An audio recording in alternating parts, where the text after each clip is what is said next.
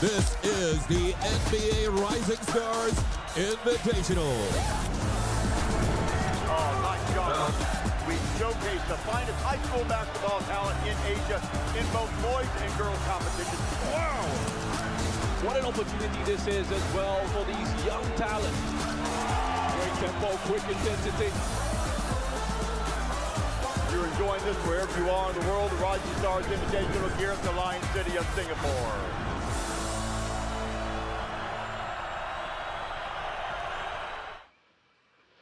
The NBA Rising Stars Invitational brings together the next generation of basketball talent from across Asia Pacific. Talented young athletes have made the journey to represent their communities, test themselves against new opposition, and experience the demands of international tournament basketball.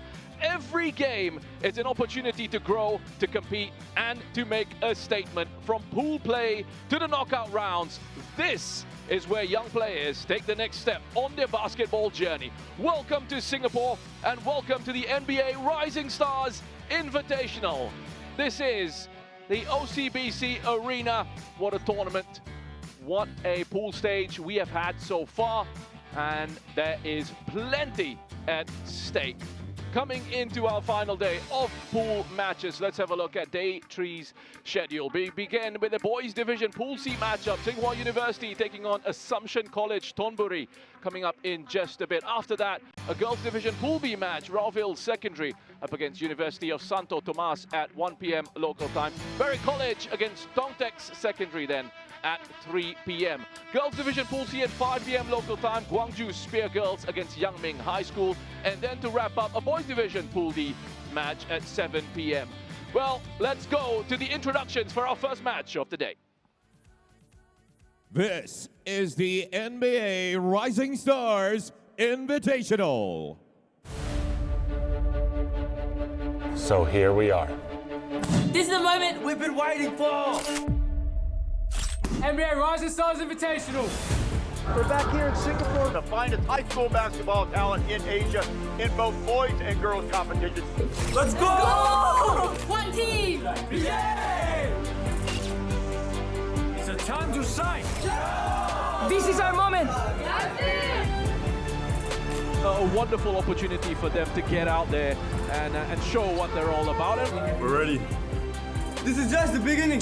Getting the opportunity on the international stage. Remember our names. Beautiful basketball with the best youngsters around Asia. One goal. We're ready! Ladies and gentlemen, this is the NBA Rising Stars Invitational. Let's go! Good morning, ladies and gentlemen.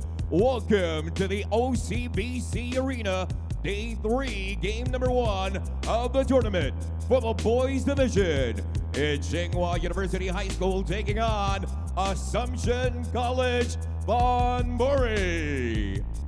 Introducing first, Tsinghua University High School.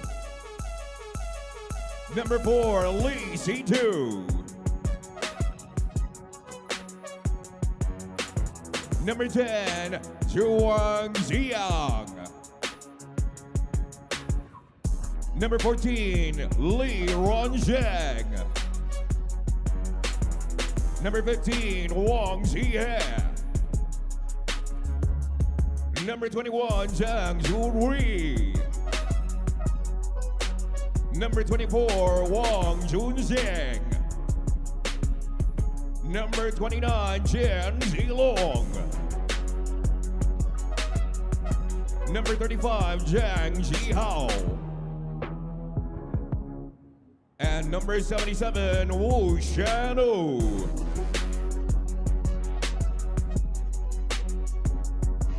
And number 2, Yu Bo Feng. Put your hands together for Tsinghua University High School. Their head coach, Shen Tao.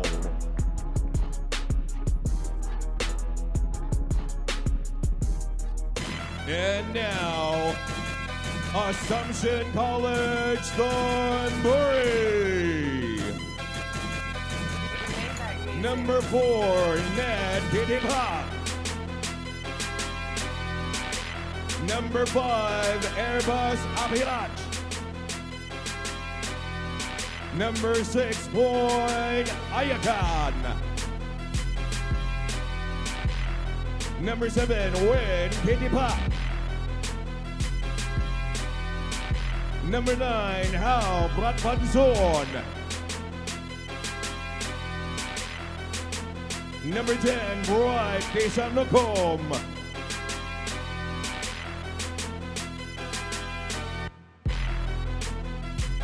Number 11, Captain Sutipong.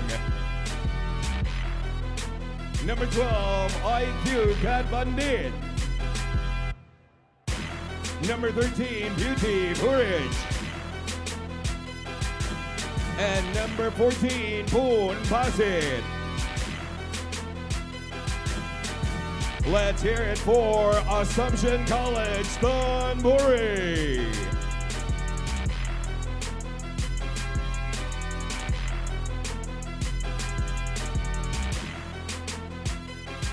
Together with the head coach, Thor Panakrit. And our officials for this match, Crew Chief Alan Jong, Umpire 1, Jonathan Gunn, and Umpire 2, Hong Yi Dan. Well, great introduction there as we have a look at our officials for this contest, and it is a key contest. Make no mistake about it. Boys Pool C matchup. Both sides have won their opening matches of this competition. Tsinghua University, high scoring win for them in their opener. Assumption College, a similar situation for them, both playing against the Institute of Technical Education. We are here once again in one of the world's great cities, providing the stage once more for the NBA Rising Stars Invitational 2026, where the next generation of basketball talent from across Asia Pacific comes together. These young players representing their schools and their communities, competing in a top-level environment. And we'll ask them to learn and adapt quickly and to perform under pressure. And there is that bit of pressure here in this one. A place in the semi-finals at stake. Winner will take it all from this group. If they want to stay in the tournament, nothing less than victory will do. So another important day in the competition. And we had a look earlier as well in the lead up to this fixture, the tournament trophy, which has been on a bit of a sightseeing tour and will soon find itself in the company of deserving winners. But there's still plenty of basketball left to be played before we get there. And this is our opening match of the day here at the OCBC Arena.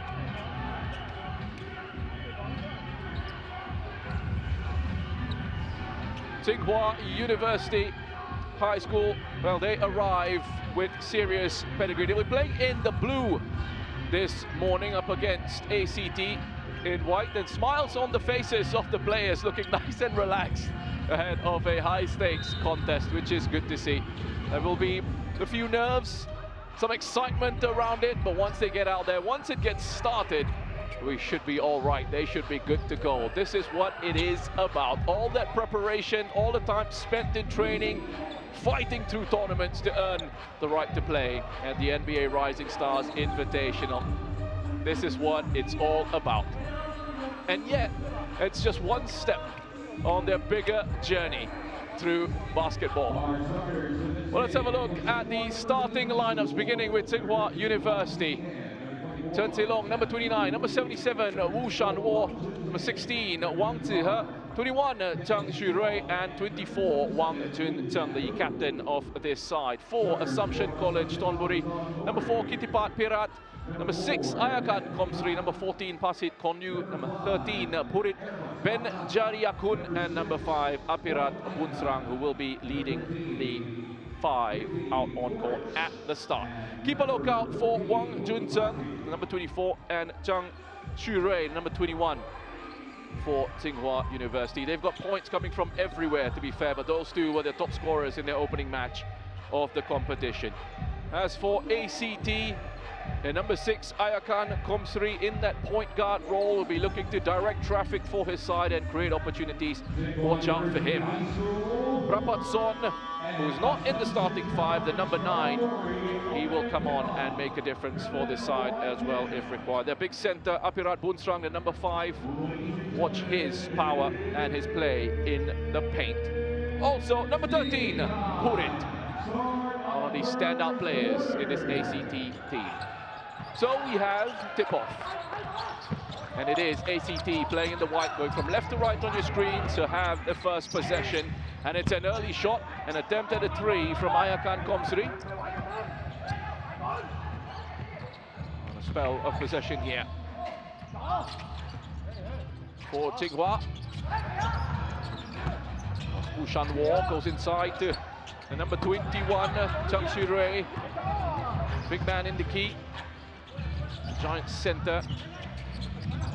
That should be an interesting battle. Apirat against Chang Shui-rui.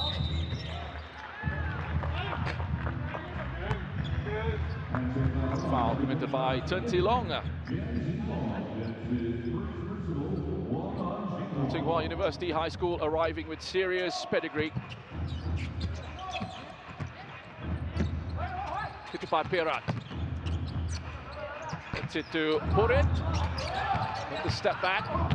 Rebound collected by Ayakan, and he drives to the hoop. Well, the first 2 points on the board for ACT.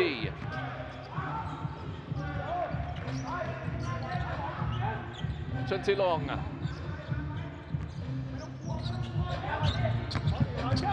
The center, Wang Zihe, number 15, on the court for them as well.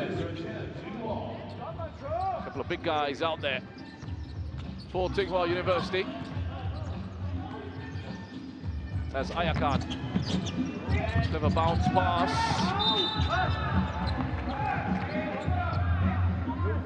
Just taking contact in that area from Wang Zihe. Good start from ACT. So Purit will go to the line.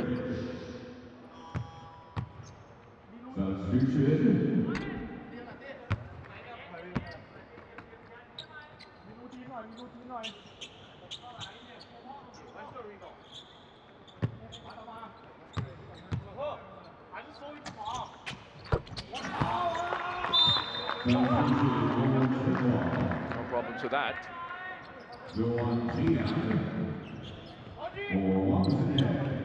So changes being made here. Wang Zihe has come off, and we'll see a lot of these rotations from off the bench. That's the sort of quality that they have, Tsinghua. Could come into play a little bit later on as the match progresses as well, in terms of keeping them fresh. A little bit short on their attempt at a 3. ACT will take it. That's the speed that they have getting up the court. Left to Ayakan. Lovely stuff with that dribble.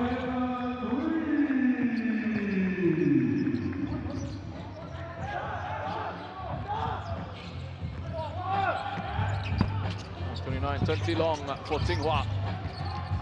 Back onto that, regains possession. Strong play in the paint from Chang Shui-rui. Tough to defend that physicality that he has. There's Purit. Hands it off to Ayakan. Just patiently waiting for spaces to open up for him. Going player for player here. Ayakan forcing the break of structure. Has that ability in possession. Ayakan Komsri. Quality on the dribble. Just to draw in defenders. Open up avenues for the rest of his team. Zilong from deep. An infringement off the ball. Been spotted by the official.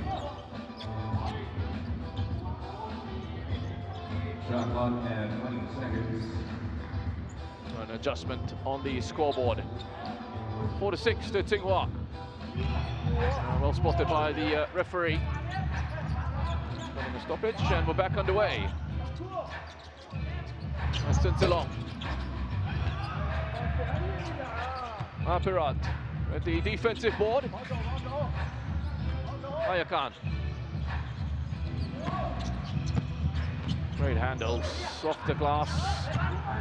Apirat picks up the offensive rebound there, gets it out to Kitipat Pirat, doing damage from beyond the three-point arc once again.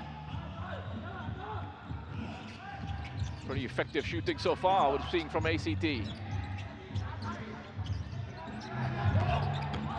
Wang Juntung gets away from one, pass two. Take the foul, two at the line. Blocking foul to number 5, Airbus Apirat. That's his first personal one on assumption. At the line, shooting 2,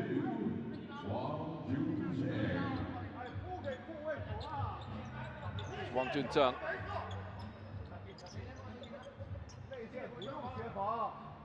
Was the top scorer in that opening match. I got plenty of support from Tsang Turi as well against the Institute of Technical Education.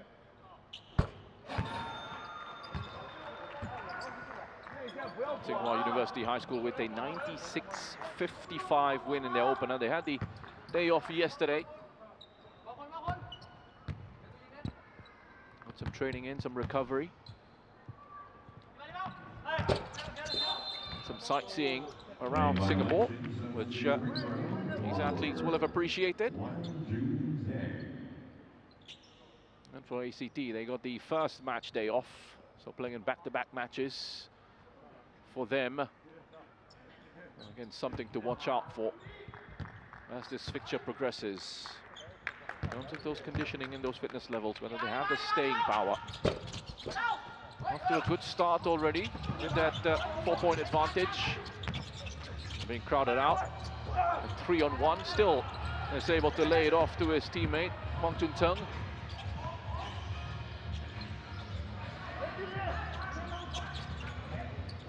Ayakan has company from Wang.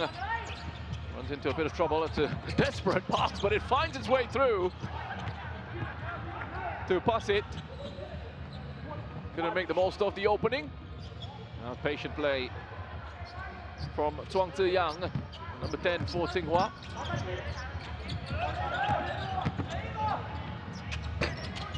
Good jumper from Pasit. Again, just off target. Chen Long. Out in the offense here, decides Wang to have a go from the top of the arc. Just off the top of the arc. A little bit of an angle on that one. Hasn't really found his accuracy with his shots just yet. Ayakan on the wing, just off the rim. Off a measured pace and a tempo to this. A drive into the paint before that kick out. Rushan War missing with that attempt at a three. Wang Juntung laying it up into the hoop.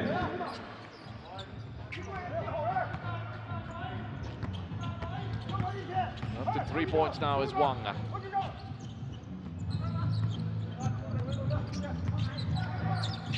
Here's Purit. Takes it onto his left. Couple hands in his face. Decides to go on the outside. Can't find the bucket. No problems there for Wu Shanwo. Quickly back underway on the transition here for ACT. Lovely spin and a turn from Apirat. Not to be switched on there, trying to get the rebound on his own effort. Didn't just stand and admire his shot. Quick onto it with the anticipation. Apirat Bunsrang.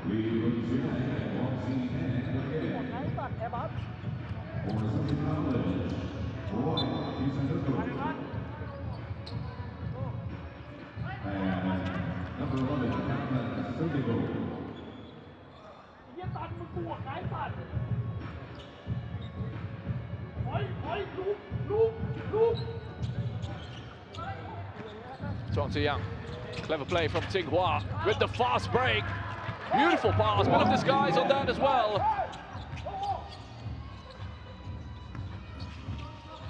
2 more points on the board for Wang Zihe. That's the kick out, corner 3. Inside of the rim, back off the glass, and possession will go to Tsinghua, who are in front. Starting to find their rhythm here, perhaps, getting into the momentum of play. Hand off into Wang Zihe. In and back out once more. Last touch off Purit.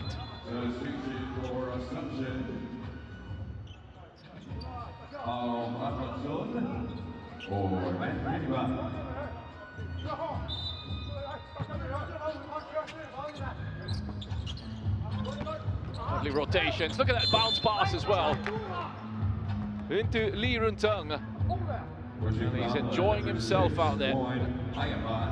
Chen Long, wonderful intelligence. Some of the passes that he's playing, but there's also plenty of other talent out there. Especially with the number 77, Wu Shanwo. And the number 4, Lee Si-tu. Clever bit of play, which has resulted in shots from the line for Lee Runtung. Sinks the first.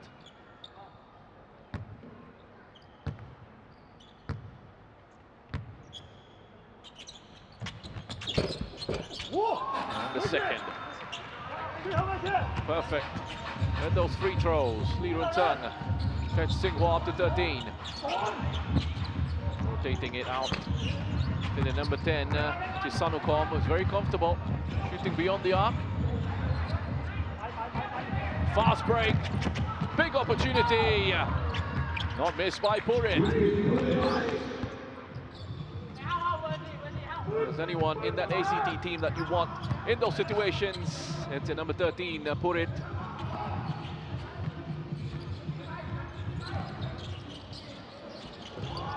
Oh, great hands, intelligent play from Wu Shanwo.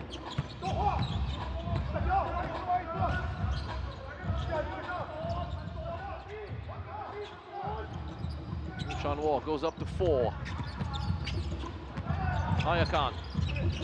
Purit with the fake jumper from the line.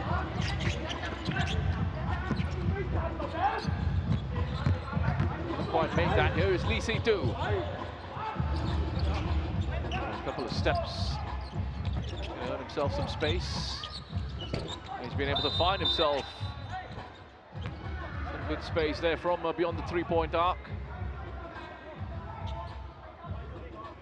Just have a look at the physicality as well, and the work that's going on off the ball from the number 15, Wang Zihe.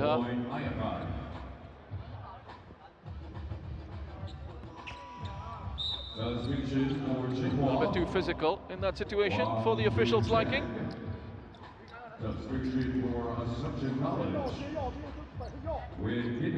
That's the sort of play that ACT are having to deal with in the paint. The aggression and the physicality. Popped inside. Wang Junzeng out to Lee Si-tu. 2 minutes. Get some engagement in the key. And Lee Runtung is there. The second opportunity. Purit with the drive and the kick out to Chisanukom. Back in and out again. ACT do well to pick up the rebound. Stay in the offense.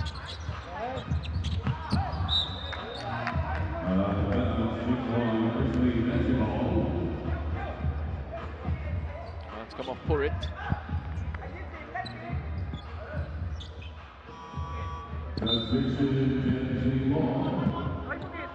Both these schools having had the experience of playing in this tournament last year. Strong programs. Oh, that's smart. Drawing the 2-on-1, beating the 2-on-1. Gets it out to Wang Junzeng. Can go on the outside into the key. And will take the foul and go to the free throw line.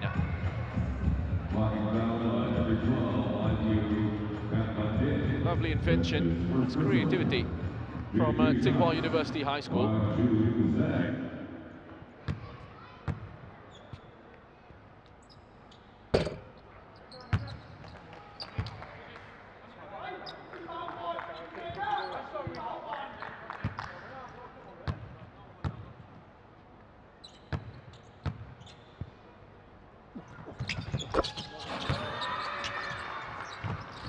Picks up the point on his second effort, Wang Tun-Tsung.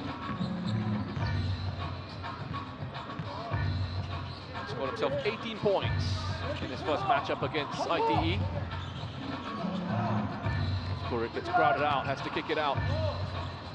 Scramble for possession here. Just won by Tsinghua University. Wang Tun-Tsung is free and clear, lays it up.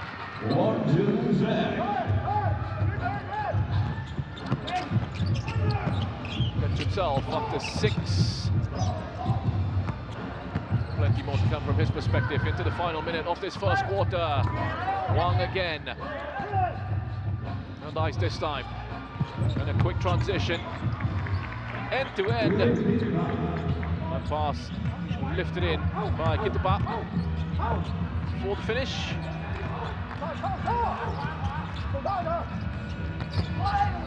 Lee Si-tu took one hit, kept going, didn't get the call. 3-on-2 on the break, make that 4-on-2. Tsinghua are able to get themselves back into defense, and that's good defensive work. Just stepping out of bounds was Prapatson.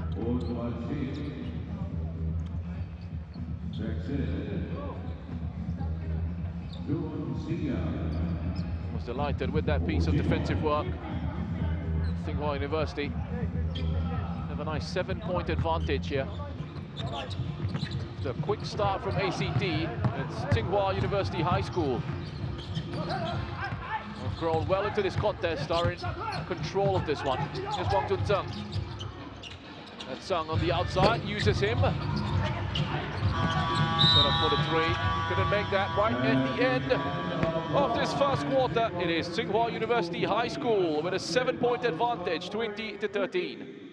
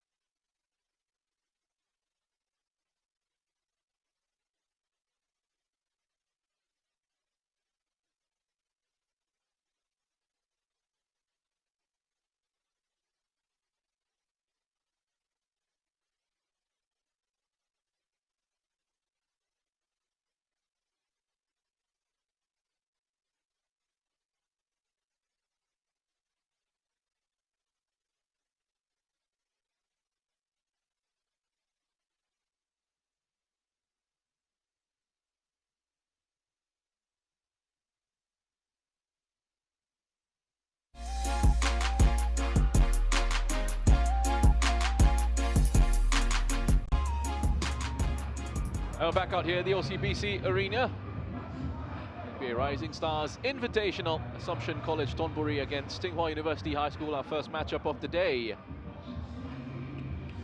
At Hall 1, a place in the semi-finals at stake. End of the first quarter, Tsinghua University High School, a 7-point lead, 20-13. After a little bit of a slow start by their standards. They stepped on the gas, got their momentum going, and really found their rhythm. And they look to be in control here. So there's plenty for Assumption College Thonburi to do. Try and recover, get themselves back into this one.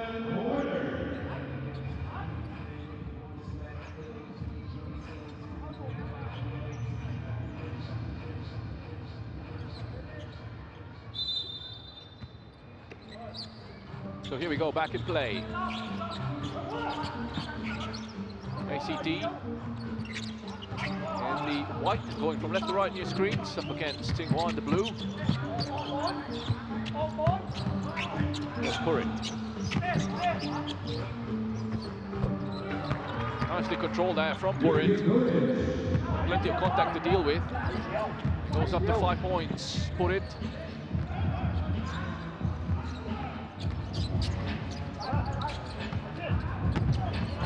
Chen Silong. The drive and the kick out. Just to the 3 from the wing. Chuang Ziyang. A couple of efforts from there, hasn't quite found the target just yet from that position. Chen Zilong just looking to collapse that defense before setting up Chuang. Here's Prapatson. Steps away, floats that in beautifully. Prapatson Anas Sutipat.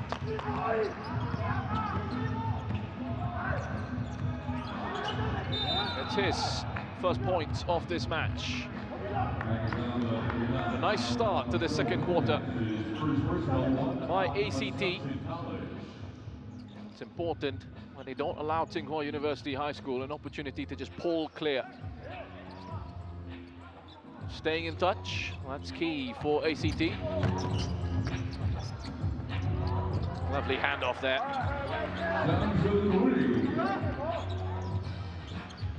Shanhua with the drive inside. With the assist to his teammate. Here's Purit. Down the other end for ACT. Cleverly done by Kitpak Trilala. 4 points for him.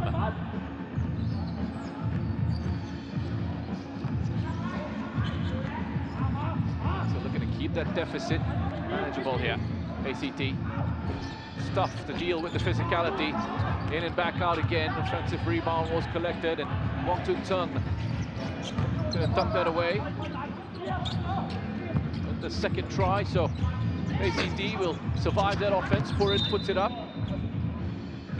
Rapirat getting ready to pounce. And the offensive rebound.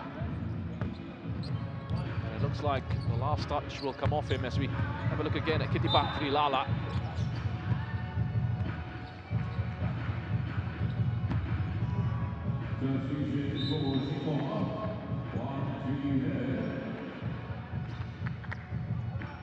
A change for Tsinghua University. And number 15, Wang Zihe.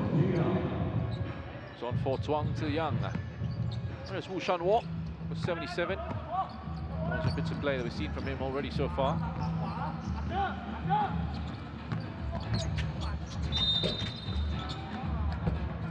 Tsinghua University having a bit more joy in the offensive rebounding department.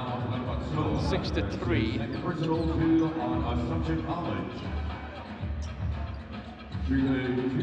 Same numbers with the defensive rebounds. Just with the advantage in the offensive phase, allowing them to create a few more opportunities, get that shot volume up.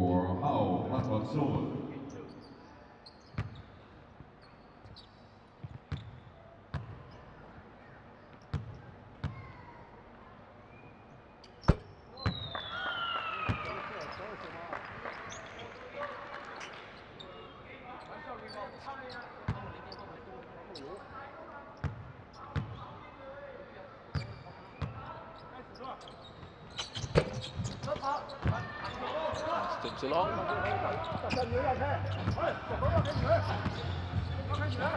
To engage Kittipak Priyarat. Pasit decides to go on his own, and that's a great decision from Pasit. Roll off the fingertips.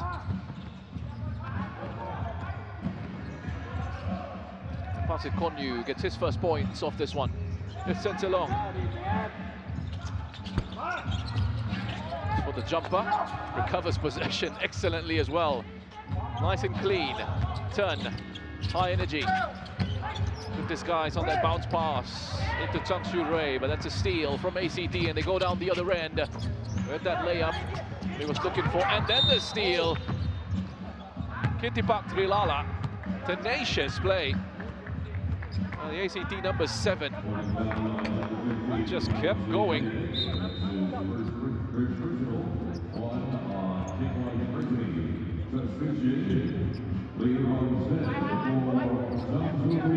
Some frustration in defense from Tsinghua. Here's Kittipak. Purit takes his time to lay at the land and plants his route towards the hoop. Mostly tucked away by Purit.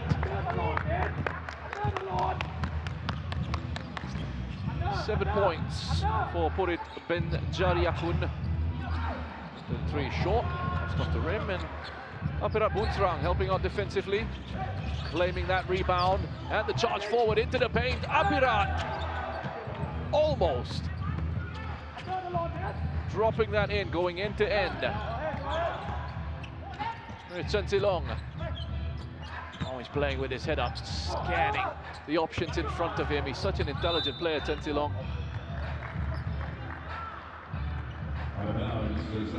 He certainly has an eye for a pass.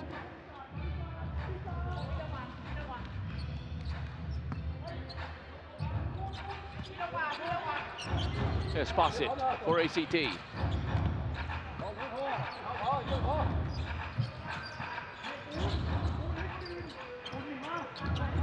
Three set up on the defense of Tsinghua. Just in that phase, in that passage. Patient defensively. Try and protect that inside zone. Give themselves cover in the paint. ACT get themselves to 23 all. It was a 7-point lead for Tsinghua at the end of the first quarter, and they were looking in control. I have to give a lot of credit to ACT. You can see that frustration just building slightly. Some of the Tsinghua players.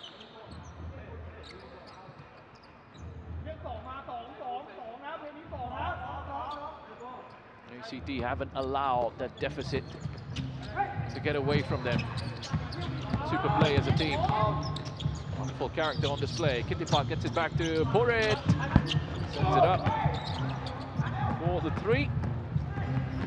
Back end of the rim, and Chen Silong can stride forward with it. That's a great steal by Kittipat.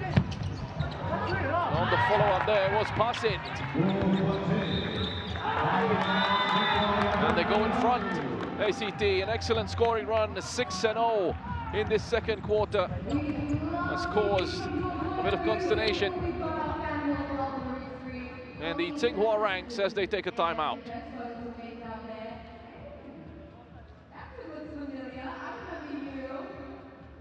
We've got our battle between you can be up on the big screen as well. All you gotta do is scan the QR code you see right there. Snap your little picture right out your beautiful message, and you never know, it might just be your photo up on the big screen there.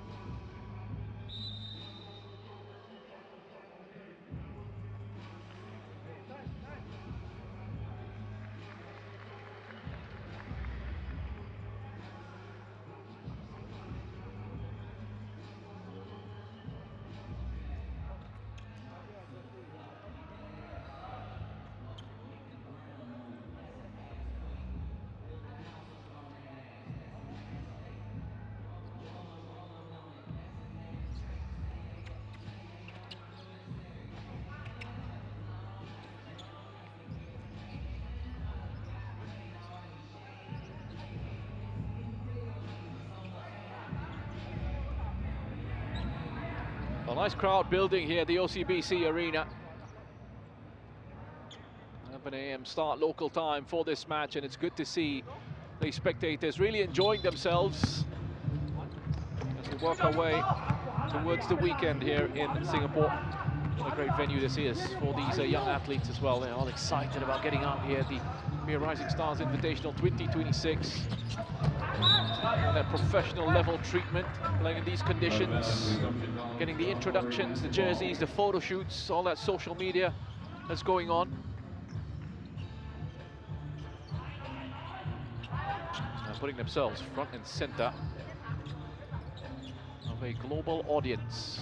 Come along from wherever you're tuning in. Thanks for joining us. Enjoying what we've had so far. Entertaining contest between Tsinghua University and ACT. ACT playing the white, going from left to right here with Apirat, making a nuisance of himself in the paint, picks up his rebound.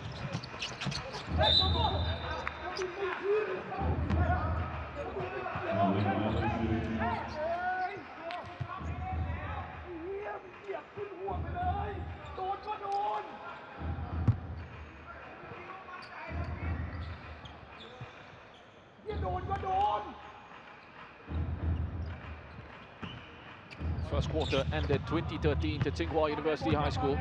Assumption College Thornbury with a great response in this second, 12-3. Which led to that timeout for Tsinghua. See what they've got in terms of a response. Come back out on the court here. Chen Zilong not hit the target. ACT certainly causing problems with their pace, the speed of play, the rotations.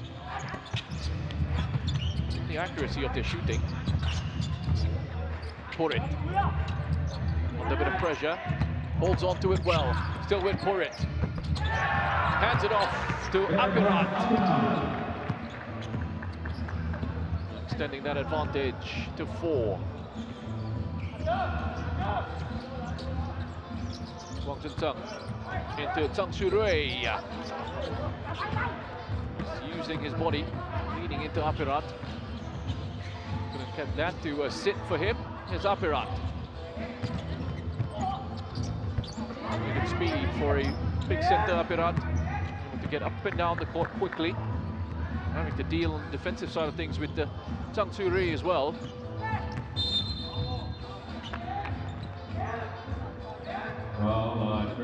Chen Zilong's looking for that screen. There's another look.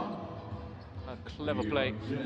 Nice awareness from ACT that they set up on that opportunity. Back in play for Tsinghua. Space for the 3. Apirat. Regain possession for ACT. Real battler in the paint. Purit with the fake, with the drive towards the bucket. Gets his reward. 6 points clear now, ACT. What a quarter this is for them. A 10-0 scoring run that they are on.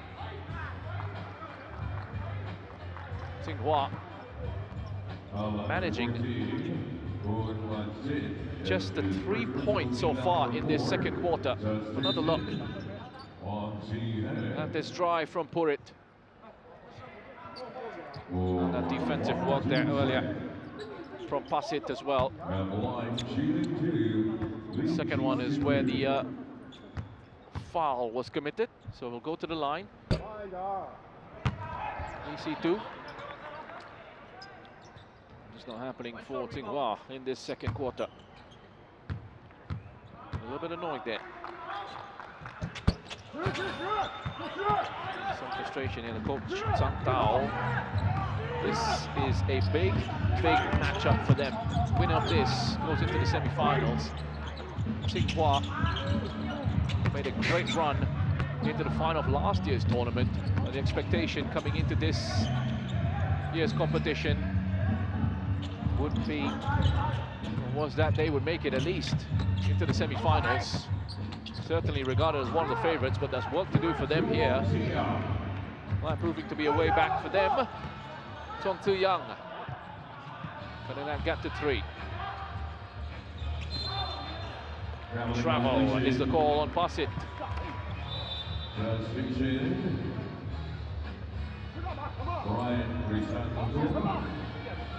And point like that, back in for Assumption College.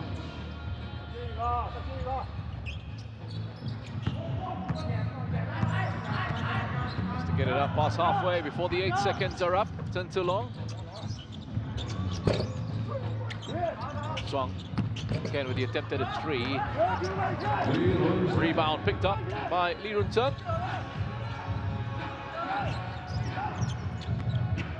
He goes up to 6. Here's Purit. Quick feet, spin away, lovely hands into Apirat. Rushed pass leads to a turnover. Chance for Tsinghua to go in front. Zhang Xurui hangs on to it, holds off the pressure with his physicality and puts that away. Go-ahead points for Tsinghua, edging in front, one clear of ACT. So effective timeout that they took. It's now the turn of ACT to call a timeout of their own after going behind.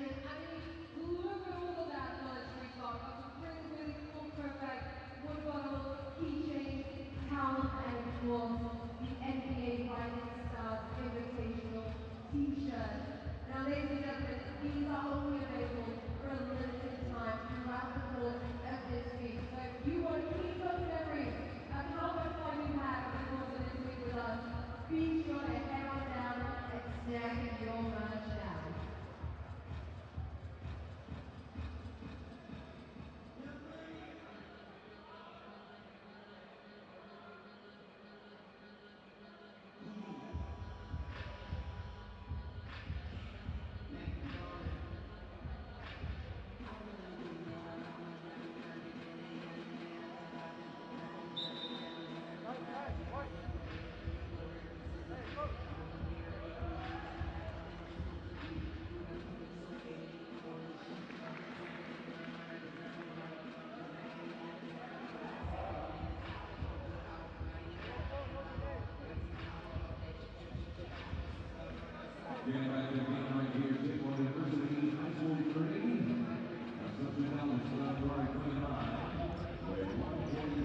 Got back out here for the rest of this second quarter. 1:43 left on the clock.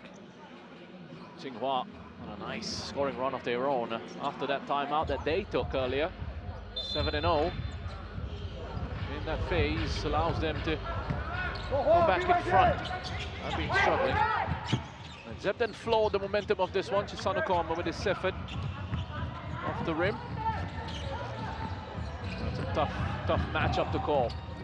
Both teams playing well in phases. Tentilong looking for a way through, and it looks like he's going to get the end one. Much to the confusion here. Let's see if Ayakan is being pulled for that left arm across perhaps on Tentilong. That's positive play from Turn. He gets his reward from it. Up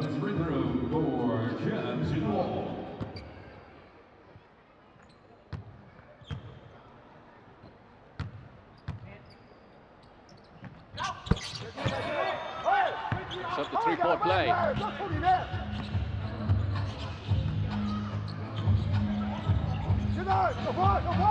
Kitipan inside to Purit. Surrounded by 4 blue shirts. Finds an avenue for an attempt at a 3.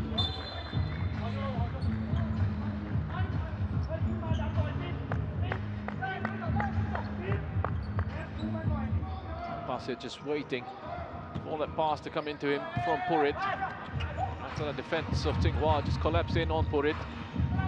Still managed to turn around, get his eyes up, pick a pass to a teammate. Tentilong. Use off that screen. Look at that power. Once more from Zhang Xurui. Bumping his way through traffic.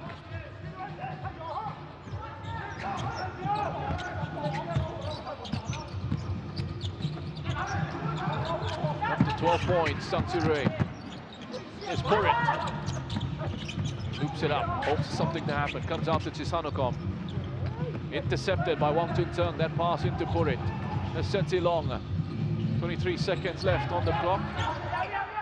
Counting down towards the end of the half. Tsinghua looking strong. Zhang Xurui. Pick up the pace here, 5 on the shot clock. Tentilong steps away and has to go. Too much going on for him there, so decided to have a go for himself. So back in front, Tsinghua University. A nice response after a bit of a slow start for them in this second quarter. They go into the break, 35-29 in the lead.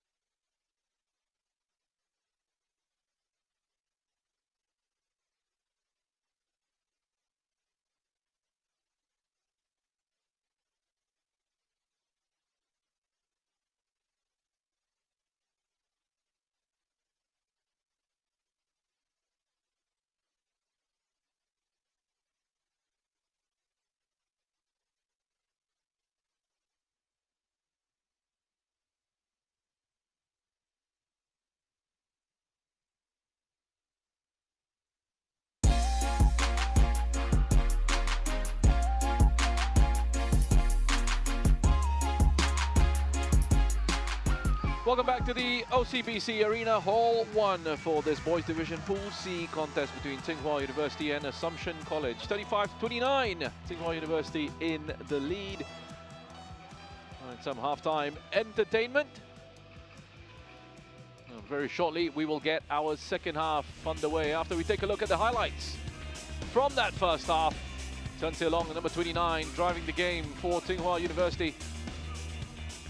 In the first couple of quarters, he also had Ayakan showing off his ability from outside the three-point arc. Purit, the number 13 for ACT. Also a key player in this side. Wang Chun-Tung, the number 24. He ended the half with 6 points. Wu Shanwo also impressive with his pace getting forward. There is Purit. Clear run towards the basket. Simple layup for him to pick up the point there. Wu Shanwo also doing some damage. He ended the first half with 4 points. A couple of rebounds as well for Tsinghua. And Kitipak provided quite a bit of a spark for ACT. Real moments that we're seeing here. Proper stuff from these talented young athletes from that first half of play. There is Kitipak once again. Happy to take the contact. He was tenacious, played a lot of intensity in that first half. As did Purik. That's Kitipak, the number 7, once more with the steal, the turnover. Fast break down the other end. Eventually finished off by Fasit. And Purik once more get it into his hands. And he will do some damage. There was a phase in the second quarter when ACT were in charge and were in control. Tsinghua then called a timeout, and the response that they got from that timeout was excellent. Credit to them for turning it around. They scored 3 points before that timeout came out from it, then added on another 12. So we have a look at the numbers in terms of the percentages. Good accuracy for the 2-point field goals, and nothing yet from Tsinghua with the 3-point attempts. It's a little bit better on the free throws there as well, but good numbers with the rebounding.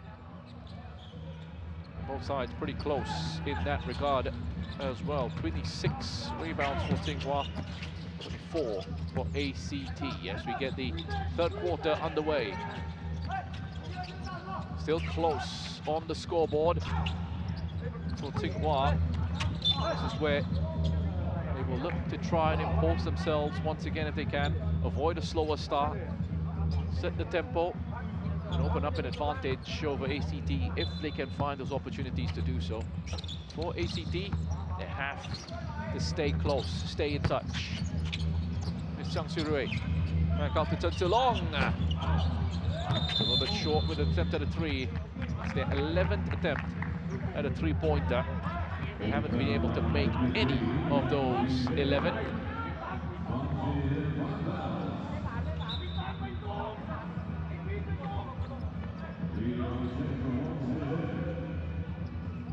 And it is fascinating how it can go at times, how the momentum can shift so quickly.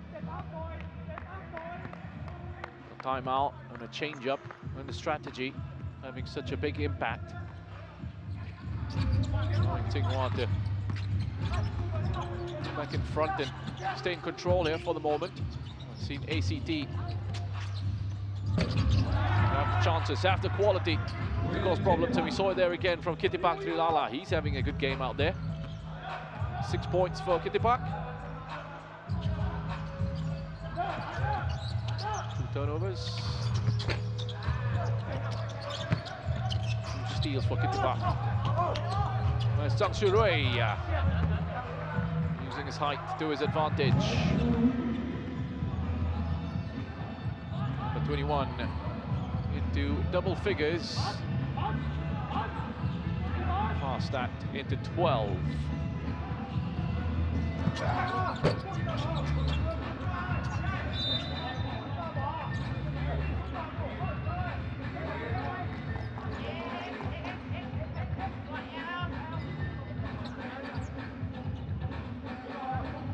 Tsinghua University. Some serious pedigree in their basketball program. Reigning high school basketball league champions back home. The 14th national title earlier this year. Also coming back to the NBA Rising Stars Invitational with finished business. That shot clock runs out.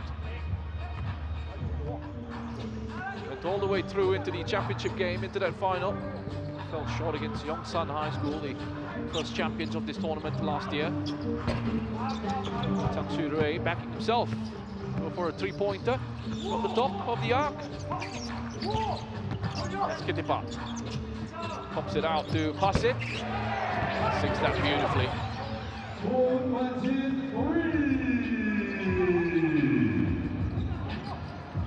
Good effort from the wing for Passit.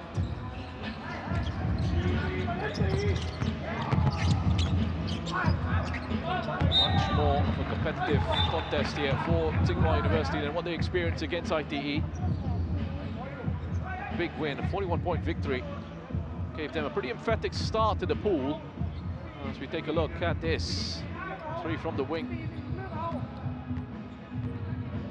Passit Konyu with the triple. A bit more success from outside the three-point arc, ACT in this matchup.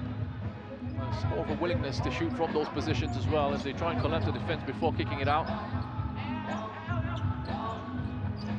Clear strategy against the physicality and the height that Tsinghua have in the paint. And there's really good mobility on display from ACT as well. The speed at which they get around the court, which has caused problems for Tsinghua University.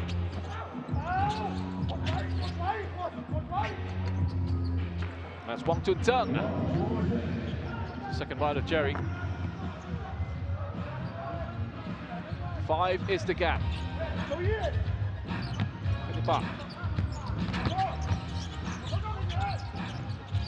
Bounced by Passit into Kitipa.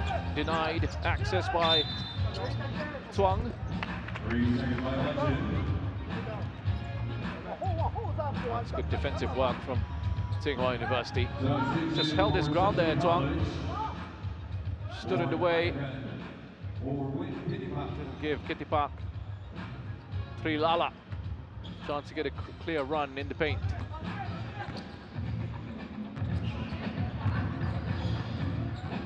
It's Chen Silong. Tang Shu-rui. A bit of space away from Apirat. One finish. Goes on the other end to Passit. Seeing a lot of ball.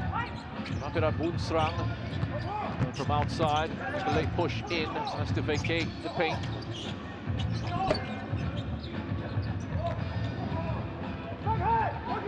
Again with the shot from the outside. This time it's Twang. Drains that three.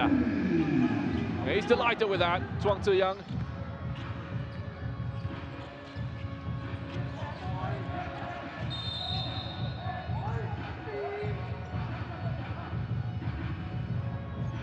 Gets himself up to 5.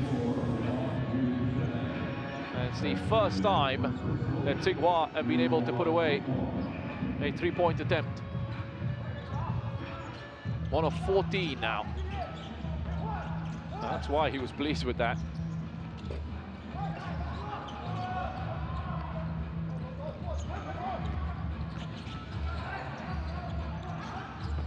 Oh, great vision on the pass inside. Tung. Get that to sit. Unfortunately for him, would have been an excellent move from Tsinghua University.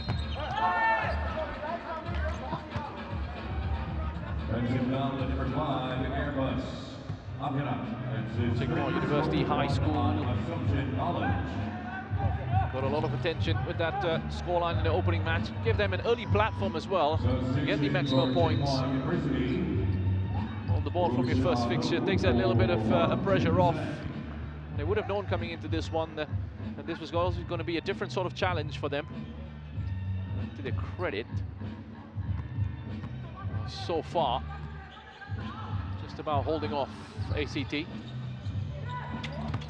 That's Twang. Lovely work from Chuang, too much on that shot off the glass. There might have been some chatter about thinking that perhaps that opening result would have guaranteed something for Tsinghua.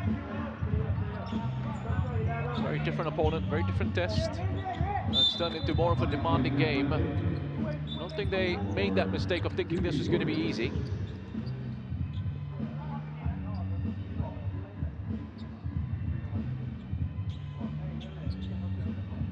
I was certainly surprised in certain phases, especially at the start of the first and for large parts of that second quarter, as Chuang goes up for another attempt at a three.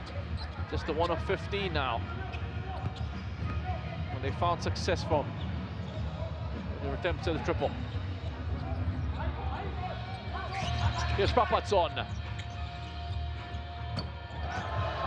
And Ayakan shows them how it's done.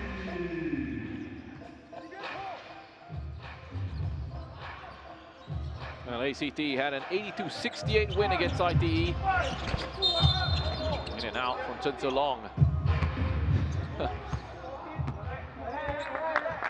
1 of 16. And they're shooting from beyond that three-point arc. So ACT had a bit more of a competitive result against ITE in their opener. Certainly showed that the ACT have that capacity to handle the demands of a close tournament matchup. Able to get the job done comfortably in the end, but they were tested by ITE at times.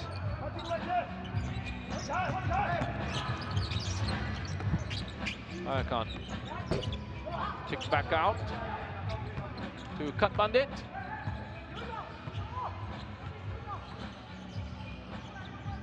Chen Tselong with the call. Looking for some movement in front of him with the play, gets it from Wu Shanwo, and it's Wu off the back end, off the rim. Pass it with the pace, accelerates from Wu, stays with pass it, has to go on the outside. Forced to retreat here, pass it. In and back out again. Prapatson gets support from Cut Bandit. And it's well off target from Prapatson. Straight Jeff for that one from Prapatson. And a very strong showing against the ITE.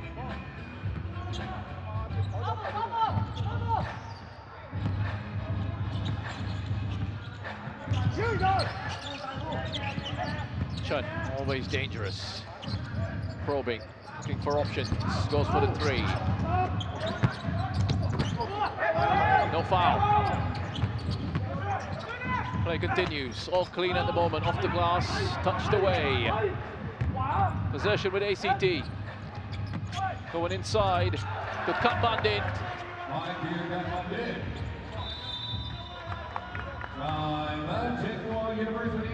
Cut Bandit, Nam Wong picks up his first points off this match. And we have a timeout call. All right, Singapore, it's time for our two-man camp. So you see yourself on the big screen. I want you to give me your best two-man impression. Don't care. Let's see what we got.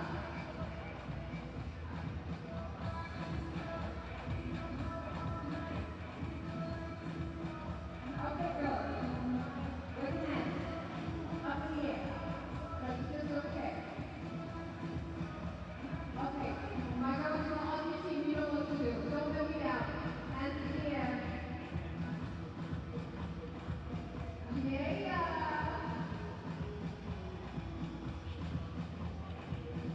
Oh, no matter what's waiting for it. Here is exactly what to do. Love it. All right, ladies and gentlemen, let's get back to the game.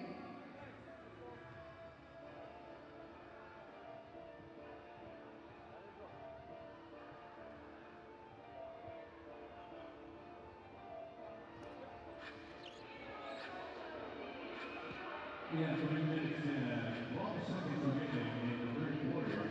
Meanwhile, the first minute, 42, Assembly College, 39.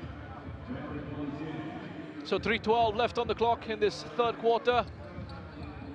And it's close between these two. ACT 39, Tsinghua University 42. That's been great for the spectators watching on a competitive matchup. From a neutral's perspective, exciting. That's the kind of matchup we want to see.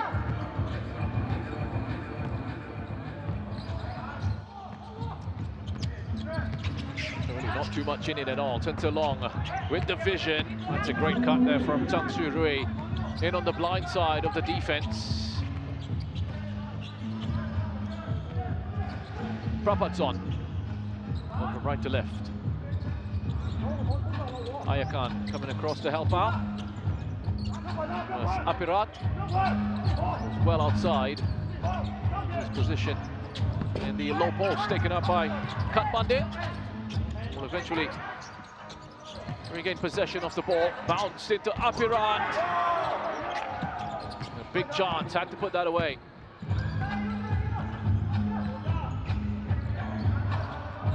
Turn. The coach was not happy at all. Tsinghua University in that timeout.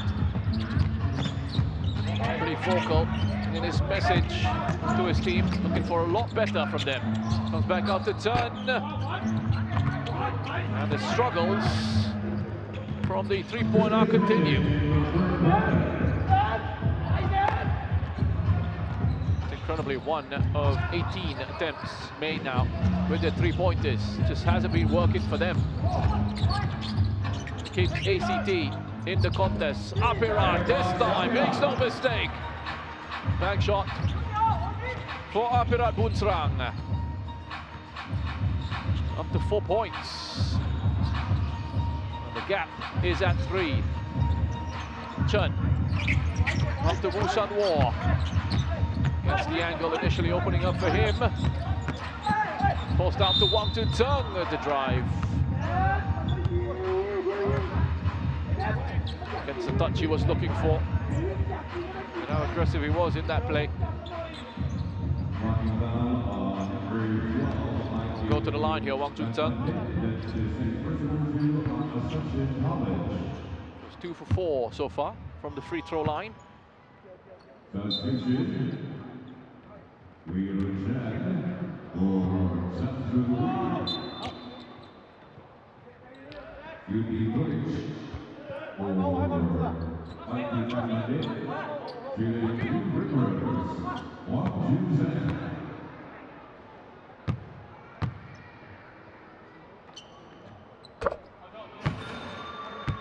Smooth with the first.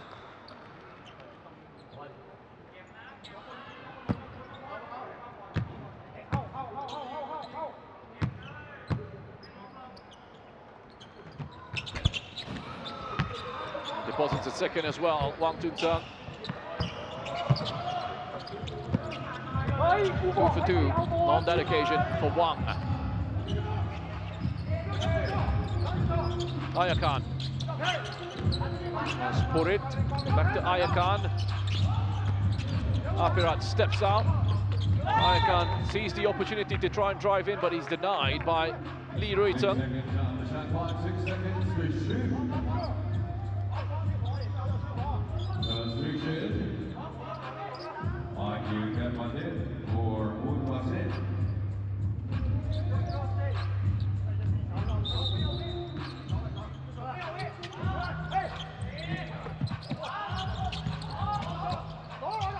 Good steal, taken away. Here comes Tsinghua, and then number 24, Wang Tun-Tung.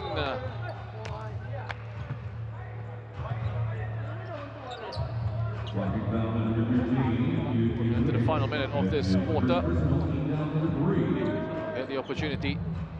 Go to the line, add a few more here as well. Try and give themselves a bit of a cushion heading into that final quarter.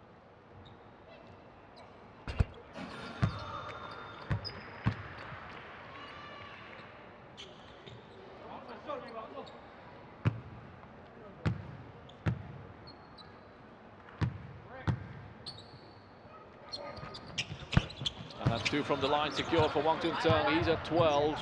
A much better free throw record now.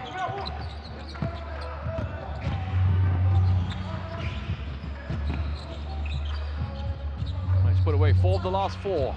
Wang Junzheng. 7 is the advantage for Tsinghua University.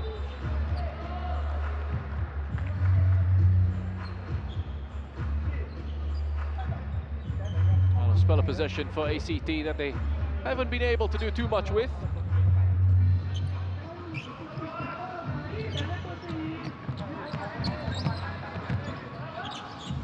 Here's Wang. I'll collect. Hands it off to Wu Shanwo. That's clever play. Really is smart stuff from Li Yunteng. Well, he wasn't in the best of positions to get an effective rebound on that, but he was just smart in how he used it to make sure that the side retained possession in that phase. Wu puts it back in to Wang. Steps away with the jumper. Off the rim and collected by Katpandit. Prapatson bounced into Katpandit off the elbow with the jumper there. Lovely stuff from Katpandit. And it's 5 points of difference now. ACT on the break, going for the triple, pour it. After glass, couldn't get that. Would have made things a lot more dramatic at the end of the third quarter. Just 5 points in this one. Plenty of drama to come when we return for the fourth.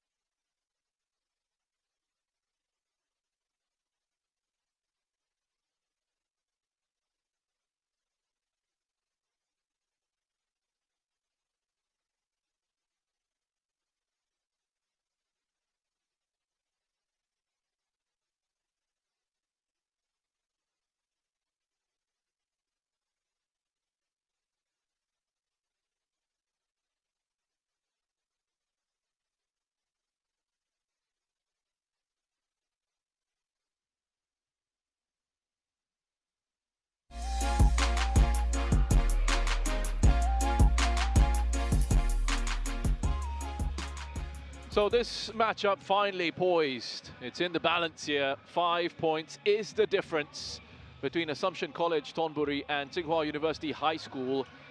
It is Tsinghua 48, ACT 43, coming into our final 10 minutes in this fourth quarter. We could get more. Just how close it's been between these two sides. Credit to ACT, who've really pushed Tsinghua University High School. They've made it uncomfortable for them.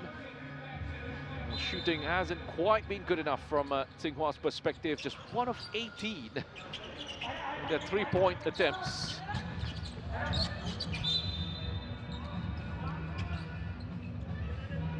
Has been competitive in the rebounding as well.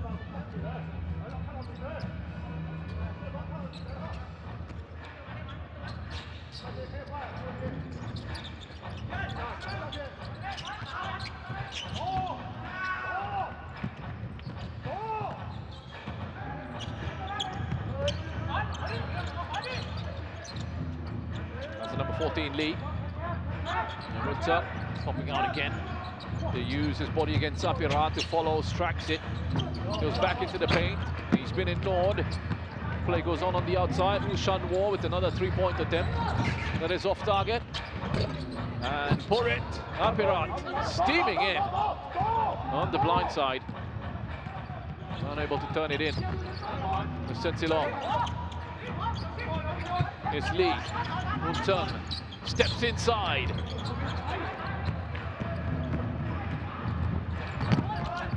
Pass it. Halts his run.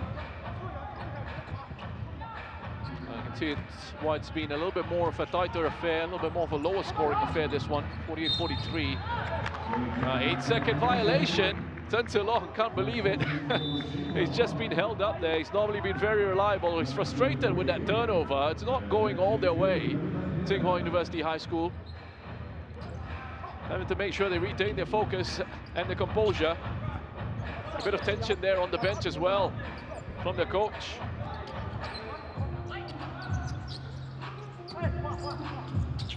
A very different matchup to what they experienced from their first. Sparsit with the three.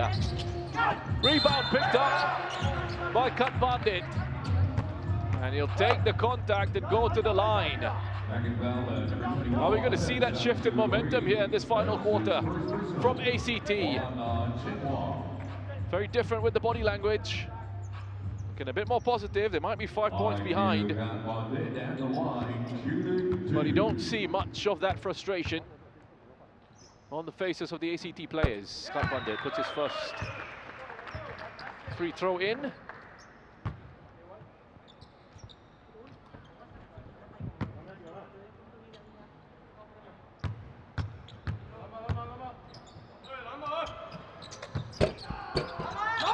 Second one isn't going to sit. Swang is there to pick it up for Tsinghua. It sends it long, much quicker this time. No risk of an 8-second violation on that occasion. Wang Tuntang. Wang. And the push inside. Chance for ACT on the break. Here's Basit. Big couple of points for Basit Konyu. Up to 9 for him.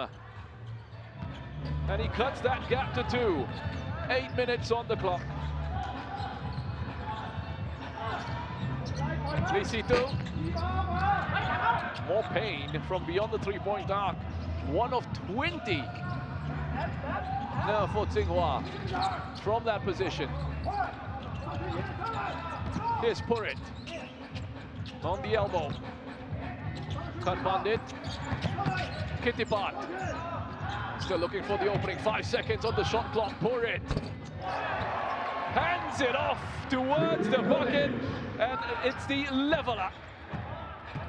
48 apiece. ACT looking strong in this fourth quarter. Cutting that gap. Turns along, going for 3. It's another 3 that's missed. Is there going to be a surprise? An upset on the cards here. ACT looking good. The momentum very much with them.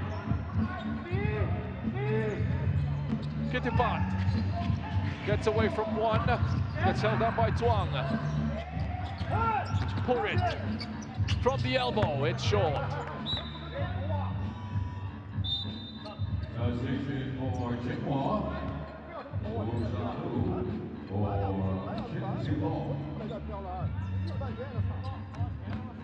ACT looking to give it absolutely everything in this fourth quarter, having to dig deep as well. They played yesterday.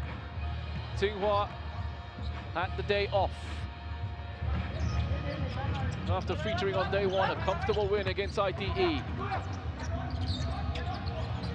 That's been kicked out off the wing. Another attempt at a three-pointer. It's just not working for Tsinghua, but they keep going for that. Struggling to find a way into the paint. The space is out from beyond the three-point arc, and they're creating those chances from there. Very high shot volume, but they've just not been successful at all.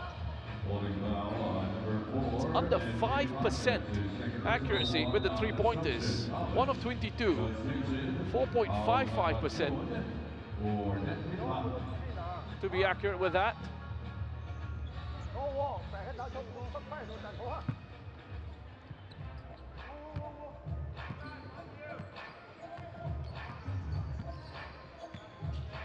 So we're nicely set up here for a tense finish to this fourth quarter.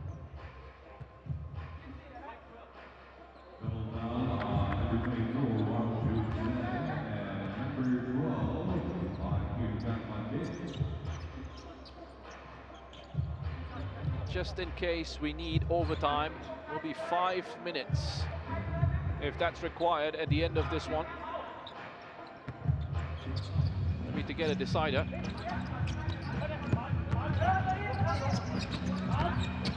It's Lisitu going just inside into the paint, getting points on the board for the first time in this quarter.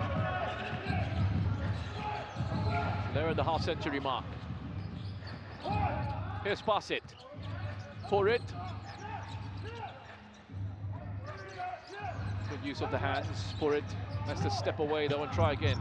Can he go on the outside? Back inside to kick it out. Clock sticking away. Gets the shot. Off there, Prapatson. Shan Moore. Will collect possession and hand it off to Elisi2. On in place for Chen Zilong. Change up in the point guard position for Tsinghua. Perhaps that will pay dividends for them. More breathing room now. As Wang Chun-Tung up to 14 points. Opens that advantage up to 4. And we're going to get a timeout here from ACT.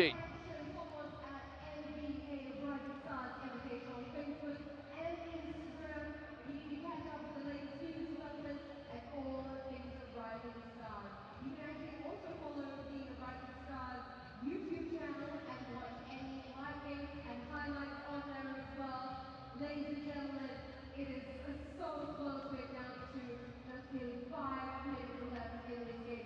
Who will be progressing on to the semifinals tomorrow? Let's find out.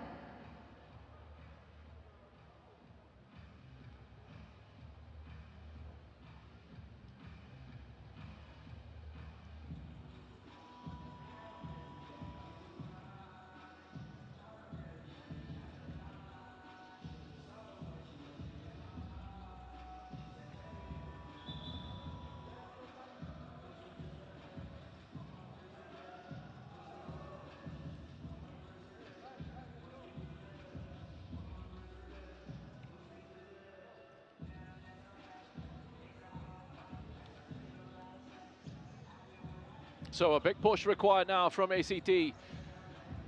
5:15 left on the clock in this fourth quarter. Tsinghua University were looking in trouble, but they were able to just get a couple of shots on the board there. 4 points on the first 4 points of this quarter to open up a bit of an advantage now and have the benefit of that gap against ACT just to hold on to and try and build on. So it's ACT in the white going from right to left on your screens. Purit leaves it to Kitipat, who bounces it off to Apirat. Strong from Apirat, but he's denied. He's double team. It's Wang Chun-Tung with the hand and the denial. Zhuang goes down the other end.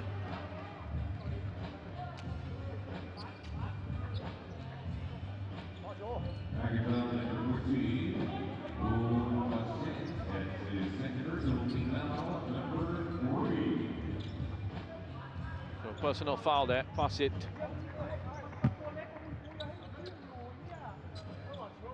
Looked like it was with the infringement, number 14.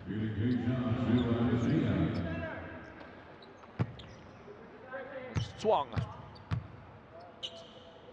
will go to the line here. His first free throw attempt is good.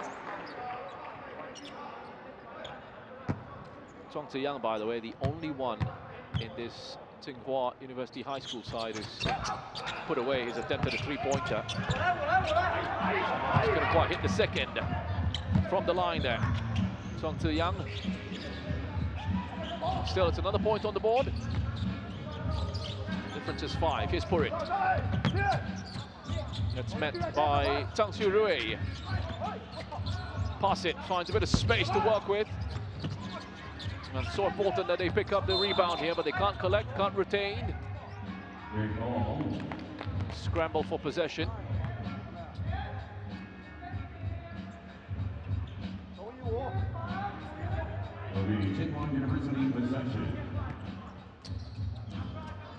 And holding off that offense. Tsinghua getting a little bit more stable with Elisi2 stepping in, changing the point guard position. Elisi2 is giving them a bit more calmness. Down to Zhuang, and again success from the three for Zhuang. Just the second three-pointer that we've seen from Tsinghua. Landing in the bucket. So it's 2 from 23 from three-point land for them.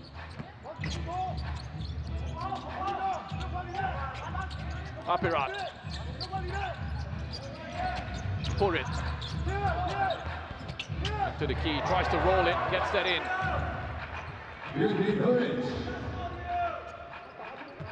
Important couple of points there from Purit. He's up to 13 in this one. That gap is at 6.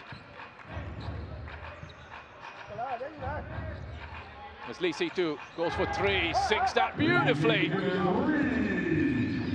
A strategy which hasn't really been working for them. Suddenly it's back-to-back threes that they've been able to put away, and they're now 9 points clear. That's a blow for ACT. Ayakan off the left hand, in off the glass. ACT hanging in there, 7 points the difference. There's Lee Si-tu once more. Nice to go on a run. Gets blocked out. Wang Tun-tung steps back, goes again. Good for penetration. Nice running into Purit. Frustration for ACT this time. The call going against them.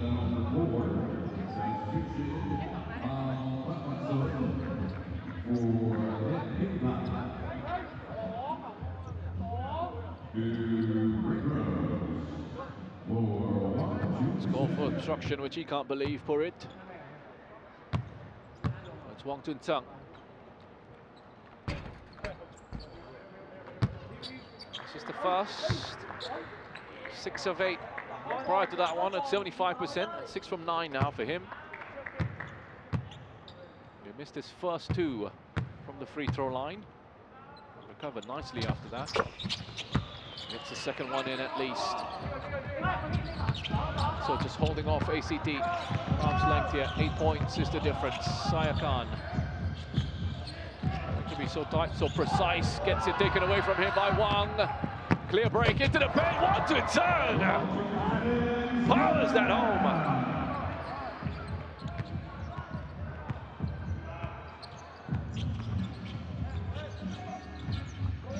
Starting to work a lot better now for Tsinghua. 10's the difference. Is this now too much to do for ACT? Apirat. That's Prapatson. Back to Apirat, and again the panic and a rushed 3. And the shot clock counting down. Desperation there from ACT. Having all their avenues, all their channels blocked off well by that Tsinghua defense. But they've been under pressure, Tsinghua. Those changes that they've made, Lee Si-tu has come on and made a difference. Reaping their rewards now and starting to look a little bit more comfortable into the closing stages of this one. Here's Wang Tun-tung. Onto the left side. Drives past 4, in again. He's definitely well into his rhythm now, Wang Tun-tung. Up to 19 points. Top scoring in this match, Wang Tun-tung.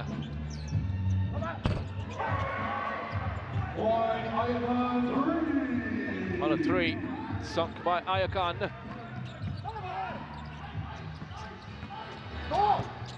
Still plenty left to do. Lee Si-tu finds a way out. 1 against 2 in that situation, but he had the awareness and the vision to get it to Zhang Shurui.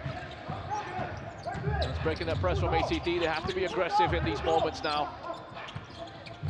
Tsinghua, surely they've done enough. There could be some joy late on for ACT perhaps.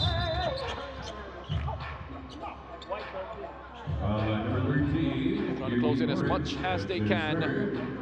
57.5 seconds left on the clock. Tsinghua should be through. Glorious stuff on that replay. Wang Tun-tung with the steal, turns it over and gets the clear run into the paint. They made the most of that opportunity.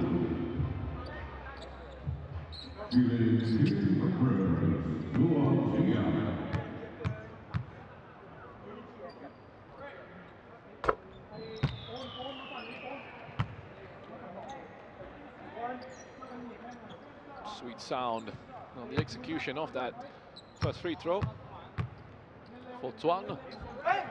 Just all net, and on the second one as well. Lovely stuff from the line from Thuong. They're there now, Tsinghua. Here's pass it. Goes for the triple. How about that, though? Drains an absolute beauty of a three.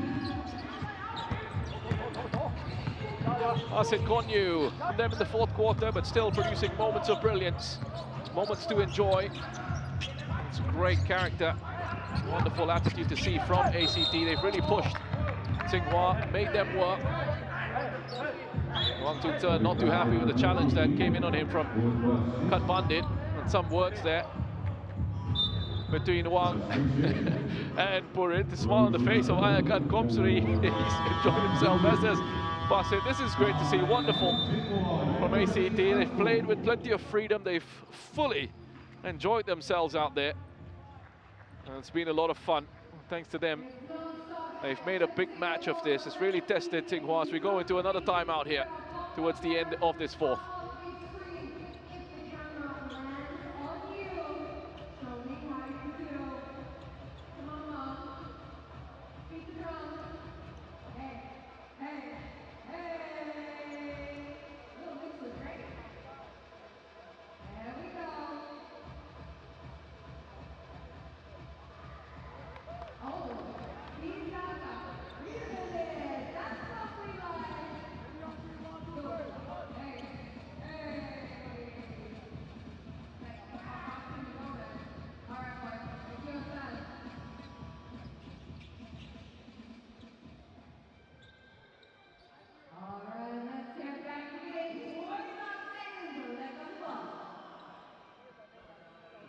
So 25.3 left on the clock in this fourth quarter. Just a matter of getting to that buzzer now, seeing this one out for Tsinghua.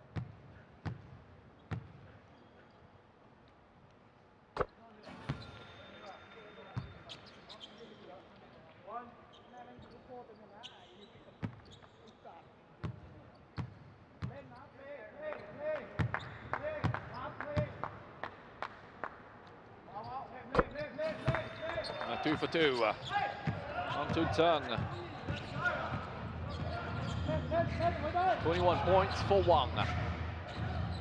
Tsinghua get to 70. And he's just back there getting some revenge as well. It was coming together earlier between him and some of the ACT players. And he'll be pleased with not just his 21 points, but the denial on that defense from Wang Tun. No way through is the message. Sends it up. Ayakan takes the contact as well. He'll get three from the line.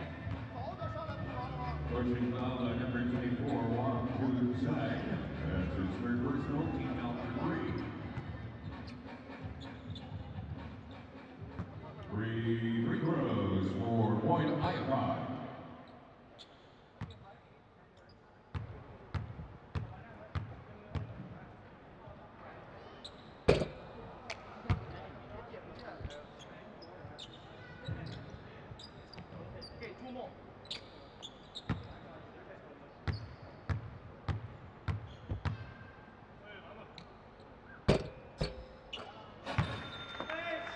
Ayakan puts the second away. One more opportunity here.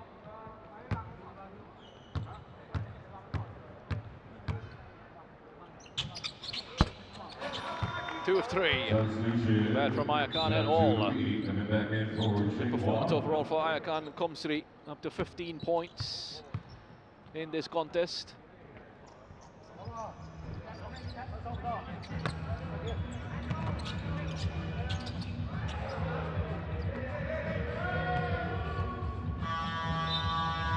And that is it. Tsinghua University High School with the win. It was close, but they've gotten it across the line. They were made to work for that win. But they have booked their place in the next stage of this competition. Let's take a look at the highlights then. An entertaining contest, a close battle between two teams. We pushed each other. And it was Tsinghua just in that fourth quarter started to open up the gap, finished strong. As we look at the quality of the shots that we had on display, Tuang was effective with his three-pointers, put 2 of those away. Overall, Tsinghua did struggle with their shooting from the outside. Not a similar sort of story for ACT. They had good opportunities and were a lot more effective in those areas. Wang Juntsung for Tsinghua University High School with a good showing, 21 points for him at the end of the evening. Purit as well for ACT, coming up big with his 13 points and 3 rebounds overall. As we take a look at the numbers, at the stats in this one, 45% with the 2-point field goals, just 13% with the 3-pointers, but there were a couple of good ones right at the end to open up that advantage. And pretty close with the rebounds as well. ACT though will be ruining those turnovers, 18 of them. Well, here's a look at Pool C then. Tsinghua University, confirmation that they go through into the next stage, top of the pool. What a matchup we have had in this contest. ACT deserve a lot of credit for the work that they have done in this. They've really given it a big push, a nice account of themselves, and they can go away from the NBA Rising Stars Invitational with their heads held high. For Tsinghua, perhaps a bit of a wake-up call. But let's go down courtside here for our interview with the player of the game, number 24, Wang Juntsung. I have with us our player of the match, Zhang Shurui. Congratulations on advancing to tomorrow's semifinals. You're one step closer to being champions. How does it feel? 旭瑞，祝贺你们晋级半决赛，你现在有什么感觉？挺好。Feels pretty good. Feels good, we love that. Now, you've got a big game tomorrow. Obviously, you want to go into the finals. What's the strategy going into tomorrow's game? 马上就要打半决赛了，你们有什么策略或者战术的安排？从防守做起吧，然后进攻的话就是传导球流畅一点，然后投篮争取再准一点。Yeah, so we'll start with the defense, and then we'll try to pass more balls and do more assistance in the offense and see where it goes. Fantastic. Well, we look forward to seeing you back on the court again. Once again, congratulations. 祝贺你，旭瑞。Thank you. Well, that is Wang Juntsung, the number 24, with the Player of the Game award. Congratulations to him, and congratulations to Tsinghua University High School for their victory. This one is done. They booked their place in the semi-final, but we've got lots more to come from the NBA Rising Stars Invitational. We'll be back soon with our next matchup in the girls division. Rauville Secondary College against University of Santo Tomas at 1 p.m. local time.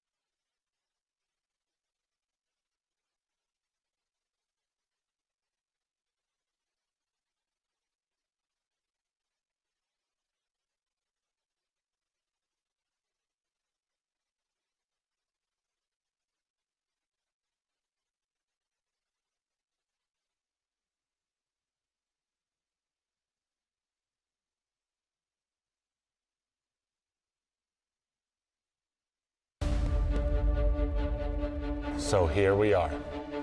This is the moment we've been waiting for. NBA Rising Stars Invitational. We're back here in Singapore to find its high school basketball talent in Asia in both boys and girls competitions. Let's go! Go! One team! Yay! It's a time to shine. This is our moment. That's it! A wonderful opportunity for them to get out there and show what they're all about. We're ready. This is just the beginning. Getting the opportunity on the international stage. Remember our names. Beautiful basketball with the best youngsters around Asia. One goal. We're ready.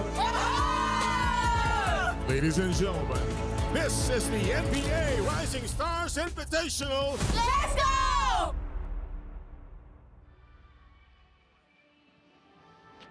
Day number 3, the NBA's premier youth basketball tournament in the Asia Pacific continues here inside the OCBC Arena in Singapore. Welcome to year 2 of NBA Rising Stars Invitational 2026. As I mentioned, it is day number 3, action-packed 2 days so far, and an action-packed morning earlier. 70-60 was the final score of the Tsinghua University versus Assumption College game that just ended. That was tight, and then pulling away at the end. And of course, later on at 3 p.m., Berwick College and Tong Tech Secondary. That will be the men's, or the boys rather, going at it. 5 p.m., Gwangju Spear Girls and Yangming High School.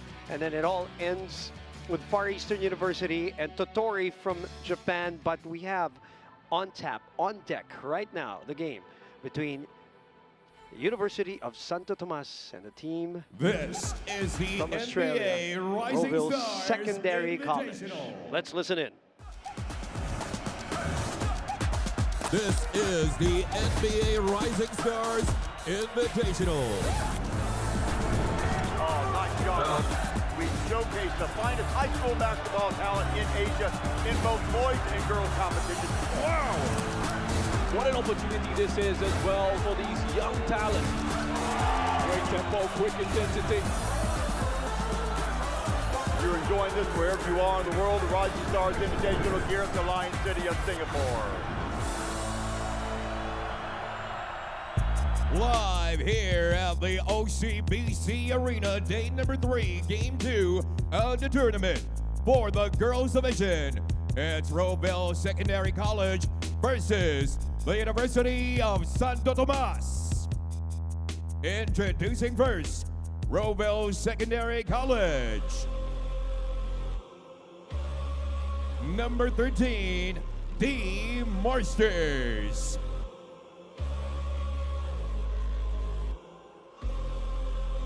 Number 1, Theodore Pooh. Number 2, Tiana Bachik. Number 4, Tesla Pooh. Number 5, Michaela Craven. Number 9, Arawangi Harding. Number 30, Jordy Phillips. Number 34, Vanessa Tavete. And number 44, Bridget Kata. Put your hands together for Roeville Secondary College.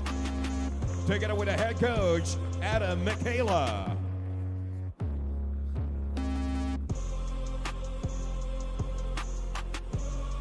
And now, for UST Junior Growling Tigresses. Number 1, Pao Arceaga. Number 3, Leon Arabi. Number 7, Riri Perez.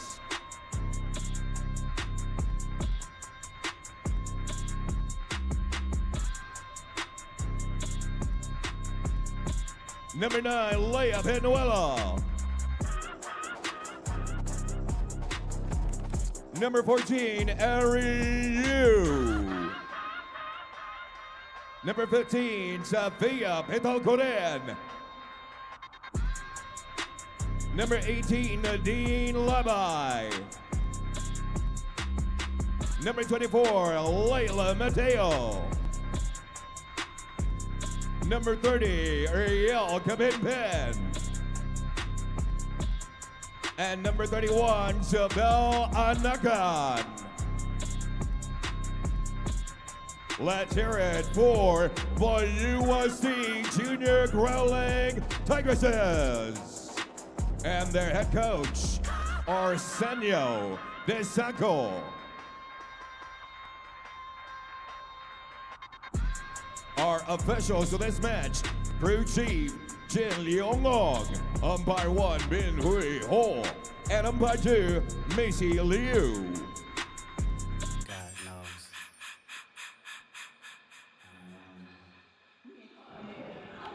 All right, there you go. That is one of the things that I miss and I really like about the Rising Stars Invitational, the kind of like the NBA All-Star treatment call out for all of these girls and boys. This is the match on hand, the game on hand. Rowell Secondary College 1-0, and University of Santo Tomas yesterday also winning in Hall 1. So less than 24 hours later, they're back. Sorry, they were in Hall 3 yesterday.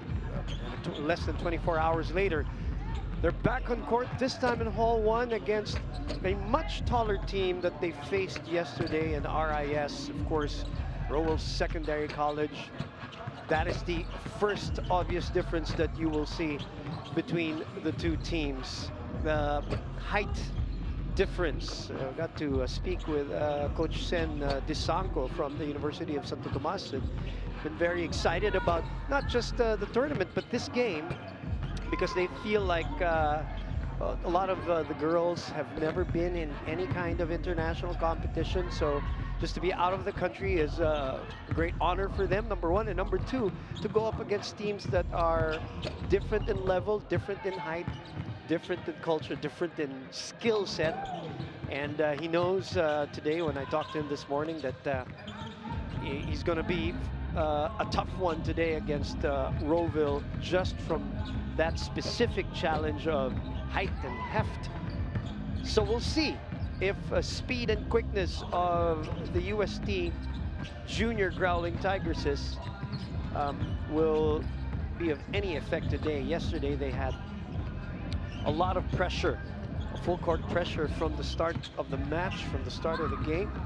So we'll find out if that will be the strategy against a taller team from the Rowville Secondary College. Again, all vying for that beautiful trophy that you saw earlier and that you've been seeing throughout the tournament, and much talked about building ball. That's what it's called, a perpetual award called the building ball. But beautiful, beautiful trophy, and especially for the winner in the boys and the girls division of the Rising Stars Invitational. Boom Gonzalez with you, by the way, for those of you watching us and checking us out in different territories, the Asia Pacific. We appreciate you checking us out. Our friends from China, we have a lot of media partners, of course, from Migu, Bilibili, Douyin, Tencent, Kuaishou, Weibo, CCTV, WeChat, all from China. From Indonesia, those who are tuned in Metra, Japan, and SoftBank, and Mongolia, PSN. Singapore locally, of course, through MediaCorp, South Korea, Coupang, and Chinese Taipei, Videoland, and in the Philippines who are watching this specific match right now through Signal TV on the Pilipinas Live app. We appreciate you joining us this morning here in Singapore at the OCBC Arena. We expect a tough and competitive match between these two schools who have won their first assignment. So let's get to the starters of both Rowville Secondary College and the University of Santo Tomas.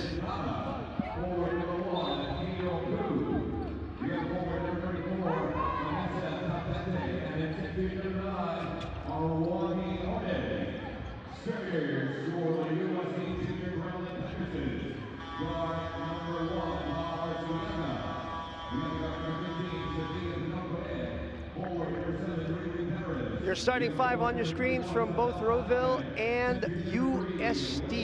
Craven, Kata, Pooch, Tavete, and Bajic.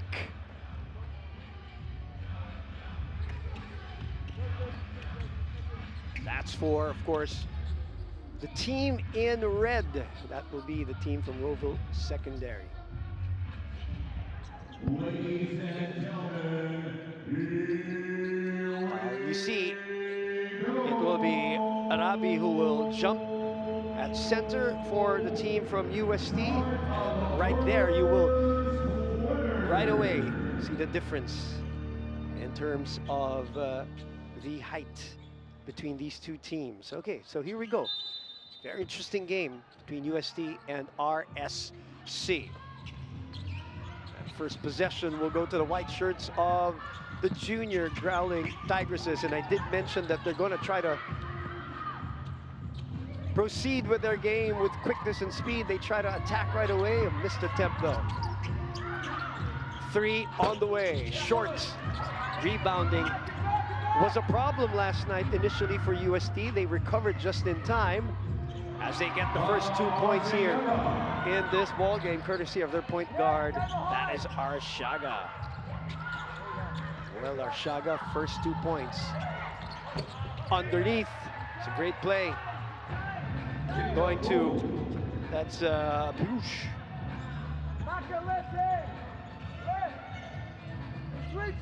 Horns play, we saw a lot of that yesterday in the UST game. And it produced a lot of points.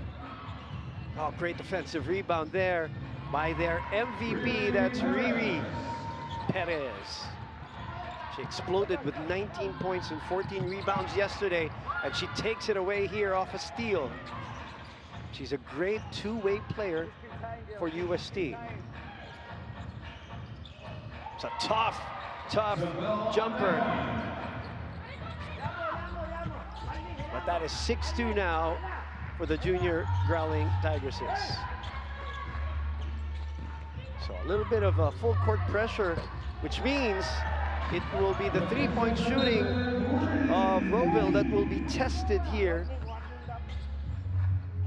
They cut the lead down right away as Tavete is able to knock down the first one. That's Vanessa Tavete. Riri Perez unable to rotate quickly to close out. 6-5. That's tipped off. That's a great tip from a taller defender, but they muff the fast break opportunity. That is Harding with first the deflection and then the run out. 2 minutes gone by. And UST making some changes right away in their lineup. Coming in to the ball game right away is Lea Pinuela.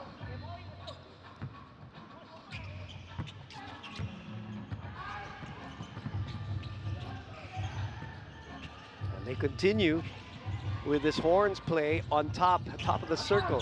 Back to Perez. I'm sure she was scouted today by Roeville.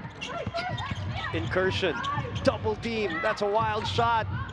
No foul called, and here come Roeville's secondary college, and for the second straight time, the advance pass was too far off. So a couple of turnovers, which plays to the junior Growling Tigers. You see the game plan. They want to run. They want to make this a fast game, and they want to draw some fouls, and Arabi is able to do that. That's Lian Arabi who will go to the line for free throws. Free throws was not a good stat for the team from UST, especially in the first half yesterday. So let's see if that will improve today as they now start to settle into this tournament. Lian Arabi missing the first. A lot of the free throws that we saw also yesterday seem to be rushed. This time she takes a little more time, but they're going to wave it off. She apparently gets into the shaded lane or beyond the free throw line too early. So it will stay at 6-5. Harding goes hard and comes up with a bucket. Sorry, that is Vanessa Tavete, rather, with the floater. Whoop. Penuela recovers. Perez inside to Arabi. Arabi puts it down and loses it. Penuela to the cutting Perez, who is blocked. Here comes Pooch. Ooh, barreling against two and draws a foul. That's got to be tough. Physical. That's your first personal. Substitution for UST. Theodore. Push now. Free throw line for her free throws.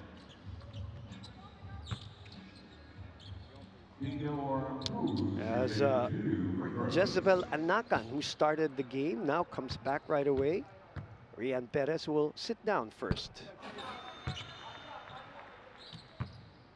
Puch takes care of the first free throw. Now the first lead of the game.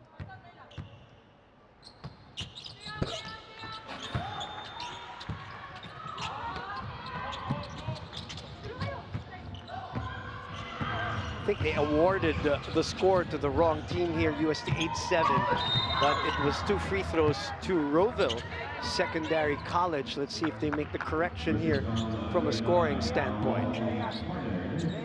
But now they do. It is 9-6. That will be the official score for those counting, for those keeping track with under 7 minutes remaining. Roeville Secondary College with a 3-point lead, their biggest so far, at 9-6. Correction made now. And again, free throw, a sour point for the team from UST. This time it is Sofia Petal-Corin. Trying to make it a 50% trip? No, but they get the offensive rebound. 3 on its way. Little zone buster as the taller team from Roeville settles into a zone. They take the ball back, talking about UST. Ah, that's a travel. Maybe allowed in the NBA every now and then, depending on who you are. But at this stage, Jezebel Anakan will not be allowed to hop sideways for that one. Okay, Maria Labay coming in for the first time here for UST. Here comes the floater, the tap, and it will stay with Roeville. That was Michaela Craven with the attack. Another 3 on the way. Confidently stroking it is Vanessa Tavete.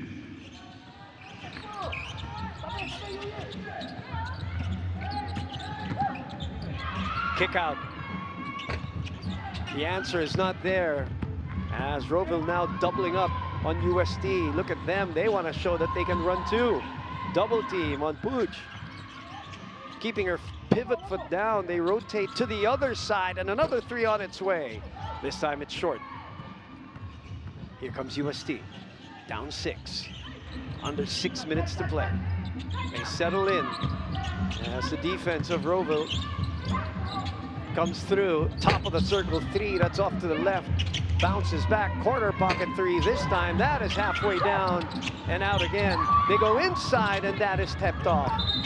And a foul will be called, this time on the scrappy UST girls. Specifically, this foul will be called on Ariel Kapitpin. UST can make a few threes here. Definitely offset a little bit of that height. The team from Roeville Secondary School. Arabi will come back. A lot of shuffling from Coach DeSanco. Perez is also back. Anakan will move out. They need fresh legs to keep this pace up. 12-6 is our score. A little pressure, handled well by Roeville. Send it out.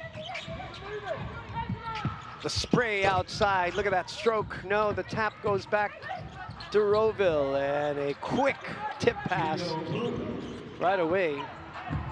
Or this time to Tislat. Poof. Nice incursion there, but they couldn't finish. And here comes Roville, ahead by 2 steps.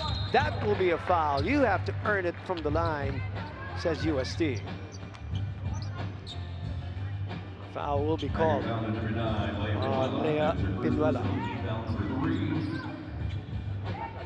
As we hit the halfway point of the first quarter, second game for both of these teams here in the 2026 edition of the Rising Stars Invitational. We're looking at Coach Adam Michaela and Coach Sendisanko. His team is down now by 8. Make that 9. And more subs coming in, this time from Roville.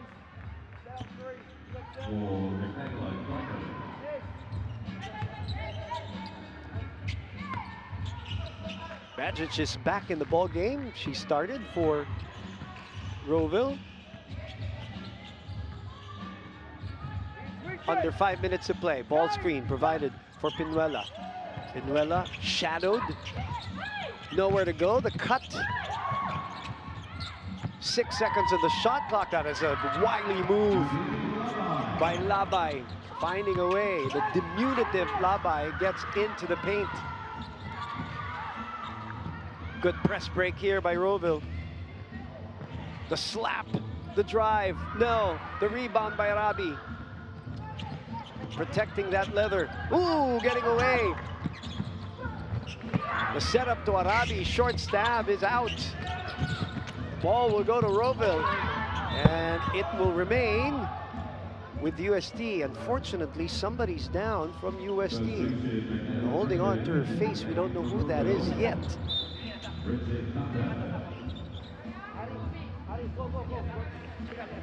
Oh, it's their star player, Riri Perez, who's slow to get up and might move out of this game for a while. Yes, she does. And it will be Anakan who will replace her first. They're going to check on Rian Perez. Arshaga is also back in the ball game. And so is Ariane Hugh.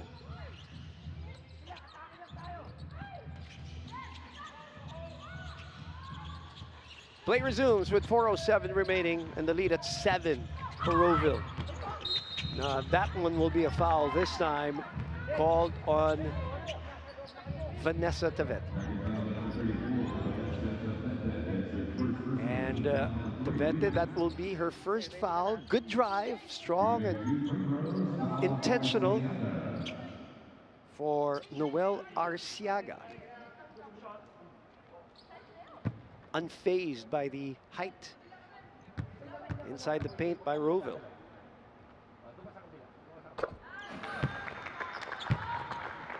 Arciaga taking her time in the free throw line. I think they should do that more here. The correction from last night's game. They're going to count that according to our officials, our referees. These would be Ho Bin Hui, Ong Jin Leong, and Macy Liu Xin-chu.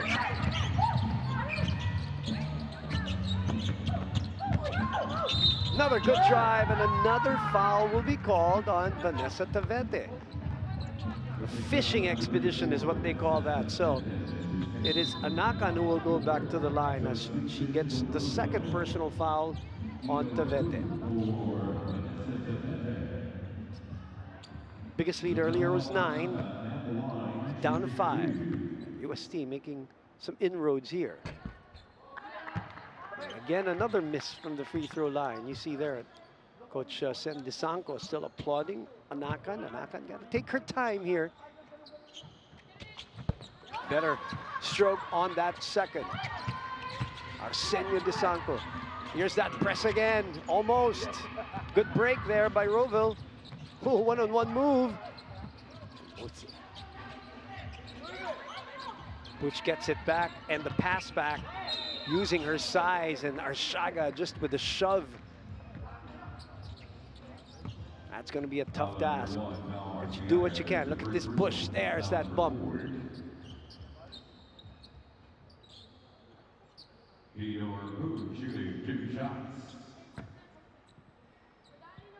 So 15-11. UST getting closer and closer here. She's got a good stroke. We saw it earlier with the three-point attempt that she had earlier.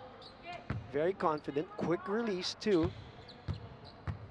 Very basic stroke and stance and form. Good free throw shooting for them. 17-11 so far.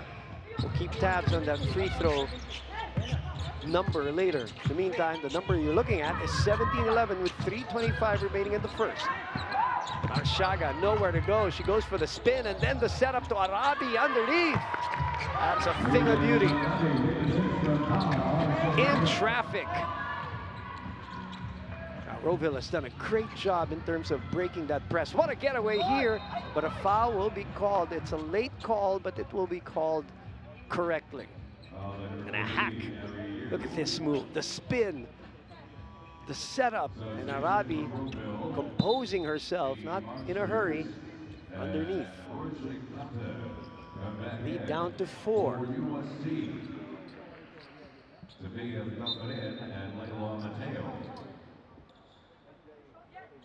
So substitutions again, coming back in for both Roville and UST.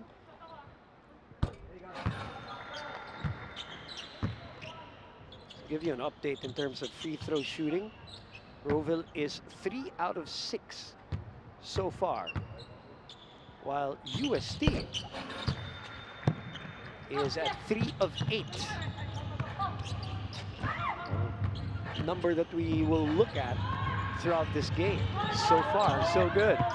Horns play again. The kick out, the kick back. Good recovery by Roville on defense. UST rotates. From way out, that is short. Follow up by Anaka, no. Rebound, the pitch ahead. That should be UST possession.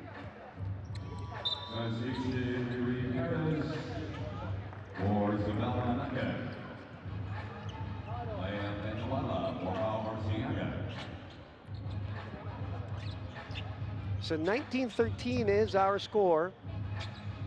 2:37 to play here in the first quarter. So far, the biggest lead has been 9 for Roville.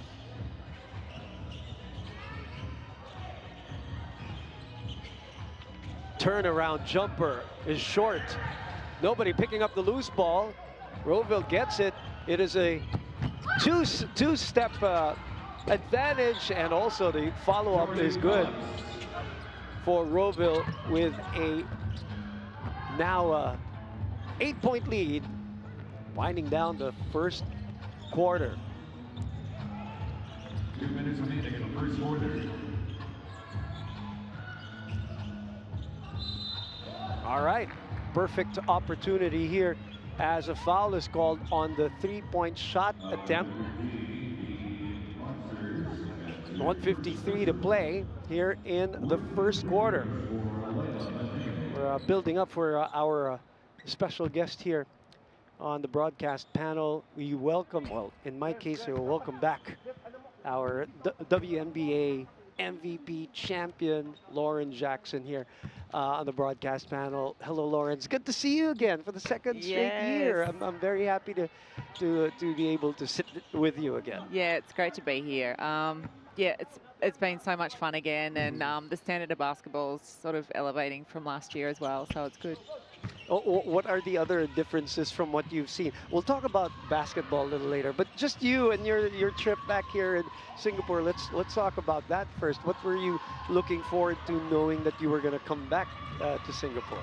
Well, I mean, we had such a great time here last year. So I think, you know, just with the kids and, yeah, we got to do a lot of fun stuff as well as basketball and work. But I actually brought my parents back this time, so they're having a holiday here. There you go. You're smart. But yeah, no, Singapore's beautiful. We, you know, the people are incredible, and you know, the city itself is just absolutely remarkable. So, you know, we love it. We really look forward to being here.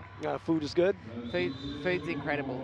Been enjoying a lot of it, I'm sure. Yes. And the second time around, what is something that you look as we look at the score right now? 21-16. Roeville Secondary College still ahead here.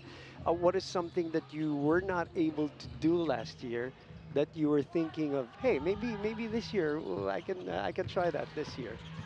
Look, I think there's a lot. I think I actually wanted to watch more basketball this year really? because last year, yeah, it was. There's a lot of off-court stuff that we're doing, but I think and I've we watched the Australian qualifiers this year and really got to know our Australian teams a little bit. So I think that was fun, you know, being able to be a little bit more invested in the Australian team. So like obviously now coming and watching the girls play in particular, it's you know, that's been really special because I feel like, you know, I really want them to do well. Of course, right.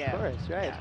All right, speaking of basketball, so far so good for the school from Australia, 23-18. That was a big 9-point lead earlier. A good cut there by Perez, who will get fouled in this play. 32.3 seconds remaining in the first quarter. It is a 23-18 count. This girl on your screens, an MVP in the Philippines for their school, UST. Okay, what have you seen with Roeville so far, or just through the qualifiers? What have you seen at this stage of their lives, of their ages, and the kind of basketball skill that they bring to the table this year?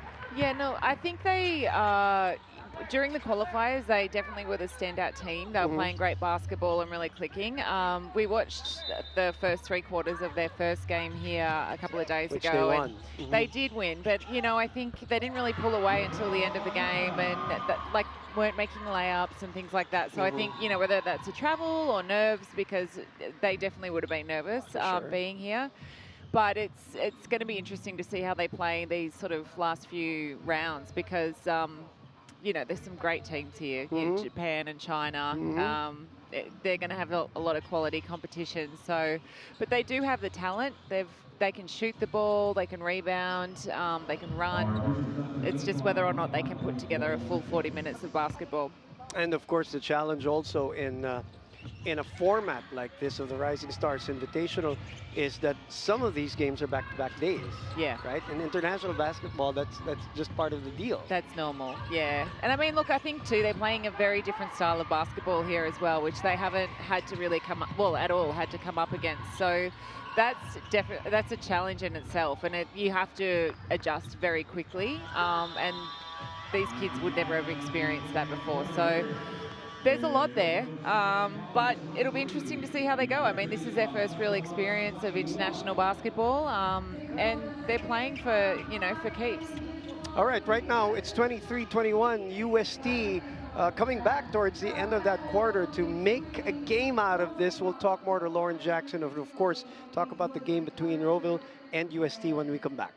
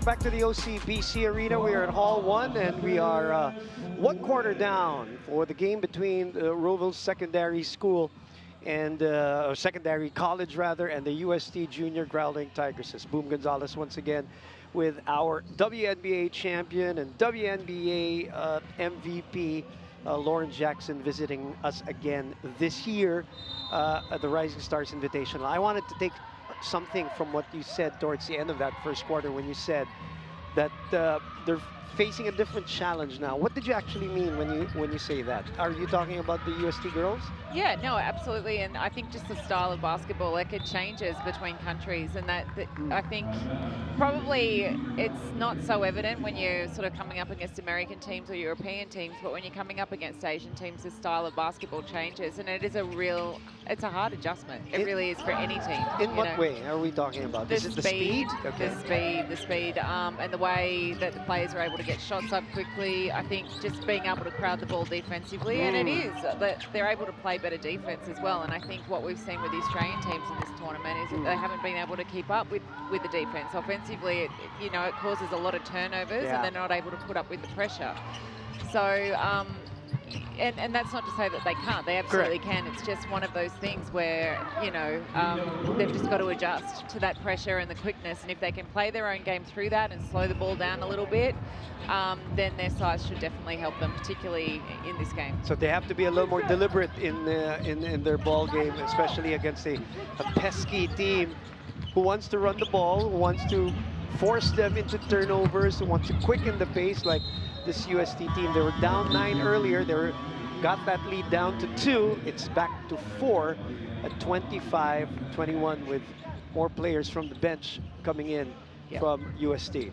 Yeah, 100%. I think the point differential is really important as well. So it puts a lot of pressure on, you've got to score, you've got to maintain, getting the ball in the hole. But I think, they need to slow the ball down a little bit as well and make sure that they're playing their own game and not sort of buying into a system that they're not used to. Oh, that's a sorry miss. Iron unkind there. The ball will go back to UST. Obviously for UST, what they're going to try to do here is try to harass Rowville here and try to make that shot clock shorter for them by the time they enter their attack zone here. Obviously, that's what they're trying to do. Yeah, I think that's probably the most important thing for them, is to make them really hurry and put up rush shots. And they're doing that. Yeah, that's exactly what they're trying to do. They are not making all of the shots, but they're getting their attempts on goal, so to speak. And look at them come back on defense too, as Rowville will maintain possession here with 8:04 remaining, 25-21. Height is an important factor, obviously, in basketball, but it's not everything, as you know, as you could see. No, and like I said before, it doesn't matter, whether you're a high school team or whether you're a national team. Like, when you're adjusting to a different style of basketball, it is always going to cause turnovers unless you're really deliberate in creating offense and playing your own game. And I think as young athletes, this is always a really hard challenge. And that's why I think this tournament is so important, because it's exposing all the girls to a different style of basketball. But in the same breath, it's really hard to win, especially by a lot of points, because they're not used to it. Tip goes back to UST. Short stab is off. And the rebound by Posh. Rowville looking to run. The pass back is perfect. Oh, that's a beauty. 27-21 for Rowville Secondary College. You've obviously traveled around the world and also traveled and won in terms of basketball. As you see a 3-point shot over there by Kapinpin. What was the earliest age that you played against international teams? Well, I remember. Yeah, I mean, I was picked up in the Australian junior team when I just turned 14 years old. So I was traveling America when I was 14, and I actually went to William Jones Cut in Taiwan, I think, when I was 14 or 15. So that was my first real sort of exposure to to particularly the Asian style of basketball. But yeah, loved it. And I think like this, it's a really interesting game in this Roeville team because the Poch sisters, the twins, Nadio Poch plays for Portland Fire in the WNBA, and their other big sister, Manny Poch, she just got drafted to New York Liberty in the WNBA. So they've got a big career, a future ahead of them, and they're probably one of the more famous Australian sporting basketball families, you know, in our country. So it's very cool. All right, how do you see this game going? I know the advantage, obviously, for Roeville Secondary College, just in terms of experience and height and all of that. But how can, let me go to the other side, how can UST stay in this game at least? That's what they want, a little bit of a chance. Just to continue pressuring them in that open court, getting turnovers and then making them rush, you know, rush their shots. But yeah, I mean, I think Australia will come away with a win, and they'll probably pull away as they get used to it in the third and fourth quarter. But, you know, they're going to have to adjust very quickly. Right, and not take their time. 6:27 left in the second quarter. One of the best to ever do it is with us here, Lauren Jackson. We want to thank you again for the time that you've allotted to us here in the broadcast panel and everybody watching all over Asia Pacific, and just your thoughts about the game, the thoughts about Roeville, and your thoughts about being back here in Singapore. We appreciate your time. Thank you. Thank you very much. Thank you. Lauren Jackson, ladies and gentlemen. We'll be enjoying the rest of this, well, the action here today for sure, and the rest of the Rising Stars Invitational 2026.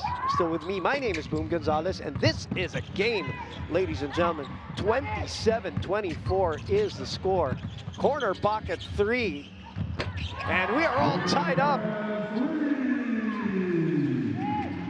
UST sticking by, and they force another turnover again.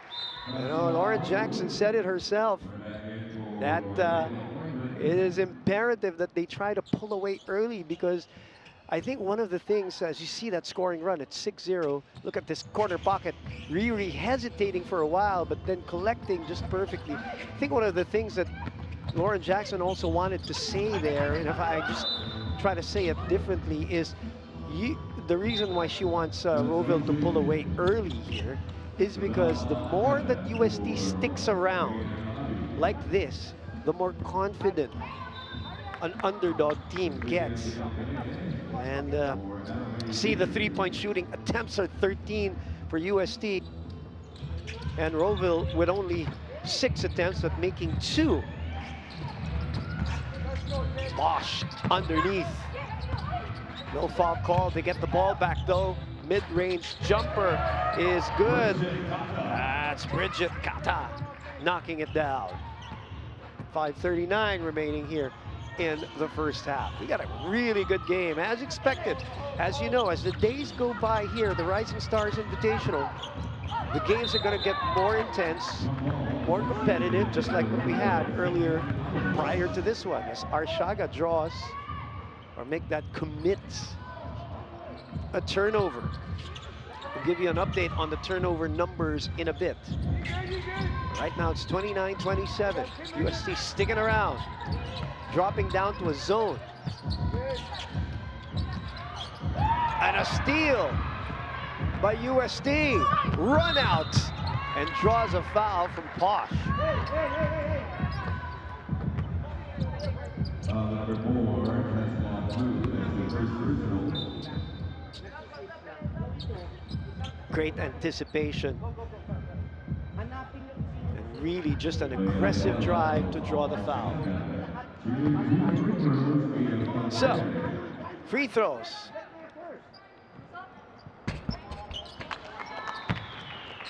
Sofia Petalcorin will try to tie this ball game. Let's check out the turnover situation for both teams. Right now, 13 already for Roeville. The Philippines has turned the ball over 4 times. So that has been the story. 13 turnovers. They forced a lot of turnovers last night also. They're trying to do it again here. That's their chance.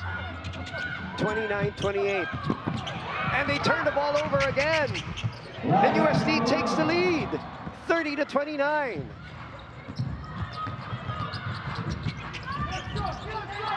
Underneath, that is a struggle. And it will be UST possession. You know, I think Roeville here is getting sucked into the game plan of UST of trying to quicken the pace. Because the faster this game goes, the more that it favors UST. Now it's their turn for a full court press. And Pinuela. Too much dribbling there on that one. She apologizes.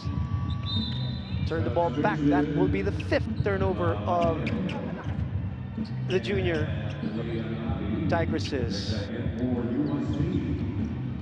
Perez will sit down. Mateo is back in the game. Arabi is too. It's a nice shot of this full court press. Watch running on the other side. That's a great setup, and a 3-second infraction is what they're going to call on Harding, who was camping. Potch sisters.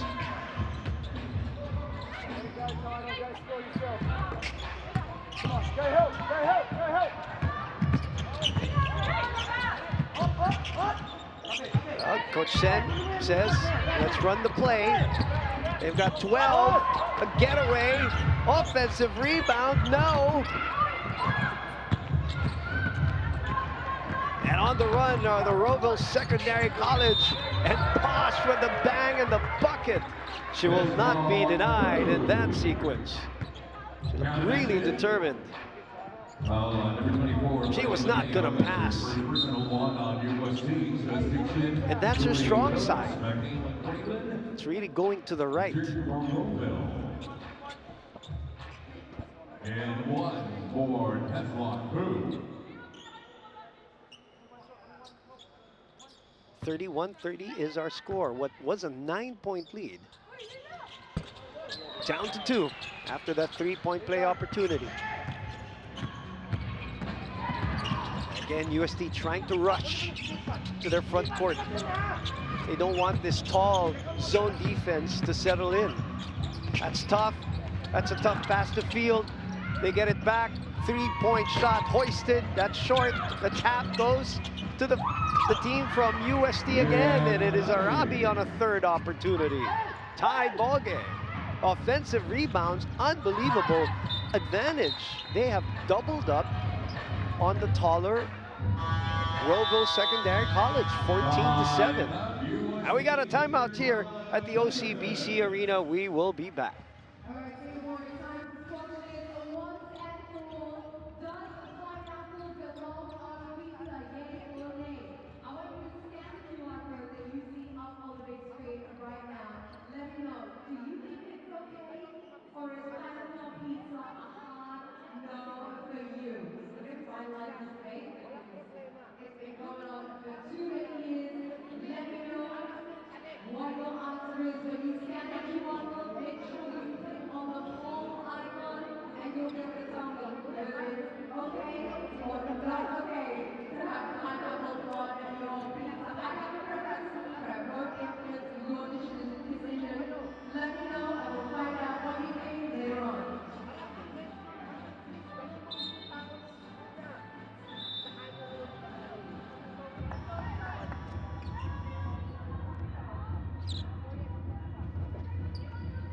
Back with you with 3:31 remaining here in the ball game. It is 32-all. That is the score right now. The Roeville Secondary College, led by Idore Posh, 14 points, and her sister with 5, while the University of Santo Tomas is led a little more spread out than scoring. Riri Perez with 6, Arabi with 4, Arshaga with 4. Oh, Anakan, I should say, also with 7, and Pinuela with 5. So they have been able to spread the wealth on offense and tie this game at 32. That's a foot fault. Last touch will be on Bridget Kata, number 44. They settle into a zone. And a short 3-point attempt. And here comes Bosch again, and they're going to have to foul her because it looks like anytime a Bosch sister has the ball in the backcourt, she is going to go for it. Kapinpin called for this one.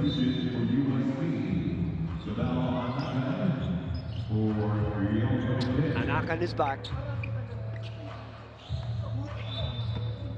Coach Sen with some words for Kapinpin. We got a timeout here at the 3:10 mark. It is Rowville Secondary College calling it.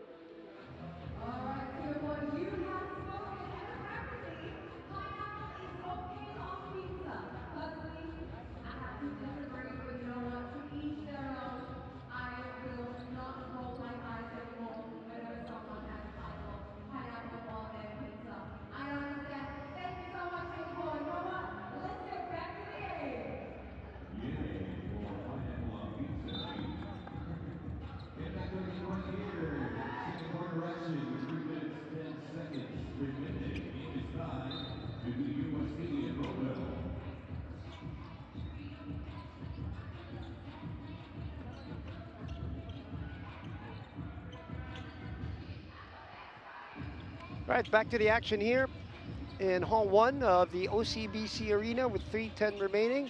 A look of concern there for Rowville Secondary College, who are 1-0 here in this edition of the Rising Stars Invitational. UST also at 1-0.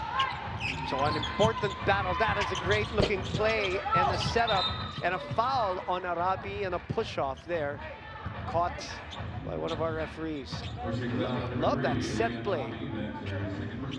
Rowville Secondary College to set up that 3 from Coach Adam. Perez will come back in for UST. Under 3 minutes. What has been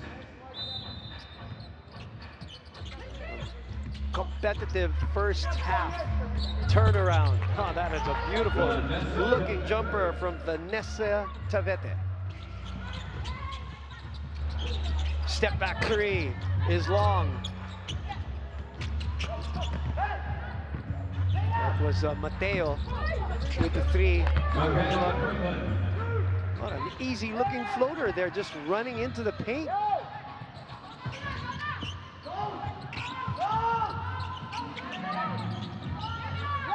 36-32. 3 on the way, and that one's good. That's a zone buster right there for Lea Pinuela. Lead is down to 1 again. Pressure, pressure, more pressure. 13 remaining on the shot clock. They lead Poch alone for 3. Perez with the rebound. Pinuela with the advanced pass. But Rowville coming back in transition. That's a tough shot by Anapan, but she makes it anyway. And they take over the lead. 37-36. That's a foul call. Let me check that. Sorry, it's 35-36 USD. Good comeback here on defense by Rowville, but this is an impossible looking shot. And now it's official. It is 37-36 after that turnaround jumper from Jezebel Anaka. Currently has 9 points in this game.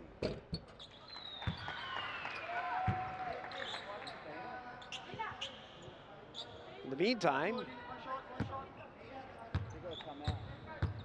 Rowville here, courtesy of Michaela Craven. Missing the free throw, ties the ball game. 1 out of 2 on that trip, 37 all. With 1:35. Could have been a travel, but they didn't call it, so Pinuela puts it up and in. They take over the lead again, 39-37. Oh, good move from Kata. Unable to finish though. Bitch ahead. Bounce pass. Drive. Great idea, but Perez could not convert. Miscue. Oh, and a bust out here by USD. And this time, that's Petalco in. Sofia making sure of it. And under a minute to play, USD has its biggest lead at 4 and cut down right away by Kata. What a game. What a game of runs. 3 for Mateo. She likes that spot and she gets it to go. 35 seconds remaining. And the biggest lead for USD, and they're looking to add into it too. As Pinuela dances into a 7-point lead. What has happened here? Little loss of concentration at the end of the half for Rovo's secondary. They allow the move, the tap, and it will be USD possession with 10.1 remaining and a chance for a last shot. What a run by USD. The underdogs here. And fresh legs coming in for Coach DeSandro. You see some of the girls from Roeville having their hands on their hips. That is a sign they are being run to the ground by a team that played yesterday, by the way, less than 24 hours ago. Oh, and a careless pass. And a great move there by Kata. And a wasted opportunity for USD. They have a second to shoot here, and that will do it. Oh, what an entertaining first half. 46-41. Philippines, or make that the USD from the Philippines, was down 7 from Roeville Secondary College from Australia. They were down 9 by as much as 9, and now they are up 7 at the half. We will be back.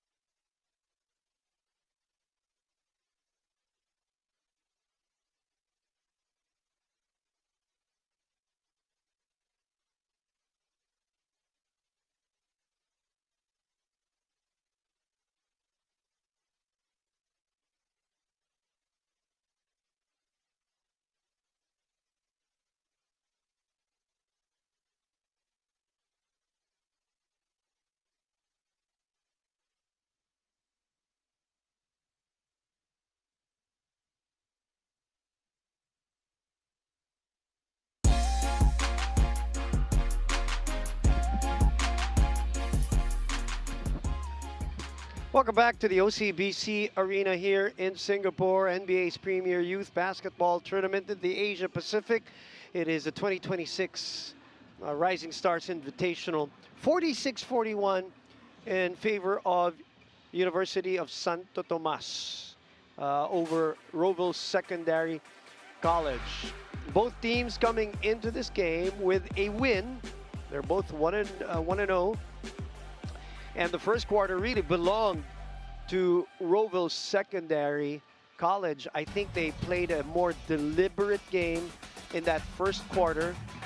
Had the lead up to 9 at some point. Some sniping from beyond the arc to counter the speed of UST. And then the second quarter happened.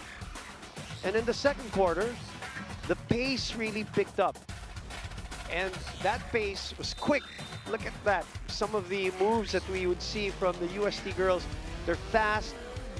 The cutting, the movement, the ball movement, and of course the full court press, which really is the name of the game for UST. They forced 20 turnovers in that first half. And if not for the Potch sisters, they would probably be behind by double digits. And then the shooting from the outside also connected in that second quarter for UST. Rebounding, surprisingly, the UST girls have really matched up against the taller Rowville Secondary College girls, and a bit of fatigue coming into play for Rowville. But you know, the good news for Rowville Secondary College is that it's just a 5-point deficit and only the first half. Adjustments will be made for sure at halftime.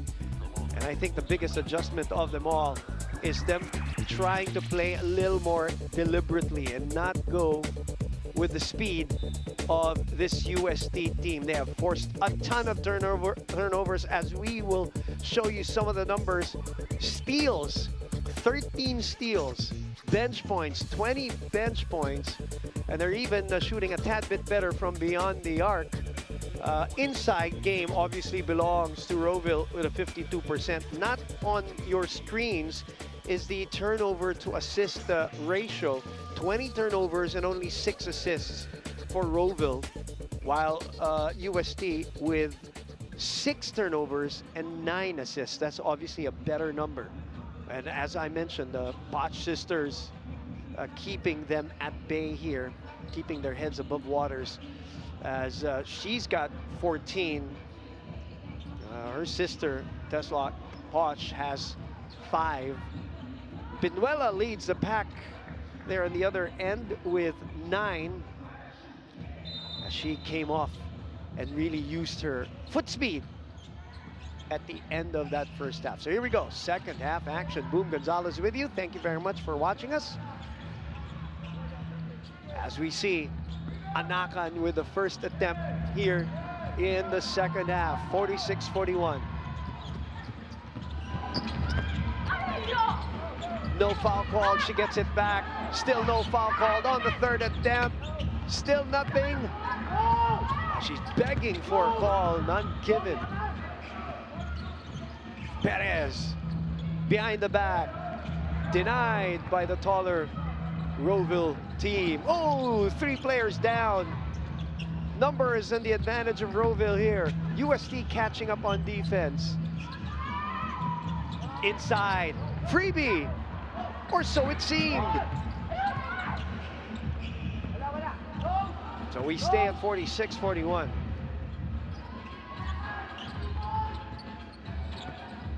Perez gets the ball screen. Perez drives. It is off her leg. And that will be Rowville possession. Everybody already breathing hard. A minute and 20 into, or a minute and 30 into this third quarter. Corner pocket 3 is good. Casually knocking down a 3 was Vanessa Tavede. Lead down to 2, 46-44. Switch. Look at the closeout by Davete there. I don't think she's going to give up the ball. Talking about Bosch. Every time she gets it, see, she's going to try to get the action. She's going to try to get the foul. She knows her advantage. She protects the ball. There's no way anybody can stop her here with that kind of momentum. And a three-point play opportunity here to take the ball and to take the lead. Right now, 46 all.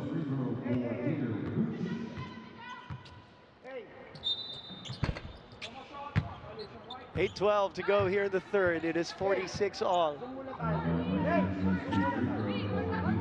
And the UST girls hanging with the much taller and favored Roeville Secondary College.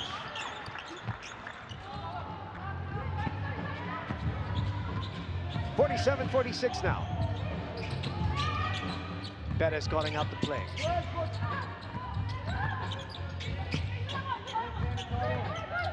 Screen provided. They switch.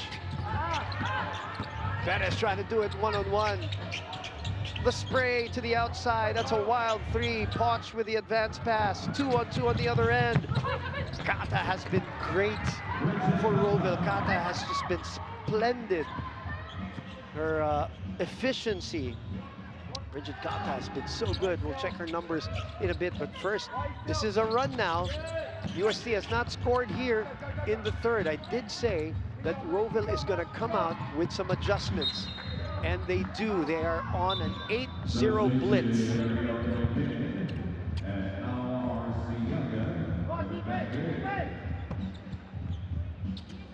Penuela will move out. Arshaga will come back in. Zone. Watch. Out to Kata, who thought about the three. They rotate back to Kata. Top of the circle three is off the tap. Goes to UST. Arabi protecting that ball. Arshaga looking to run. Haven't scored here in the third. UST. Defense of Roeville stepping up. Perez stops and again is blocked. That length. Roeville giving up the ball though, and a three-point play opportunity for Arabi. That's Lian Arabi using her body. Look at the steal first. Give credit to Penuela there for not giving up that play so easily. That's the first score of UST in this half.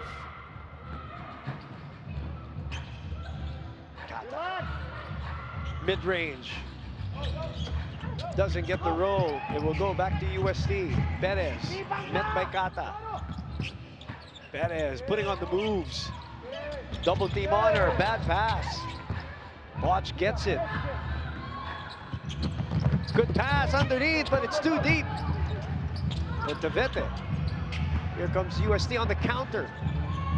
Putting on the afterburners. Double team. And a jump will be called. Ooh. Not a good gesture there.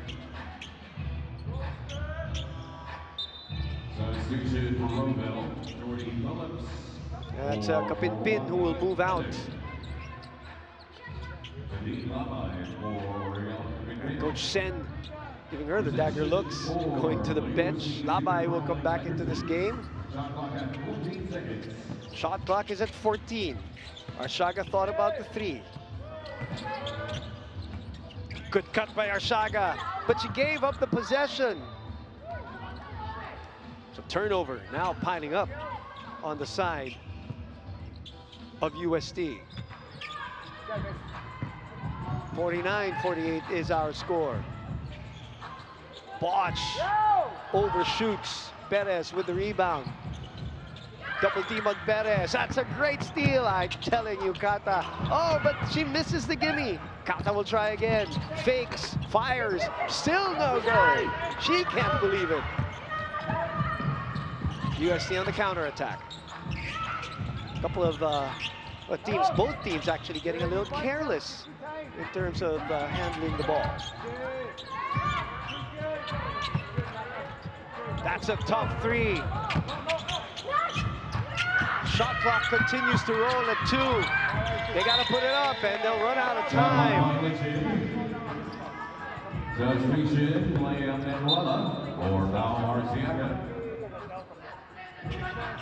Coach DeSanco is not happy about that possession. His team down by 1.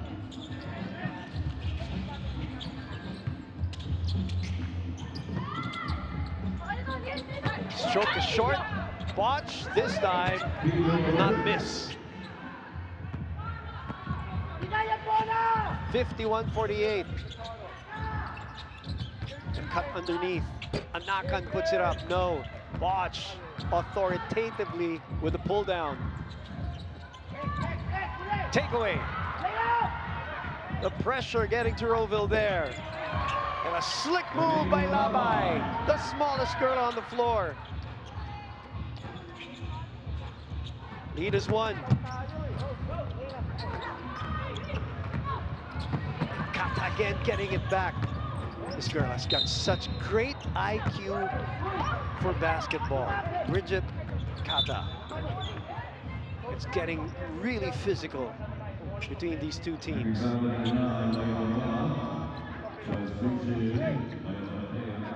Kata, look at this, Labai. Labai gets into the body. And Craven couldn't do anything.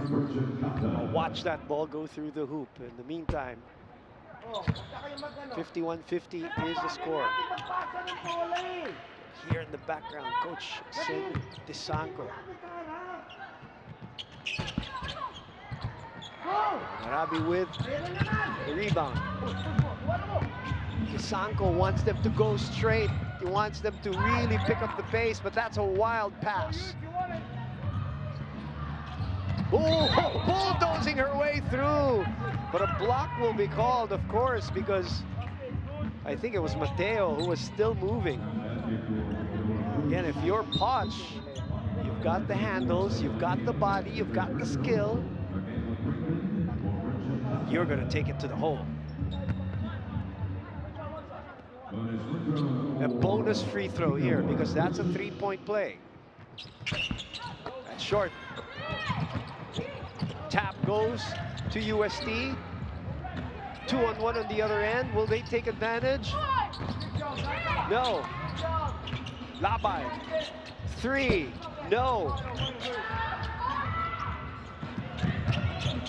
Good recovery on defense here, but a 3 hoisted again.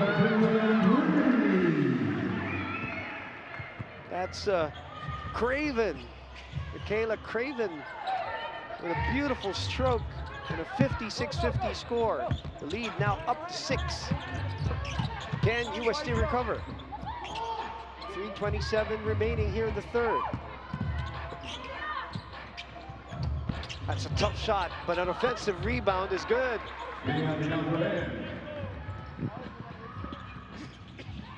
That's Betalcorin, and another turnover forced by USD. 3:10 remaining. Anakan will come in for Perez. And so will Harding, coming back into the ball game for Poch.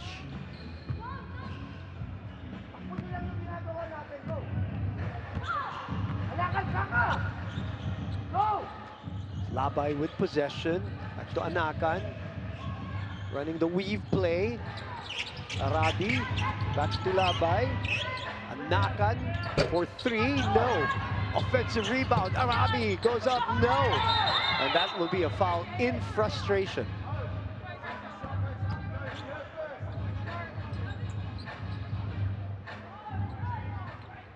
Under 3 minutes to play. Number 3, Leanne Arabi, that's your very first one, team foul number 4.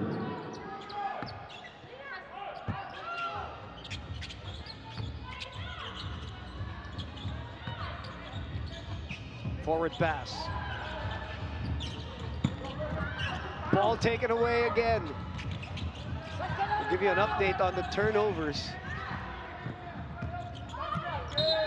It's a foul this time on Tavete.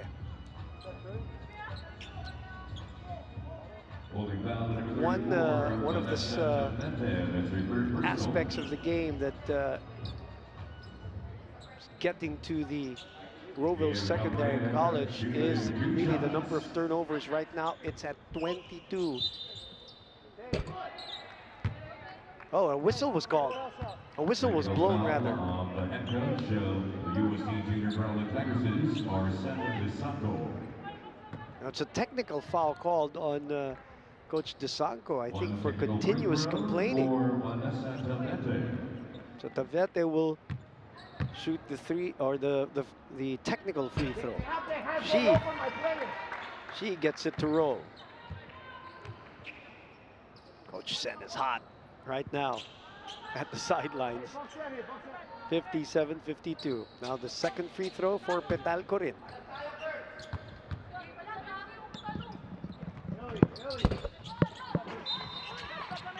Lead will be 4 now for Rowville Secondary College. Bridget Kata is back in the ball game. Very, very smart player. Can't speed her up. She's very smart defensively. She's good offensively. Makes very good decisions on the floor. That's my observation here on number 44. Botched. Corner pocket is long. The tap goes back to Kata, and Kata is fouled.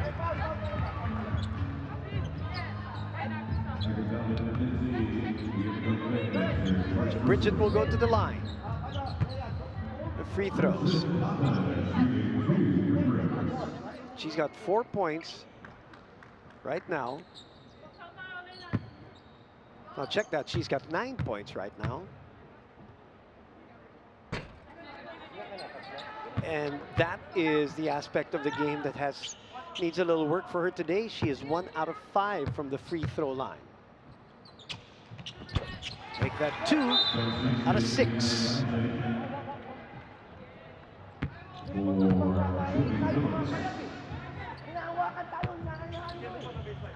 Jana Bajic is back in the ball game. 58-53.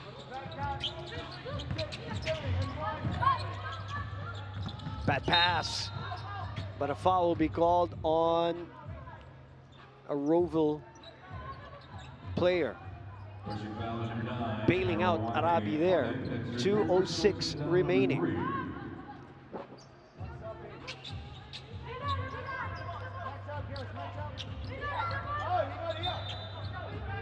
Inbound. Oh, a getaway here. Labay with the setup. Oh, but Arabi muffed it. 2 minutes remaining. Kata with a forward pass. Oh, they're going to call a hold on the rebound play, so no free throws. That will be inbound on that miss from Craven on your screens. Oh, but over the limit are the junior Growling Tigresses, so that means free throws will be given. Orangi Harding, one of the tallest and longest players that they have. Her wingspan is incredible. She has had some great deflections on some jump shots earlier on some UST jumpers. 2 misses from the line though, but they get the ball back. Craven does. Watches back. Taken away, taken back again. Here comes UST. Oh, and that will be a push, a force out. Anakan forced out of the play. Down 5. Remember, they were up 5 at half.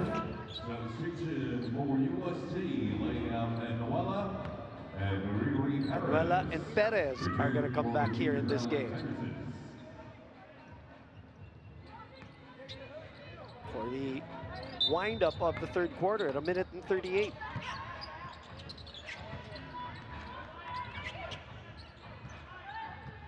This is where UST has a little bit of trouble. They settle for a 3. good battle underneath, it will be Rowville ball. When that defense is set by Rowville Secondary College, and USD really has a problem. Kata with a hesitation move. Pass picked off. Watch underneath. Steps through. Nowhere to go. Might have traveled. Yes, she did.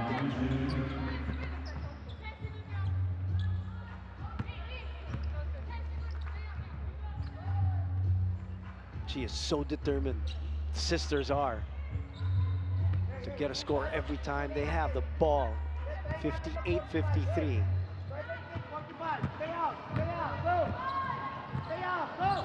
68 seconds remaining in the third. How will USD attack this? Anakan thought about the three. That's a dangerous pass to Arabi. Back to Anakan. Anakan goes to her strong side, the left side, which is short. Craven, the middle of the floor. 3-on-2. Basic run of a 3-on-2, but they muff it underneath. Numbers on the other end for USD. And a forced shot. But USD gets it back. Anakan will shoot a three. That's off. Look at the battle here.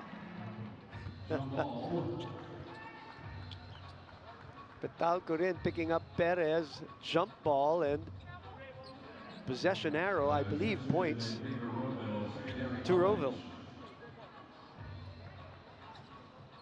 It's an exhausting third quarter for both schools.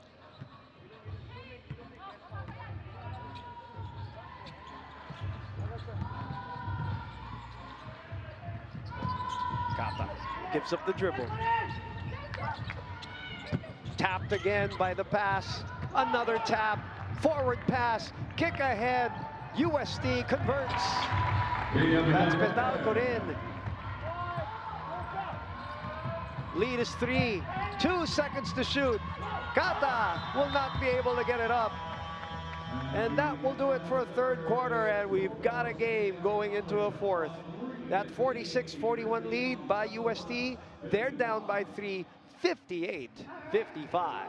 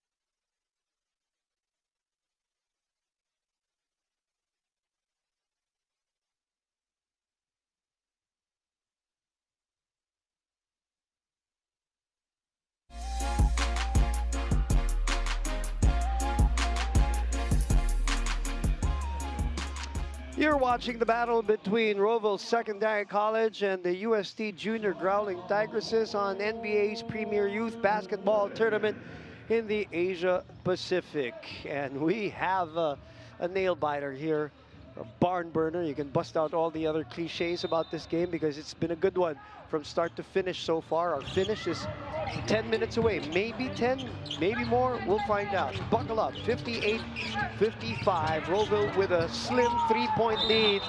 That's an obvious foul there by Harding, who had no choice to make sure that Arabi does not score.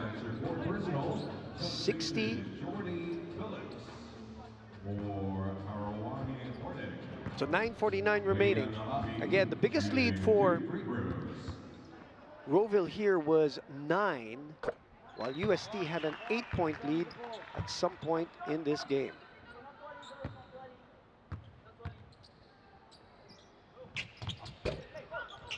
Tap goes back to USD. Three on the way. No. Track down here by Craven. Sorry, that's Tavete rather. Advanced pass. Great passing by Roville, but a sorry miss there by Craven.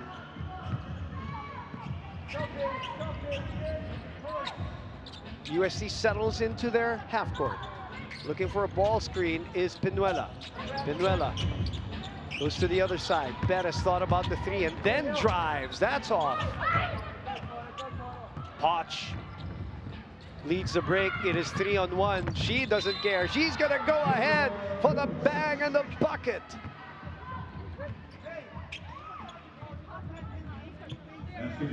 At 60-56 now. Even with a 3-on-1, she is so determined to get that ball straight to the rack.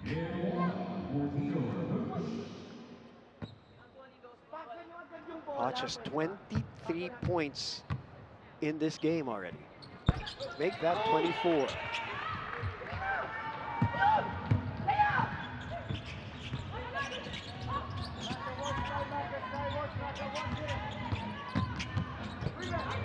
Good drive, but they cannot rebound the ball there.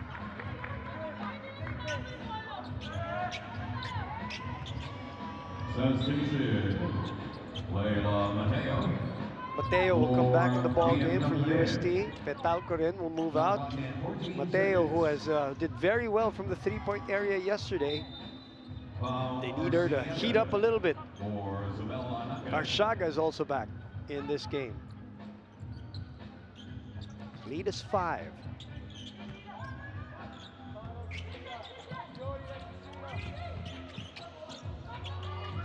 "13-second shot clock to work with. Perez. They weave it to the other side. Arshaga. Perez recovers. Arshaga. Short jumper is good. Well, she took her time and left the gooseneck up. 61-58. Kata so good with the ball. Corner pocket three. No. Follow up. No. And that's a foul. Tavete will be called for that one. She's thinking, how did I miss? She has to move out of the game. Or move out of the court just for now. Nice looking mid-range jumper for Arciaga there. Tavete moves out. Posh sisters are back in. They have combined for 29 points together. You hear Coach Sen from UST say, move the ball, move the ball.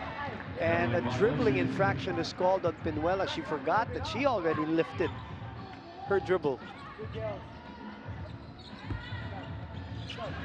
3-point lead. Watch, drives, uses her body to protect that ball. She's looking to take over here in the fourth now. 63-58. Mateo underneath, cannot get it to spin in. Advanced pass. Botch recovers, uses her body to protect again as Kata releases, no. And the game has slowed down, and when it has slowed down, Roville is in the advantage here. When it's frantic, it's fast, UST takes the advantage as Riri Perez with a sweet turnaround jumper, cutting that lead down to 3 again. Here comes Potch barreling in, looking for a foul.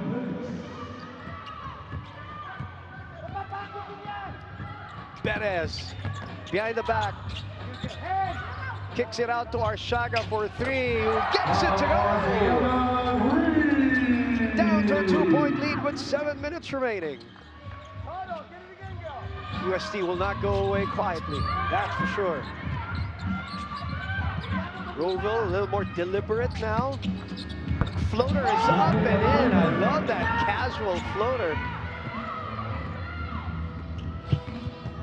from Craven. Mateo. Out to Anakan. Perez gives up the dribble. Back to Anakan. 10 on the 24. Takeaway by Roville. 2-on-1 on the other end. Can they take advantage? No, they don't. The save goes to a jump, and I believe that will be UST possession. We got a timeout here at the 6:24 mark, and it's a 4-point lead for Roville.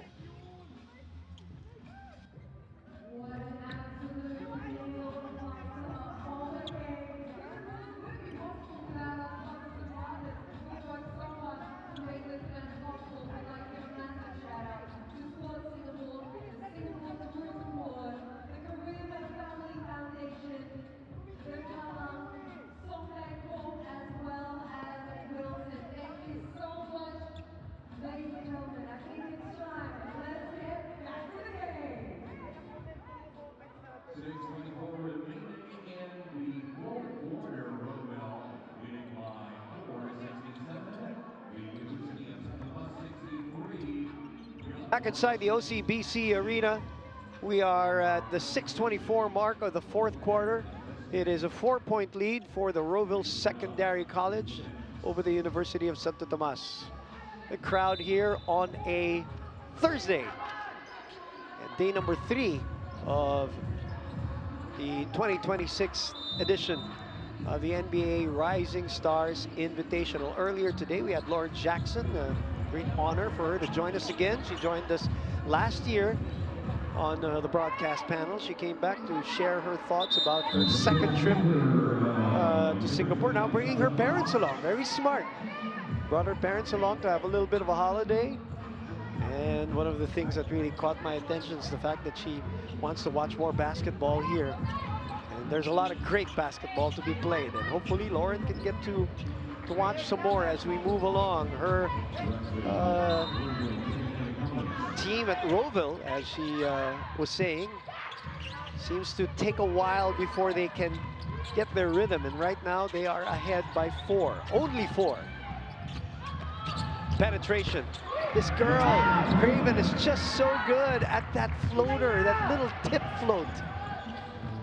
The flip game is good, and it's sharp. 6-point lead, and that's a reach on the Kapinpin drive. 6-minute mark. Look at her. She's just so casual with the flip. Look at, she just does that so well. That's repetition. She probably does that 100 times every day in practice. It's at least the 4th time that we've seen her connect on the floater.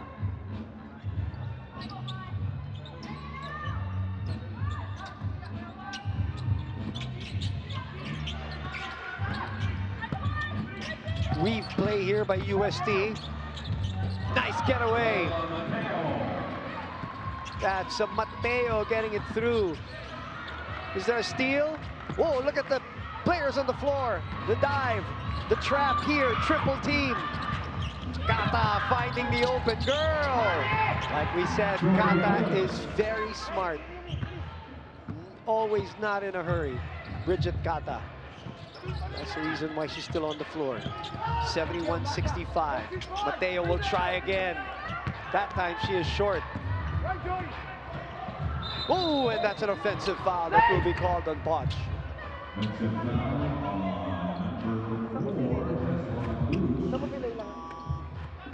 That's Tavete on your screens. Foul is not on her.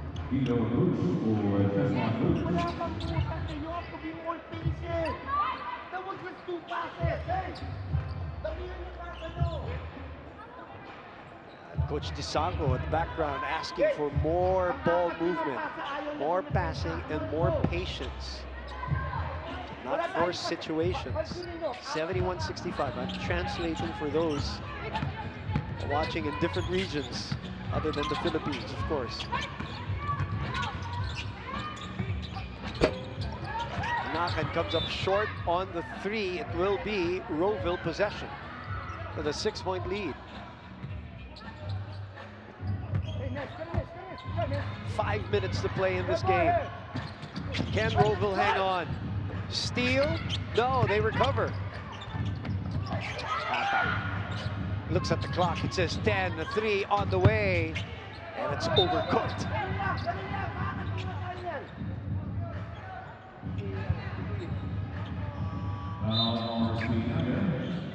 .447 remaining.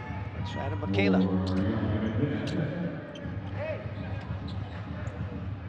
Arshaga is back in this game, Noel Arshaga. As we approach winning time now, clutch time here in basketball, under 5 minutes. A little extended zone here being played by the girls in red. 3-point shot by Sofia Petalcoren, and she gets it to go. Lead is down to 3. Kata protecting that ball, but it is tapped from behind.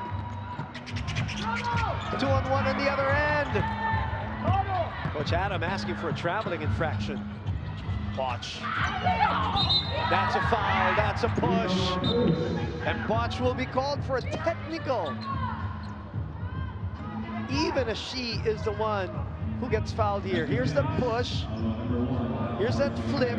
And she says something to the referee. The referee does not appreciate it. Gets the tee. On the red team, so you can choose who you want to shoot. One player.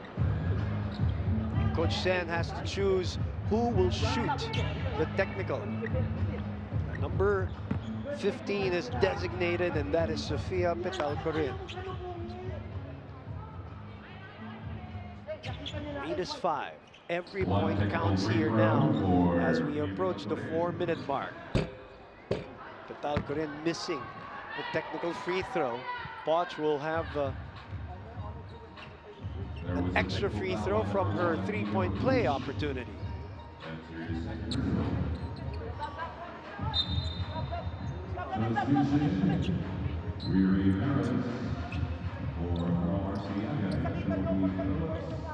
Harding is back in the game. 5-point lead, which has been some sort of a luxury here in this tight second half.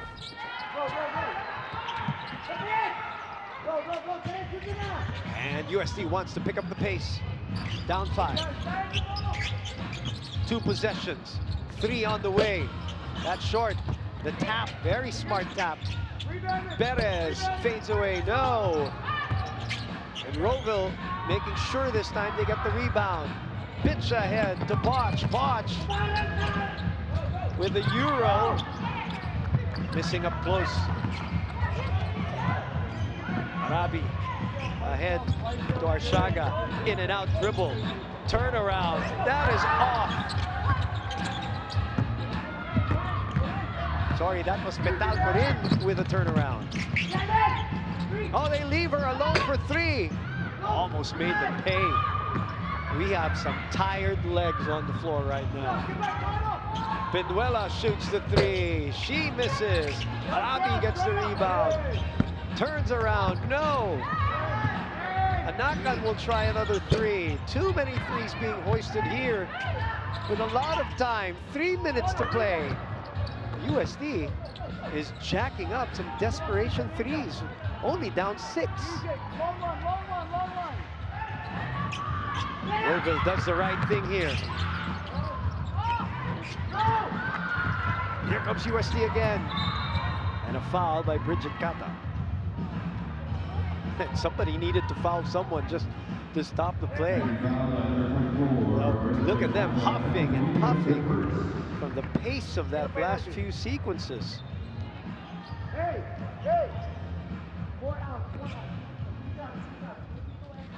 Everybody breathing hard. Also, it's over the limit time. And every foul now will mean free throws. 6-point deficit. Penuela trying to compose herself here for some free throws. They need some free throws here. Stop the clock and get some points.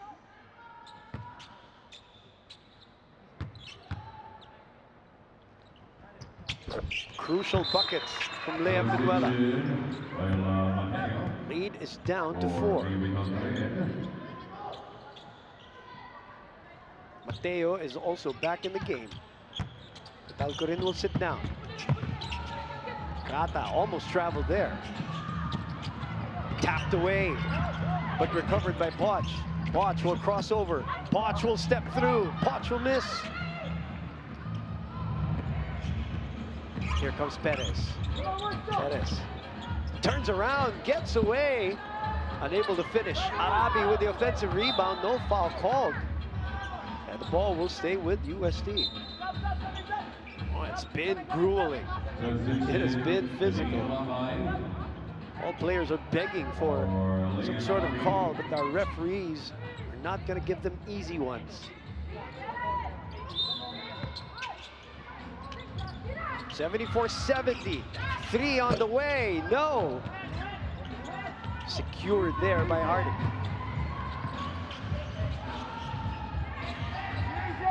Kata. Looking at that zone defense by USD. 2 minutes. 2-minute mark of this game. 4-point lead, 2 possessions. They go to Poch. The spray outside, no. Tracked down by Poch though. There's fresh 10-second shot clock. Kata trying to maintain possession. Look at that defense by Pinuela. They will run out of time.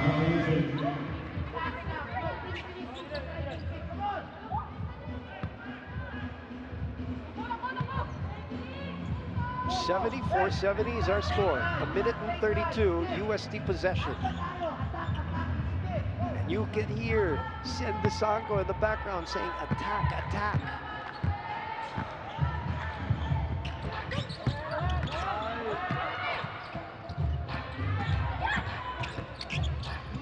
Ball movement.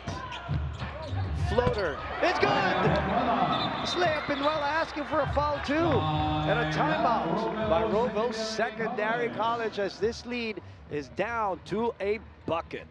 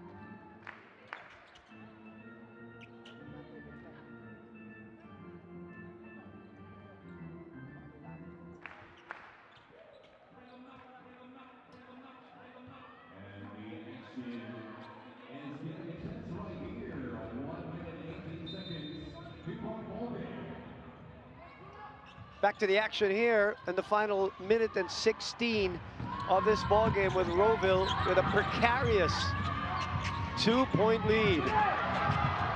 And maybe a turnover, yes, a forced turnover. USD don't need a 3, but they do need a bucket, and they draw a foul and a chance to go to the free throw line with under a minute to play. You know, no matter how this game ends, it has been a doozy. It's been so competitive of the battle between height and heft versus speed and quickness. And nobody really showing a clear edge down to the final minute of this game. Crucial miss by Petalco rin.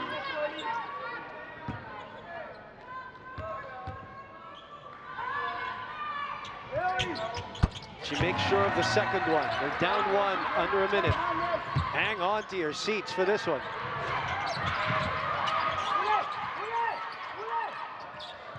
You want that ball on Kata's hands, in my opinion. Oh, the gamble. 6-second shot clock. Short. Pressure on the side of Rovell. And a big three! At the corner by Tavete. And Rovell recovers here with a 4-point lead. What a clutch triple at the corner by Vanessa Tavete. Right as the shot clock was winding down. Look at the clock. 3, 2, 1. Bang! Oh boy. And USD calls timeout.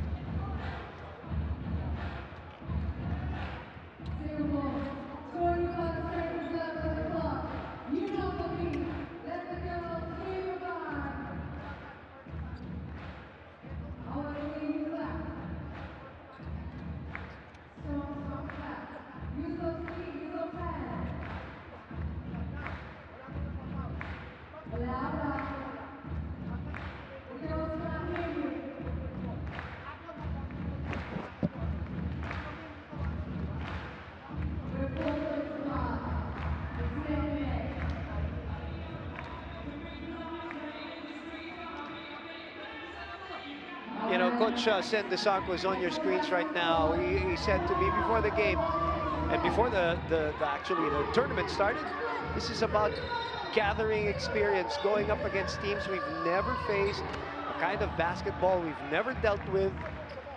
And he's shaking his head there, knowing that no matter how this game goes, the learning journey for them has been great. The game against RIS yesterday, and now RSC, Rovell Secondary College, who, courtesy of Vanessa Tavete, who, by the way, knocked down her 18th point on that triple at the corner pocket, might spell the difference. They have possession here. It's a 2-possession game. They don't need to shoot. So question is, will the Philippines foul right away, play the foul game? You know they're going to try to go for a steal. That's for sure.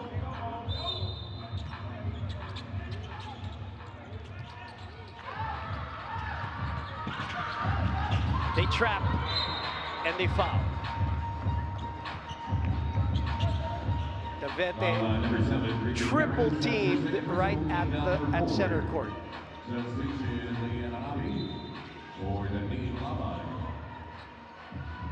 USD not in the penalty yet. That was the foul to give. They want to foul right away. They don't call it. So Tavete was the one who will shoot 2 free throws. Rovell Secondary College thinking that these USD girls are just so pesky.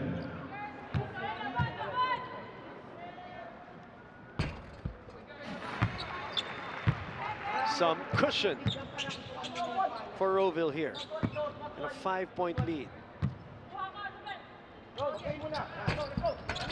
Make that 6. She really has just a really nice flip, a nice form on her shot, talking about Vanessa Tavete. Beautiful stroke. And gives her ball always a chance to go in because of that stroke. Mateo's back in the ball game. This is for 3-point shooting, no doubt. This time they went quick 2. They're going to try to foul again to stop the clock. Lead is 4.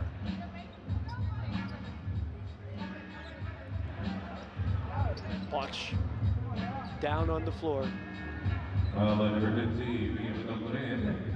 That's her second personal. Watch Adam looking at his bench, trying to figure out, trying to hang on to this win. Remember, they were up 9 and then they lost that lead. They were down 8 and then at halftime down 5. then re-establish the lead. Now it is Pashu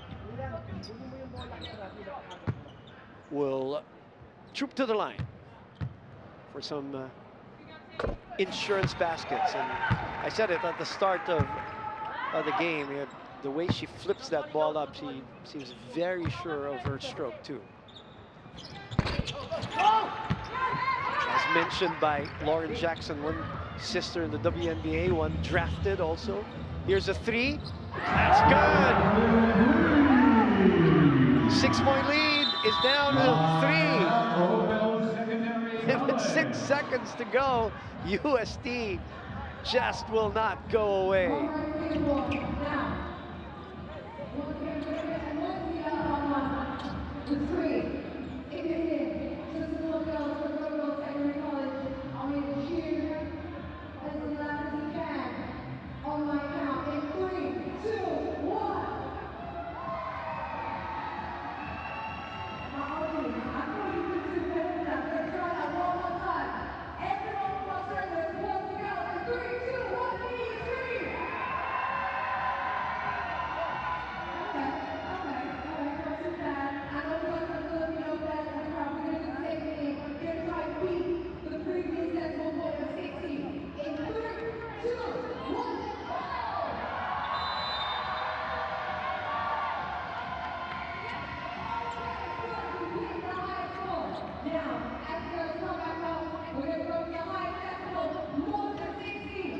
Back for the final 6 seconds of the game between Roval Secondary College and the University of Santo Tomas. And just when you think things are just getting settled here, Roval just cannot get away from the stubborn USD Junior Tigresses. And I use that in a very positive manner, in a basketball sense, of course. Here comes the play, a takeaway. This is down. Oh no, and a miss. A miss. But even though if they made the shot, they would have been down by 1 anyway. I thought they were going to go for a 3. They didn't. Talking about USD. So, officially, Roval Secondary College escapes with a 3-point win. What a game. USD have a lot to be proud of. And Roval just did enough to win this game. All right, it was a spectacular one from start to finish. As I said, the battle between height and heft versus speed and quickness. The final score is 81-78. Hodge with 33 points. That's just part of it. The sister is actually coming up big. She's got 33. 11 out of 20 from the field. Perez for USD only had 8. She had 19 yesterday. She only had 8 today. Had trouble with the length and the height of the Roval Secondary College girls. 3-point shooting got into, became a factor here in this game, especially in the second half. That's Arciaga knocking one down. And then the flip game of Craven has been good, and this was the big one. That Davete 3 spelled the difference. The cushion that they needed for this 81-78 win. You see the rebounding battle, Roval 64-54. The turnovers, 30 for Roval, and they still survive with a 3-point win. That is because of superior percentage in the 2-point area and barely in the 3-point area. And of course, extra possessions via the 64 rebounds. What a game. All right, 2-0 our Roval Secondary with 4 points. University of Santo Tomas with 1-1, and the Royal International School, who lost to UST yesterday, with 0-2 in the Pool B. Now the game's getting more exciting as the days go by. As usual, we expect more intensity, more competitiveness as more games will be played here at the OCBC Arena. And I know we got our player of the game standing by with 33 monstrous points by Poch. So let's listen to what she has to say. Here we go. I have with me our player of a very intense match, number 1, Theodore Patch from Rowville. What a game. You had all of us on the edge of our seats. How does it feel to have made it through to the semifinals? I think it feels really amazing. We fought really hard and we played as a team, and yeah.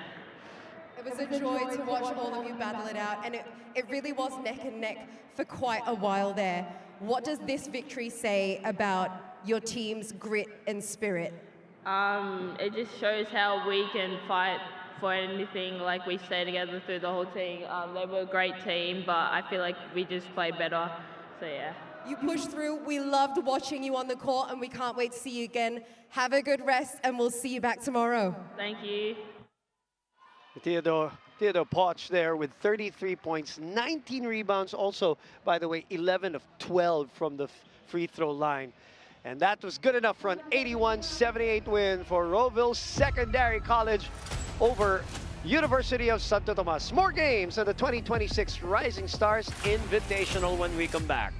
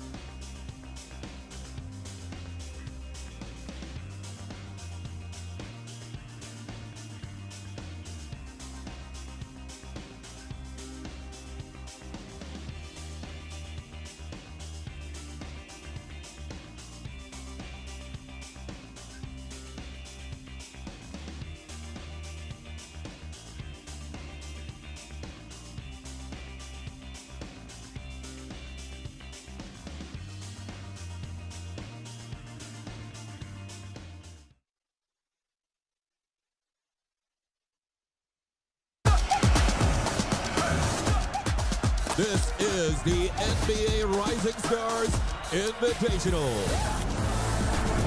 Oh, nice job. We showcase the finest high school basketball talent in Asia in both boys and girls competition. Wow! What an opportunity this is as well for these young talents. Great tempo, quick intensity. You're enjoying this wherever you are in the world. The Rising Stars Invitational here at the Lion City of Singapore.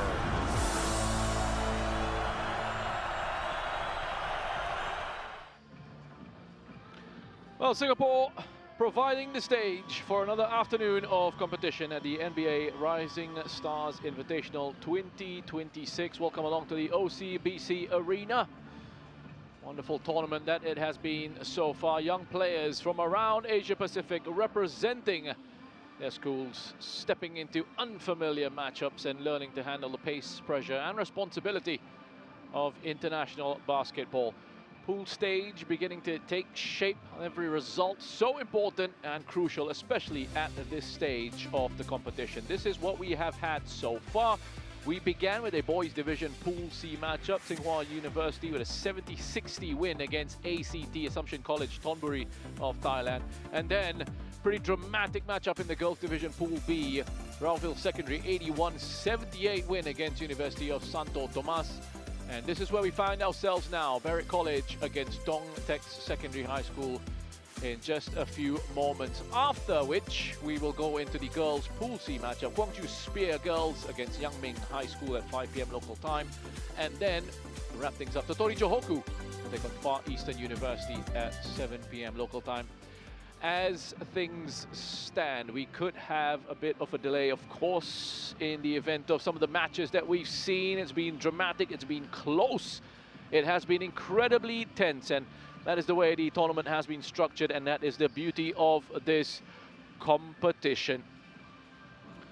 Places in the semi-finals at stake, so it's time for these sides to level up.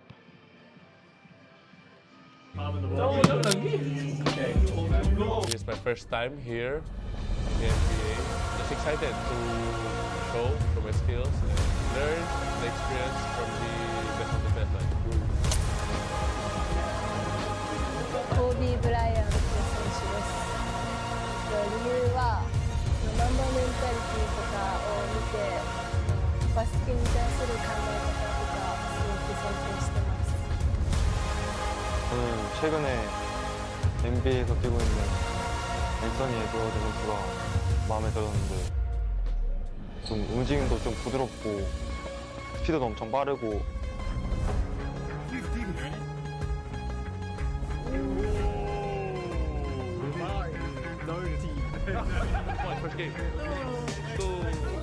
I think coming here tonight and seeing all the different people here, saying hello, taking photos with people, I think it's a very cool opportunity.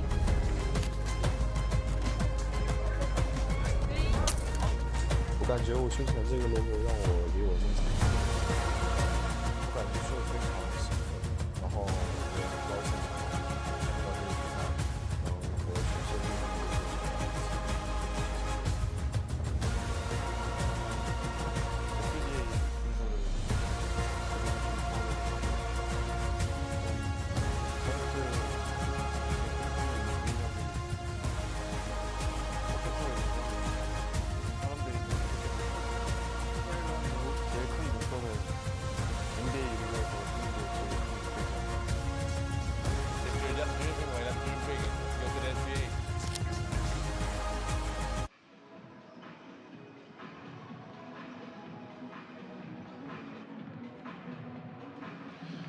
Yeah, welcome back. Nice little feature there, an example of what these players will get to experience over here. The Rising Stars Invitational 2026, getting the All-Star professional treatment at this tournament. All the social media around it, the lovely jerseys and the wonderful arenas, and also a global showcase. A chance to show us all around the world the kind of quality these players have and what's available in the Asia-Pacific region. So a little bit of a delay to the start of this matchup, which will be taking place in just a few moments. Berwick College against Dong Tex Secondary High School, and that is because we had a pretty dramatic match earlier in the girls division. A very close contest that one was between Rauville and the University of Santo Tomas, going all the way to the wire. I think there might have been just a 3-point difference in the end of that matchup.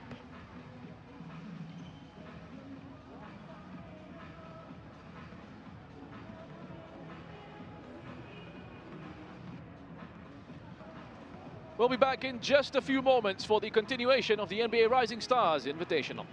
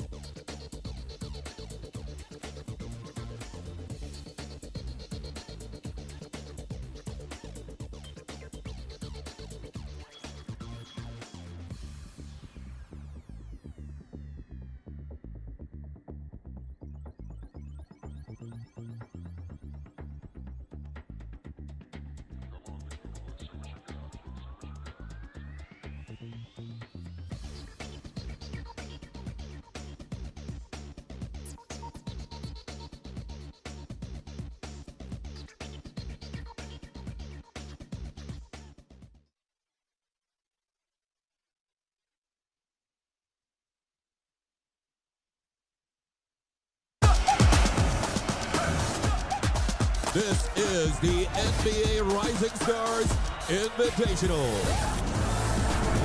Oh, my God.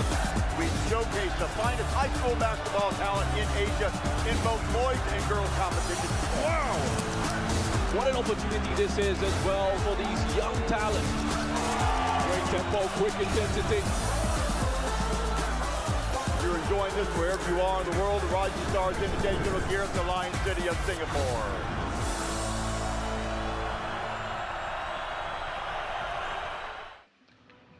Welcome back to the NBA Rising Stars Invitational 2026. We are here at the OCBC Arena.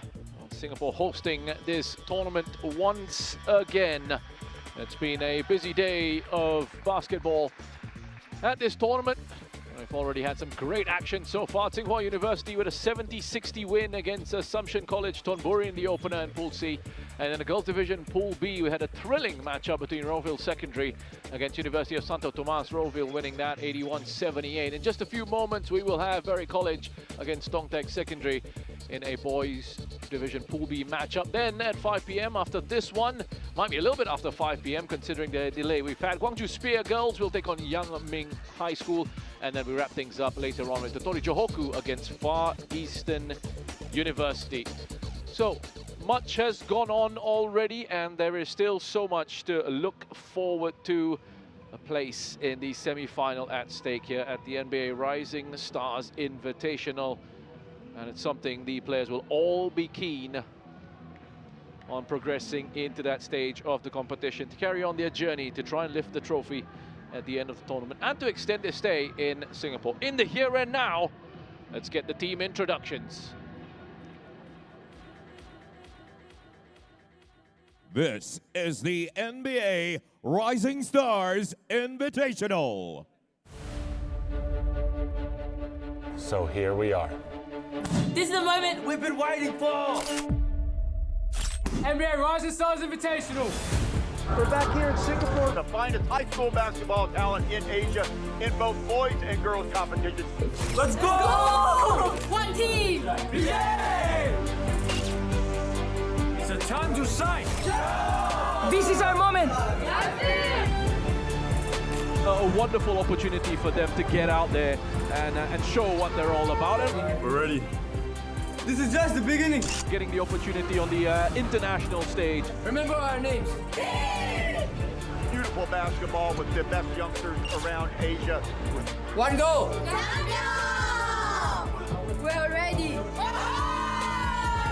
Ladies and gentlemen, this is the NBA Rising Stars Invitational. Let's go!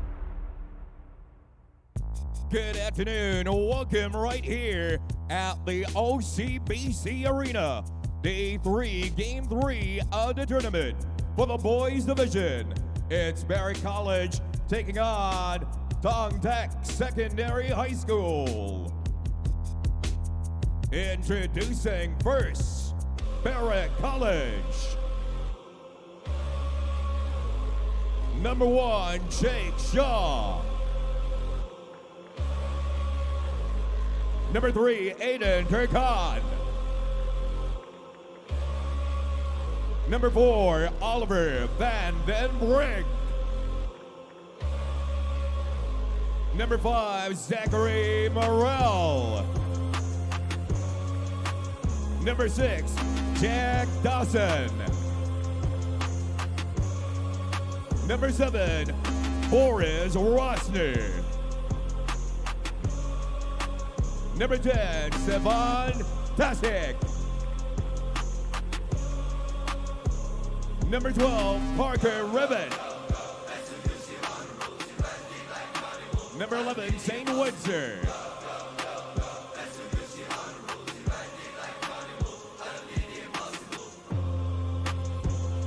And number 14, Lachlan Pickering.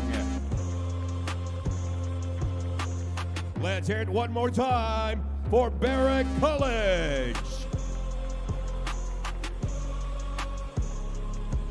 The head coach, Hoba Kennedy.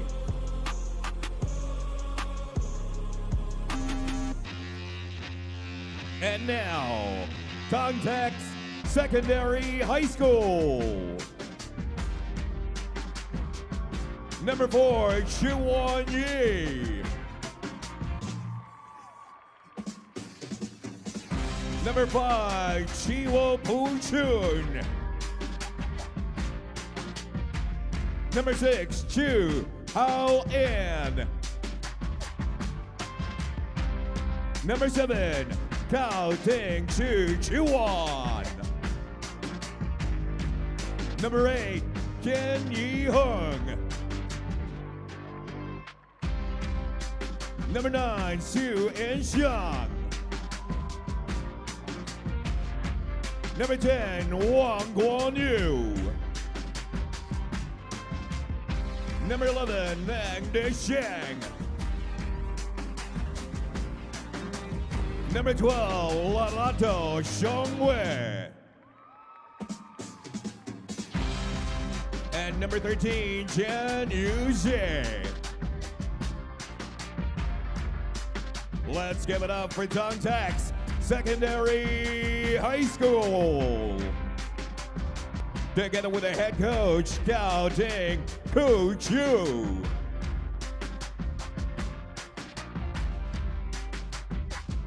Our officials for this match, Crew Chief Alan Jong, Umpire 1, Jonathan Gan, Umpire 2, Dan Hong Hee. Well, having a look at our referees for this one, Alan Jong, the main referee for this contest, as we had our introductions of these players of the teams that we'll be taking a closer look at in just a few moments. Boys Pool B contest, winner of this one goes into the semi-finals. Let's have a look at the starting five, beginning with Berwick College. Number 7, Boris Rosner. Number 12, Parker Rivet. Number 5, Zachary Morell. Lachlan Pickering is at number 14, and then you have the big center, number 1, Jake Shaw. For Dongtaex Secondary, number 4, Yi Chuan. Number 5, Pochun Chiwu. Number 9, Eun Xiang Su. Number 11, De Sheng Nung. And number 12, Captain. And the leader, one of the leaders in this side, Lerato Lange Lila. So just about ready for tip-off here at the OCBC Arena.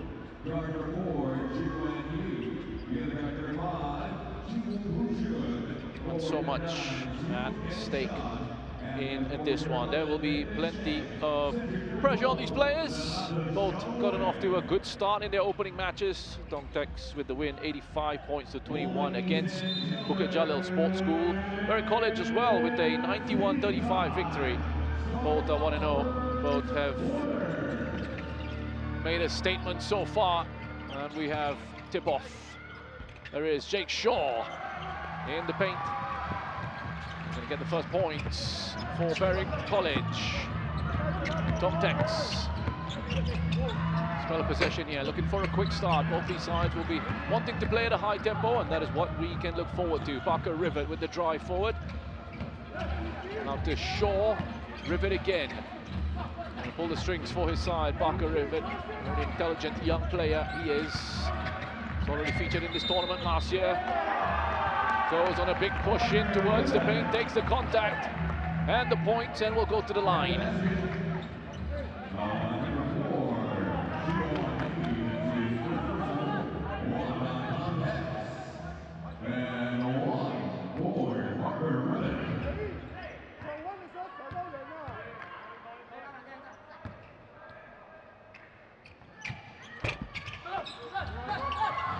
Off the rim from Rivet from the line. So just a 2 for now for Berwick College. Positive stuff from Parker Rivet already. He's had a strong start to this tournament with his performance in that first matchup. 10 points, 4 rebounds, 3 assists for Berwick College. Big, they're strong, they're quick. Happy to use their aggression, get one over the opposition. And they'll fancy themselves progress into that Final Four in the boys division, and perhaps this year try and go that one step further. Going to glide towards the bucket. It's put in eventually by Nung De Sheng. Score of 6 points, picked up 6 rebounds in their opener. It's driven, has to get rid quickly, and under pressure he's turned it over. Dongtaex with the chance off the glass, off the rim, touched away to safety. by Boris Rosner.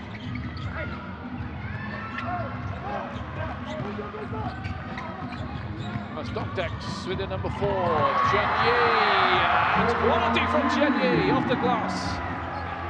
And they go into the lead, an early lead for Dongtex. Rivet onto the outside, denied by Lerato. No way through for Zachary Morel. In your face. Big left arm from Lerato.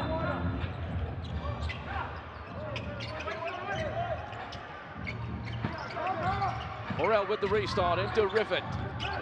The pressure from Dongtex. Then 2 and 3. Foul on Rivet. It's early. Venture in attacking is causing a couple of issues for Dongtex. Plenty of faith in his own ability. Parker Rivet, why not? Playing lots of confidence. He's got the quality to back it up as well. Goes to the line. Can he put it away this time around?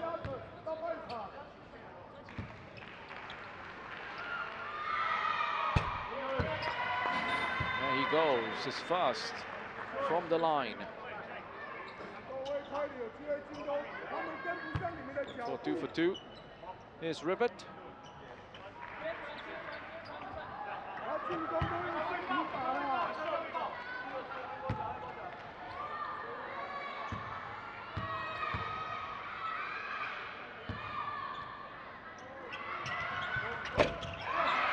Short on the second one. Possession regained by Dongtex Secondary High School. Look at how quick they get it forward. A 3 from the wing. Suan Xiang it was. They'll pick up the rebound. Possession still with Dongtex, and it's Shiwoo Bo-chun. Getting points on the board for Dongtex. Rivet just directing traffic. Channeled out to Rosner. Rivet gets it back. Movement from Pickering. There's an attempt from a very deep 3 by Jake Shaw's got 10 points in his first matchup. That's a denial down the other end as well. A bit of a release for Zachary Morel. But they swat away from the speedy Chen-Yi. Against the board and out. Oh, we're feeling good about that, Morel.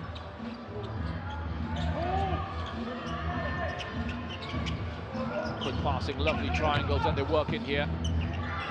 Catch and release, and with the 3, perfectly executed from the wing by Suan Xiang. 16 points and 4 rebounds in his opening match, and a quick turnover. They're delighted with that Dongtex. Pacey start to this contest from Dongtex Secondary High School. Rapid ball movement, exchanging hands quickly, and finding that gap for the triple. Oh, look at that again from Chen-Yi. Right into Lerato, who made no mistake. Getting taken apart here, Berry College early on. Looking for something to stem the tide. Super start for Dongtex, and I don't mind looking at that again. Wonderful play from Chen-Yi. Not the tallest of players, but he's rapid, so quick, and he gets a nudge there from Jake Shaw. As Rivet breaks through, hands it off to Shaw, puts that away. Dongtex with the quick transition once again. Shiwoo Bo-chun. Oh, shuffled inside to Lerato, unmarked in the paint. Rivet winding down the clock here with the press. That's aggressive from Dongtex Secondary High School. Rivet eventually finding a way forward, and Berwick will retain possession.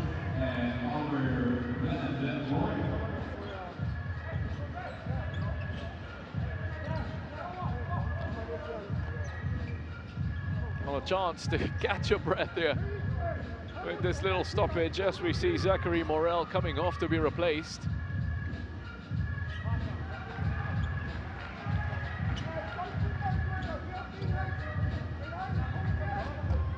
Brent Hobber and Craig Kennedy, coaching staff on the bench for Berry College. You've got an excellent basketball program.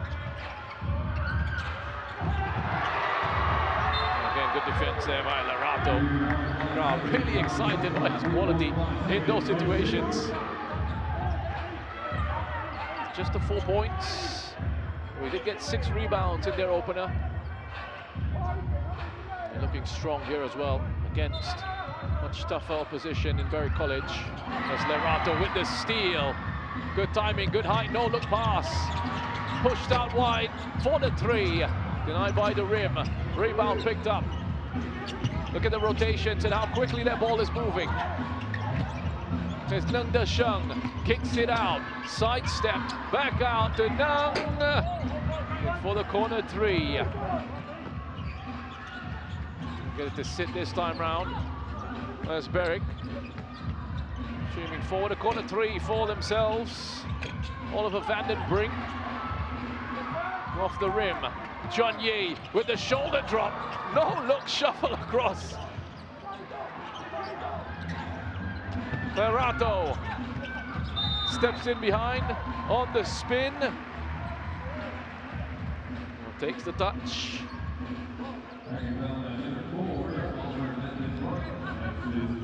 I'll tell you what, just have a look at the number 4, Chen Yi, and the sort of quality that he possesses. Full of flair, full of pace. 11 points, 7 assists in that opening match, and you can see why he's gotten all those assists with his quality. There he goes, in possession now, and another bounce pass with the disguise on it. They go for 3! Su and Xiang once again. And look at the press. Rivet under pressure, desperation pass, Lerato in the way. Berwick have been stunned here by Tongtek Secondary High School. They're just all over them.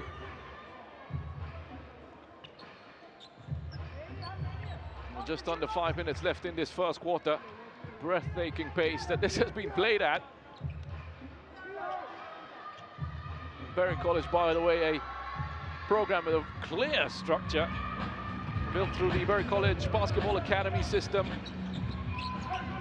Make sure player development sits alongside academic responsibility. That's Lerato with the take, with the touch, the turn. Off the glass and in. 18-5, Tongtek Secondary High School. Has that pressure on again. Tassit, the number 10. Rosner goes from deep. A scramble for the rebound, but there was some contact there that the referee didn't quite like. Berry College not agreeing with that call, but they'll just have to accept it and get on with the game.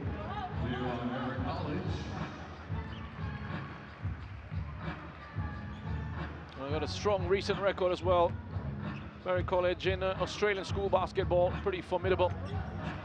In 2024, they completed a clean sweep of the national titles across the under-15, under-17, and under-19 boys divisions.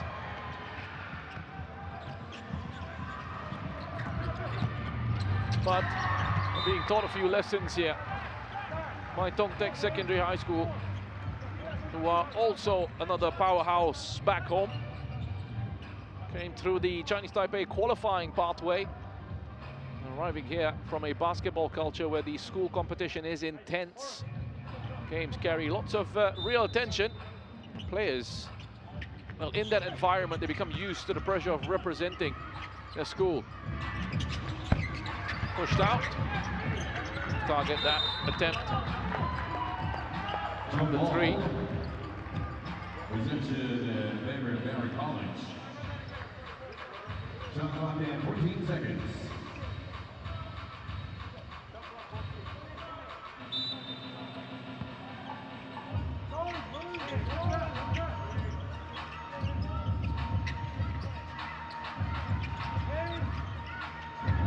That's Boris Rosner.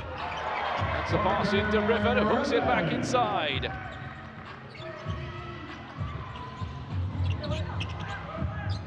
No. That's Chen Yi from the corner. Difficult angle. try and find from that position.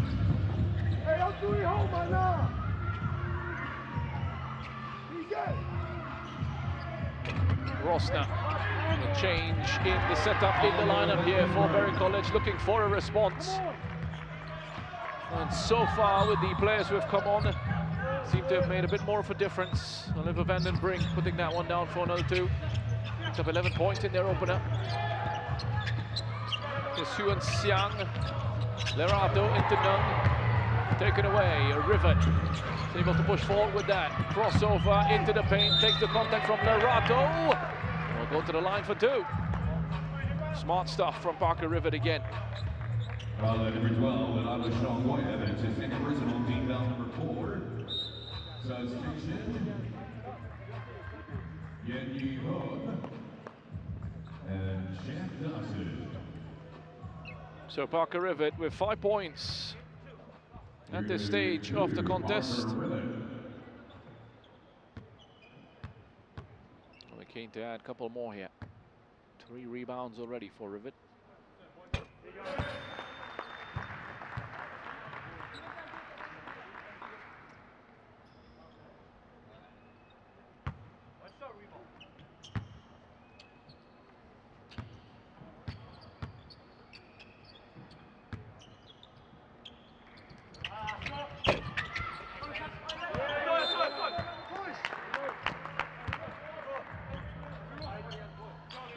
Just off on that occasion from Parker Rivet.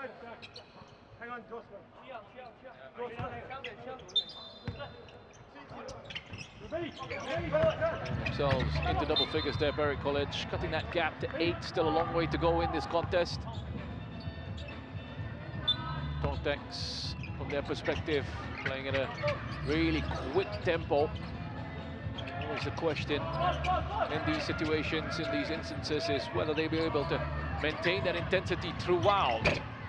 Attempted a 3 from Rosner. There's Chun Yi. Look at the control on the dribble. Got reliable teammates, sets it up for another dribble from the wing once again. This time it's Shiwoo Bo-jun, who scored 19 points in their first match. And he's up to 5 with that triple. 11 ahead. Oliver van den Brink cuts that back down. Just to 9. 4 points in this one for van den Brink. Here's Chen Yi. Getting it back from Lerato. Comes into a bit of trouble, but still manages to loop it and float it off to a teammate. Attempt from the wing with that 3 from Nung De-sheng. Berwick recover possession. Rivet fouled again. Real positive plays. Always looking to make something happen for his side, Parker Rivet. And Tontex were doing well. Get players on him quickly. And Rivet, as all good players tend to do, they find solutions to problems. With the assistance of his coaches as well. Tontex Secondary High School and their coach Cao Ting Kuo Chu, assistant coach Wu Tung Chun for them.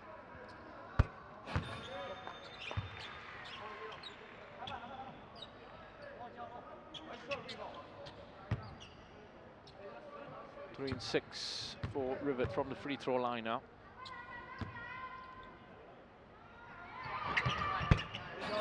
They got 4 from 7. Here's Chen Yi. Chen Yi Hung onto Chen Yi.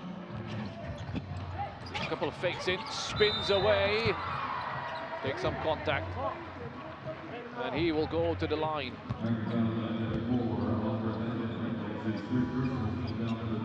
He's such an exciting player, Chen Yi.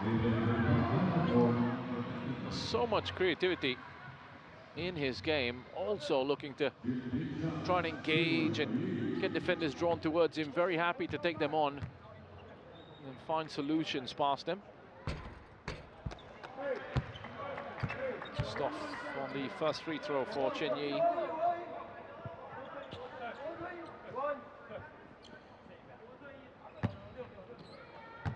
captain of this side. Pickering, the captain of Berwick College. Here's Jack Dawson. Into Rivet, off the left hand. Scooped across to the number 6, Jack Dawson again. For the 3 from the corner. Unsuccessful on this occasion. Chen Yi drives forward, space for the 3. Counting to Chen with the attempt. That's a 2-on-1. And there's a push and a way out for Turkan.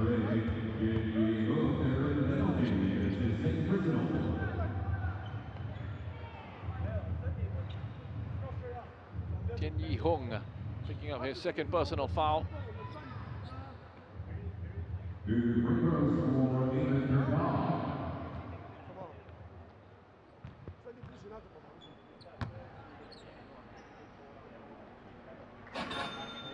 will have to go to the line here.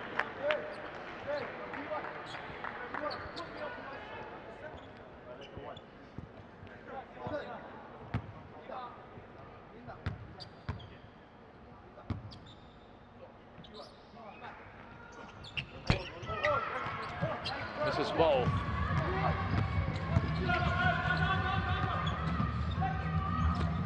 Now this time it's counting to Chen, who brings it forward for Tongtex. Lerato.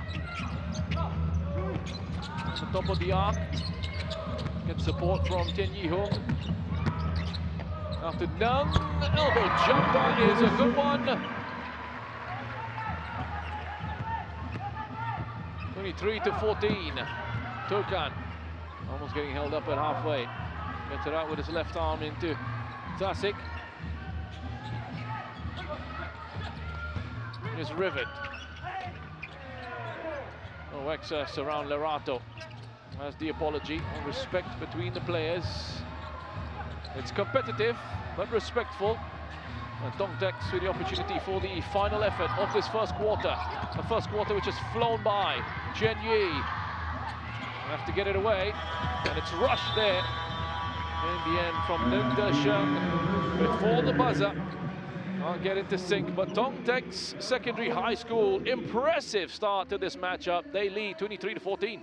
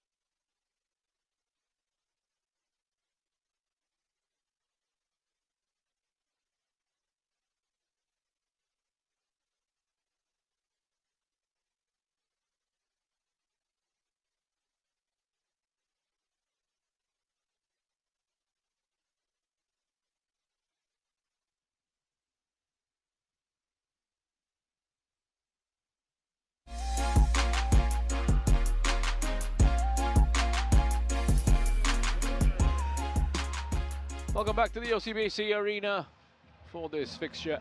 NBA Rising Stars Invitational, Berwick College against Tongtex Secondary High School. A place in the semi-finals at stake. Top 2 in this pool coming up against each other, and it's Tongtex with the advantage as we head into the second quarter. 23-14. A lively start from Tongtex High School. Berwick College took some time to get going, but have been able to put good points on the board. The pace has been intense from Tongtex. That young man in your picture, Lerato, has had an impressive showing so far, says Parker Rivet, 8 points. And he's gotten so far to go along with 5 rebounds. I got Lerato with 6 rebounds and 6 points so far. Here's Nung.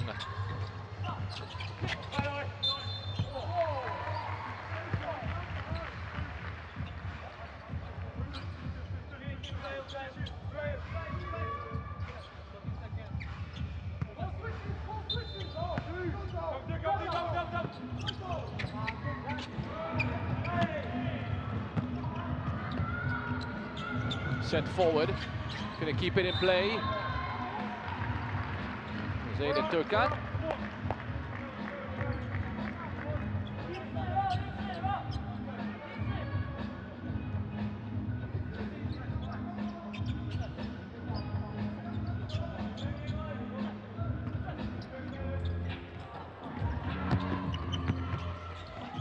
And a charge down the other end, easy layup there for the number 11, Nung.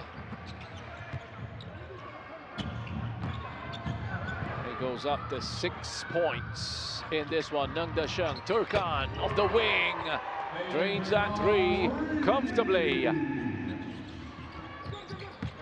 First points of this matchup for Aiden Turkan with that triple. Chiwoo Po-chun.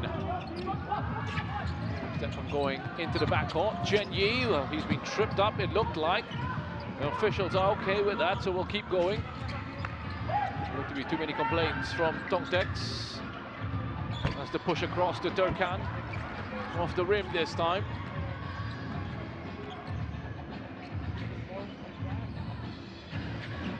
Nung pushes it into Suan Xiang. It's going to come out again. Possession back with Tongtex. Turkan just tried to release Jack Dawson, came off his foot, unfortunately for them. Lerato with the pass. Now it's into Chuan Yi. Steps back, drives in again, met by Rivet. And Suan Xiang. What about a jumper from the elbow? Instead, it's going to be a three from the wing. In and out, unlucky. Tongtex with that effort.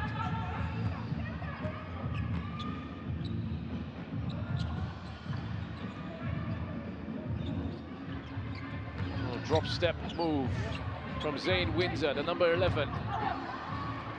Going to get a clear sight off the target. Hooks it wide. That's a setup for the three again. Chen Yi in favor in those situations with the rebounds. It's Turkan who picks up that defensive rebound for Beric.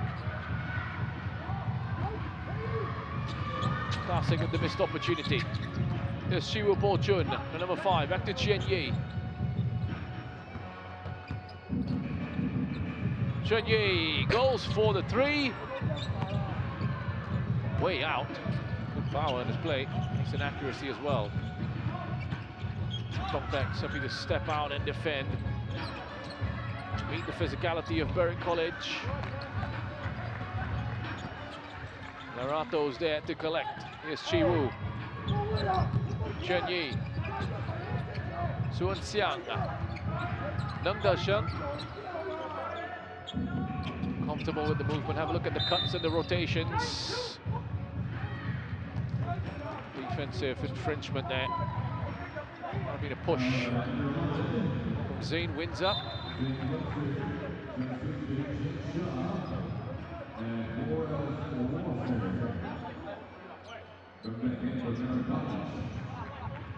Picks up his first foul, Zane Windsor, with that.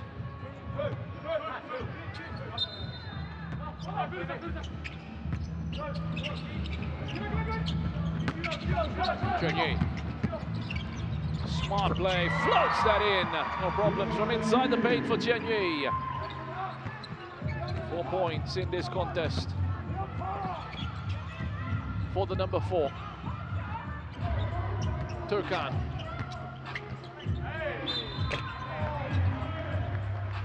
Go to the line for 2. Stephen Tasic.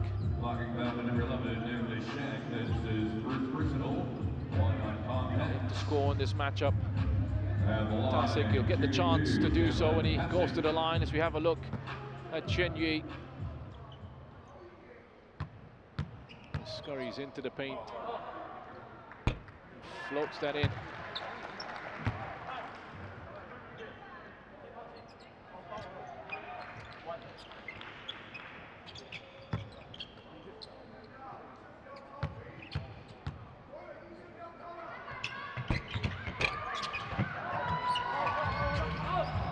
Lucky for Tasik.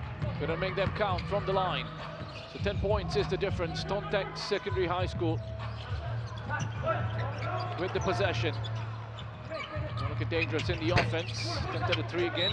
Lerato picks it up and gets fouled in the process. It looked like it was Shaw. Might have just fouled Lerato.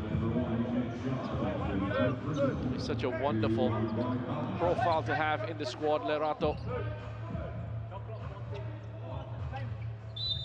Seeing a lot of minutes alongside Nang Desheng and Chen Yi. Those three have been ever present in the side right from the beginning of this one. As Lerato will pick it up in the paint again.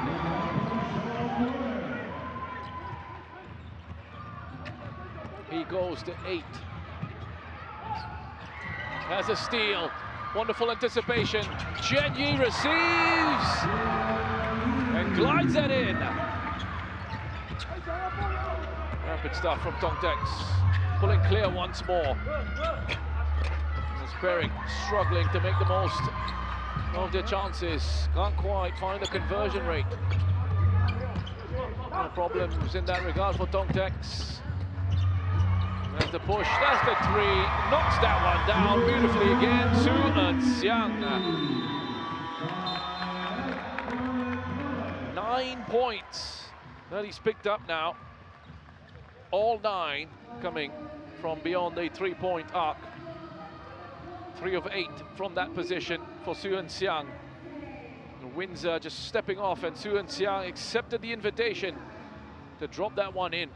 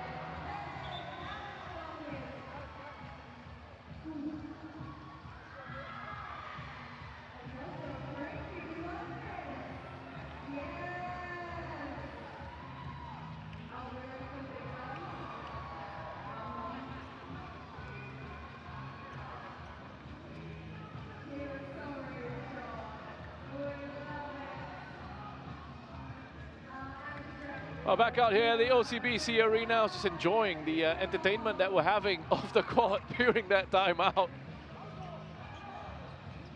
And the flex cam, the spectators enjoying themselves with the entertainment that they have here in the breaks. And there's been plenty of entertainment out on the court as well. Tongtex on a great scoring run, 9-0 so far. 34-17 is the overall lead. And 11-3. The score in this quarter so far, so plenty of work for Berwick College to do to try and get themselves back in this. Step by step will be the message as Static puts that down for his first points of this matchup. Chen Yi took a bit of a shove and then slips and falls over. Shows that he's not affected by that. A couple of push-ups. He might have been inspired by the flex cam that we just saw during the timeout as well.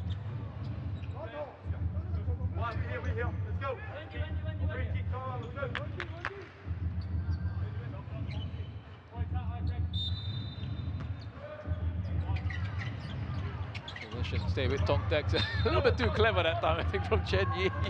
Got out his own teammate with that no-look pass. And just on a different wavelength on that occasion, the teammates. But you can see there's plenty of confidence in his play.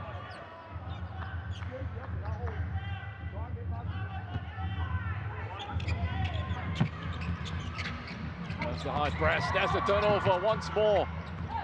Nung working so well as a team, as a unit. Jumper from the line. It's no good, but he'll pick it up again. Su Eunsiang once more from the corner with the attempt at the three. A battle for possession in the paint. And it's Nung who comes away with it. Chiwu goes inside. Lerato was there as well, as is Suan Xiang. Chen takes the bump. Jumps in from the line. In and out again. Possession retained. Another bounce pass that goes away from his teammate Nanda Sheng. A thrilling performance from Chen Yi.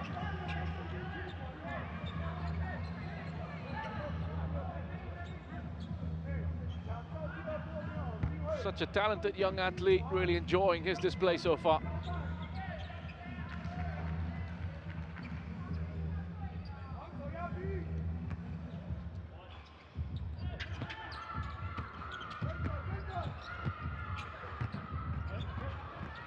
Rivet managing to barge his way through. Nice and clean from Rivet in the end. Another two to his tally. He goes into double figures, 10 points for Parker Rivet. Here's Chen Yi. Chi Wu, back to Chen Yi. A wing three.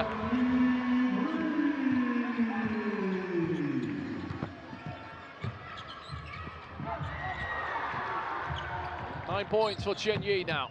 He thought about going cross-court with that bounce pass, decided against it. Waiting for the reset, and Lerato to join, and Lerato hooks it back inside. He's into double figures, 10 points for Lerato. Tongtek Secondary High School, showing us all what they're about.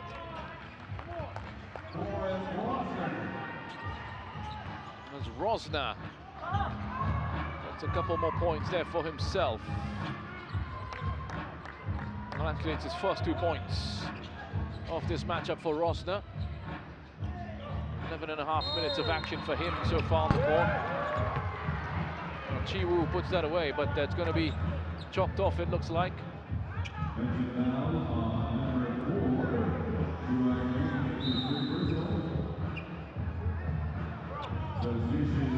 Chen Yi with his third personal. And he'll get a bit of a break here, coming off to be replaced by Cao Ting Tzu Chun. Scored 10 points in his first match. I'm glad we got a nice look in at Chen Yi. Big effort from him so far with his 9 points, 3 assists. And just has been running the game for Tongtek Secondary High School. Parker Rivet has been doing the same for Berry College.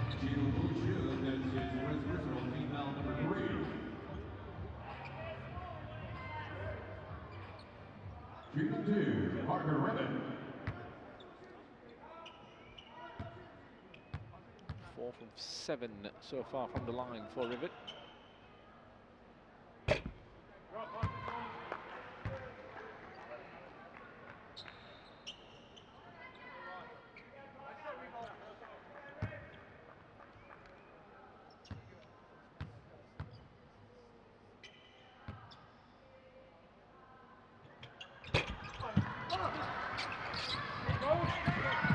As we turn over, nicely won back. And Rivet with the misses from the free throw line. But it's Zachary Morel who makes up for it with the double, although quickly down the other end, Suan Xiang steps inside and puts that away. 11 points for Suan Xiang. Big play for Berry College. He's delighted with that one. And number 5, Zachary Morel. Big plays back-to-back, first of all with that spin, and then leaning into Lerato, taking the contact and finishing under that pressure. You can see why that was a big celebration from Zachary Morel.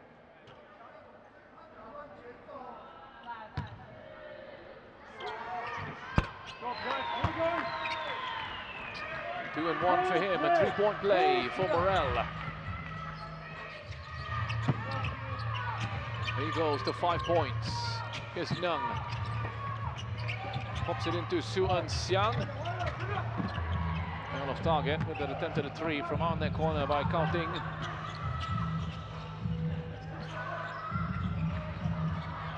Good take on the turn. Strong stuff there from Boris Rosner. 4 points for Rosner. Encouraging stuff from Berwick College here with the points they've been able to put together in this little passage. Lerato looking to disrupt that rhythm, that run of momentum that Berwick College are on. Running out of time on the shot clock. How about that? Wow! What an excellent three. And the press is on. Berwick worked this out from that press beautifully. Doesn't get the juice on that attempt at a three. He'll fight for it again, Morel. Get to make up for it. Pick up the offensive board. And then from three on the outside. Nicely finished off.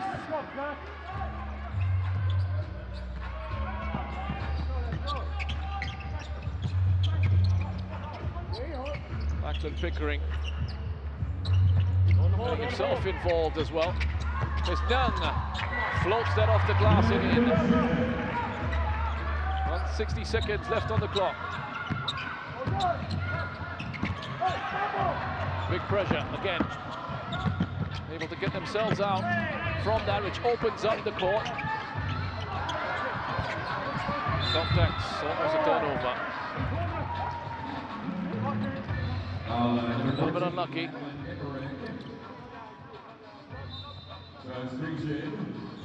There's another look at Nung.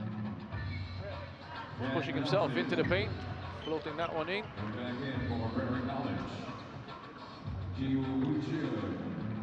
For Contact Secondary High School.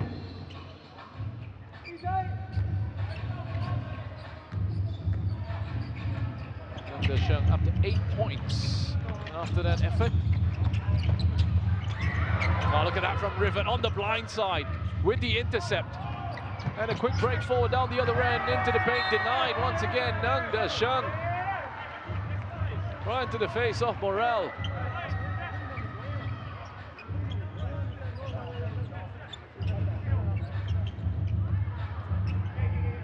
Oh, solid defense. He enjoyed that, Nung. Possession will stay with Berwick College. And with the last touch, quickly taken. Another bite of the cherry, and one more, 3 in a row. Finally puts that away, Boris Rosner. Up to 6 points for Rosner. Final 20 seconds of this one. Tomtex with the possession.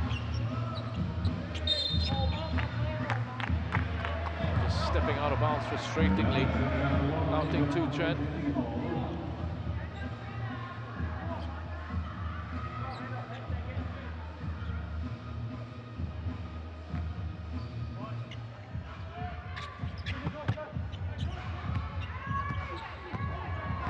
So Berwick, that will be the final opportunity of this half. Shot on the turn. Can't sink that on this occasion. It is Tongtek Secondary High School in the lead going into the break, 46-35.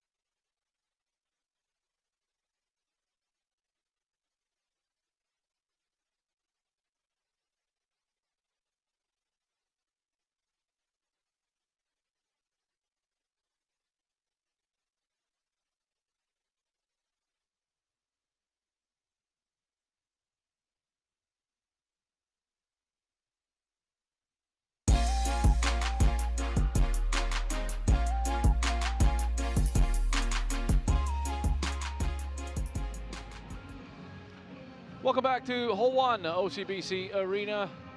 It's half-time between Berry College and Tongtek Secondary. Tongtek Secondary in the lead, 11 points clear, 46-35. Let's have a look at the action from that first half. Tongtek's with an aggressive, high-tempo approach, playing at a wonderful intensity. Chen Yi was outstanding with his 9 points in that first half. They were also strong by putting those threes away, especially Su and Xiang. They managed 4 of them in that first half. He's at 14 points for Tongtek. There he is, the number 9. Nice and smooth in those positions. And another player who's made a big contribution for them, Leralto. The number 12 into double figures with 10 points, 12 rebounds, 8 defensive, 4 of them in the offensive rebounding category. Another 3 put away. They really hurt Berry College when they're shooting from outside the three-point arc. Berry College, to their credit, able to muster up a bit of a response, trying to stay in touch, not allowing that gap between themselves and Tongtek's to get too big.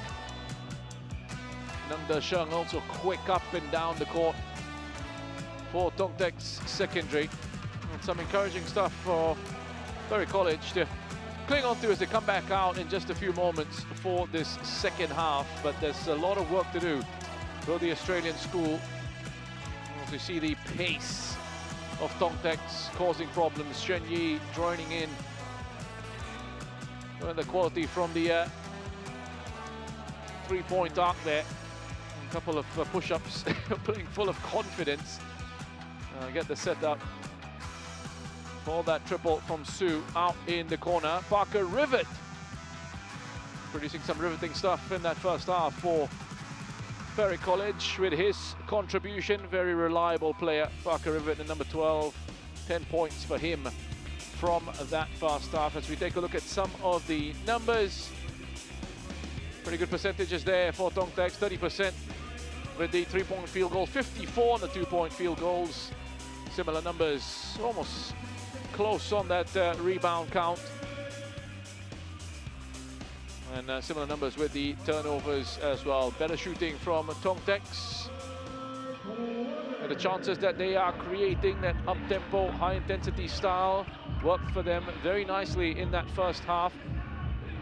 Berry College, on the other hand, have made good use of their bench. So you wonder if that is something that will keep them fresh as this matchup goes on into the second half, and whether we might see Tongtek Secondary High School just start to fade a little bit fitness-wise, because there are 3 players on that bench who haven't featured yet.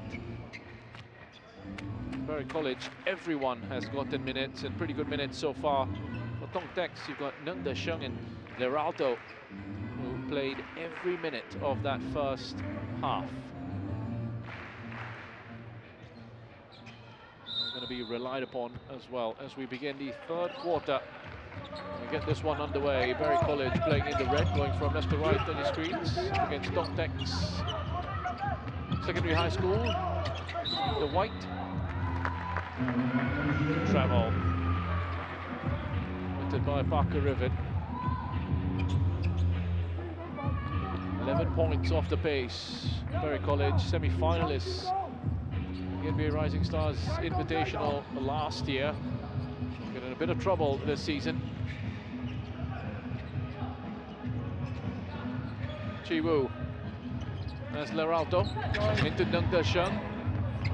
Leans into the paint off the glass, back out again. Rosner collects for Berwick. Back inside to the paint for Dawson. Gets a shot away under pressure. There's the number 14 in off the rim and back out again. Lachlan Pickering. A couple of tries at that. Finally getting it to sink. Here's Chen Yi. You see a different approach in terms of the tempo from Tongtek's. Nung cuts outside. Drives in before kicking the back out. There's an attempt for a 3 again, just short on this occasion from Chi Wu Po Chun. Positive stuff from Berwick College. Rivet picks up the rebound. It's going to come back out on the top of the arc. Into the three from Morel. And we popped up by that. Whereas Rosner. Good response here from Berwick College, just with that touch there, Rosner. And we'll go to the line as well.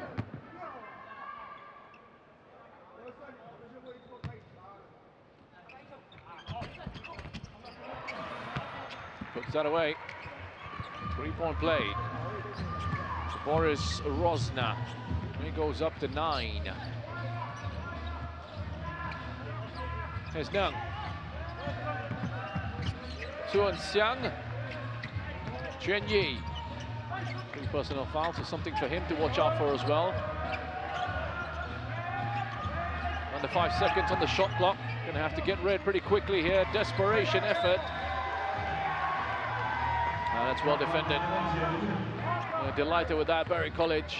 The effort that they've put in, and suddenly that gap is down to just 6.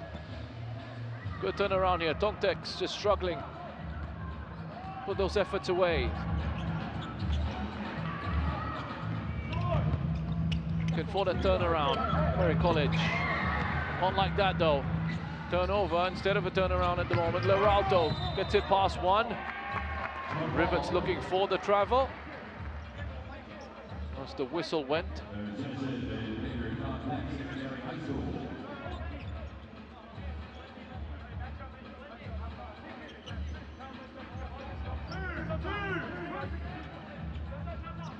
Tongtex ball.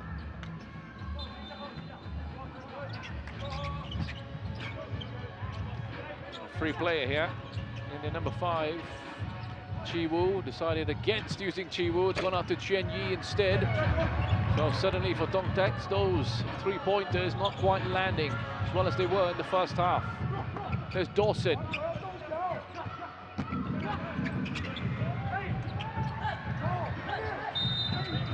Nung Desheng. He thought he'd gotten that clean. The whistle has gone.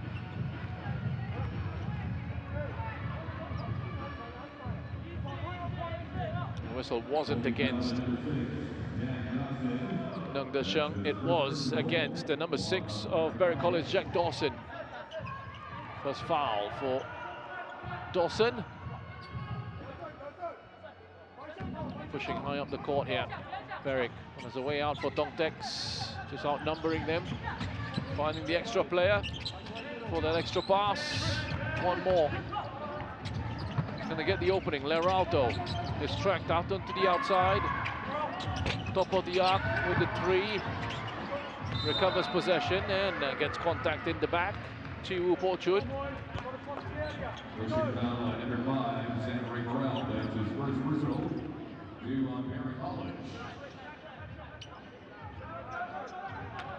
It has been a very dramatic day of basketball at the NBA Rising Stars Invitational 2026. I've had lots of close matches, nice and competitive, which is great to see for the neutrals, for the spectators out here. It's been a good crowd as well. Hall 1 of the CBC Arena. Here's Chen Yi. Hooks it back to Nung. Short with that attempt. Rosner. Into the paint, hands it off to Rivet. That's going to land for Parker Rivet. Rivet up to 12. Good play from Rosner in the lead up to that. Driving into the key and handing it off to Rivet for the finish. There's Chi Wu Porchun. Coming together there in the paint.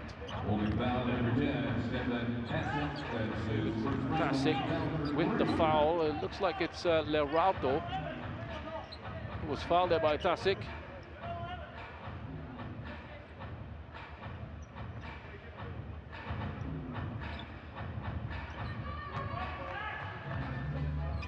Chen Yi gets it back in play. Su. A bit closer this time, and he can't manage to put that in. Loose hands from Berwick, resulting in a turnover. Su to Chen Yi. Going to go on the outside of Dasik. Well defended. The big man taking it away from Chen Yi. Floats it in off the glass. Can't get the points he was looking for. Dasik.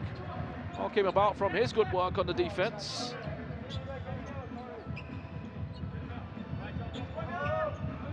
Definitely has been a change in the overall pace of play in this one. Rivet. After Pickering in the corner, Rivet gets it back at the top, around the back. Beautiful stuff from Rivet. Takes it past Lerato. And Parker Rivet leading the comeback here for Berwick. Hold on though. Su and Xiang steps up with that triple.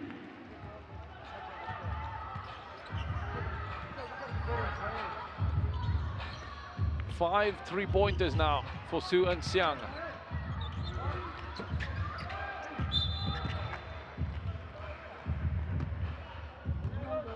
He goes to 17 for this match. It's all looking a little less comfortable for Tongtex though overall. Berry College putting up a really good quarter, coming back from that break. Van den Brink across the Rivet.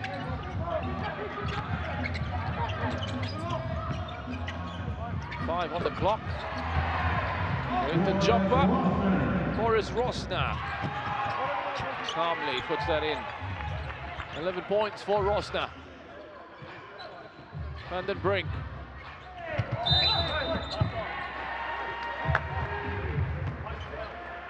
Draws the contact. Gets the whistle. Going their way. Berry College.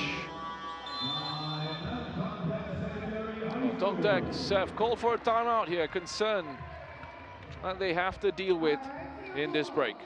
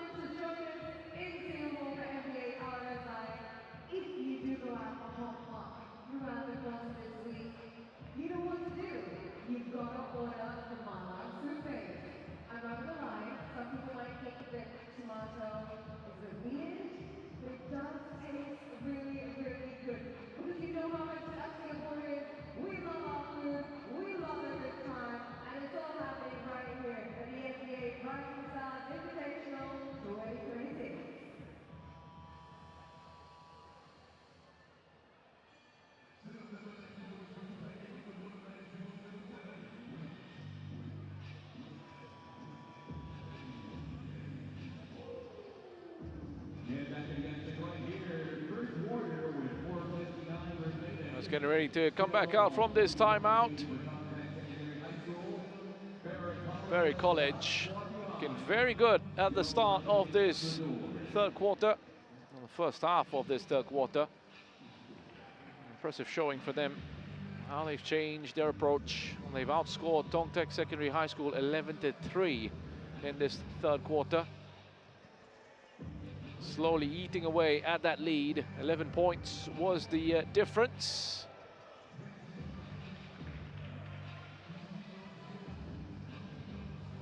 And now they're within touching distance again. Showing the strength of character of Berry College. And their ability to rebound from difficult situations.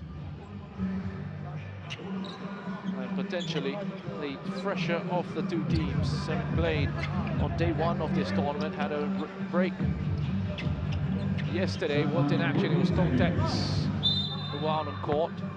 And these are players who have gotten lots of minutes out there. Already mentioned the fact that Lerato and Nung played maximum minutes in that first half. We haven't seen them come off yet for a break. We've seen Chun Yi get some time on the bench.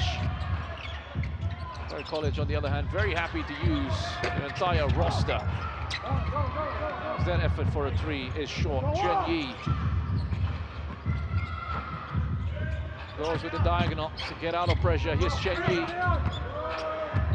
Too tight of an angle for him to work with. Rivet takes it down the other end. Gets held up, no problems for Rivet. Still gets a shot away. And the block there on Nung. And Nung twice.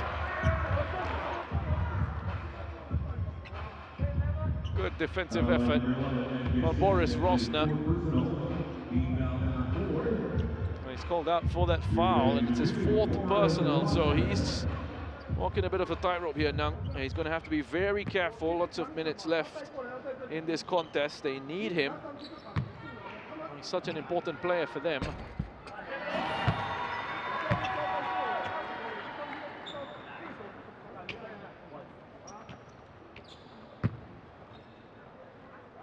There's been a reluctance from Tongtek's coach Kao Ding Ko Chu to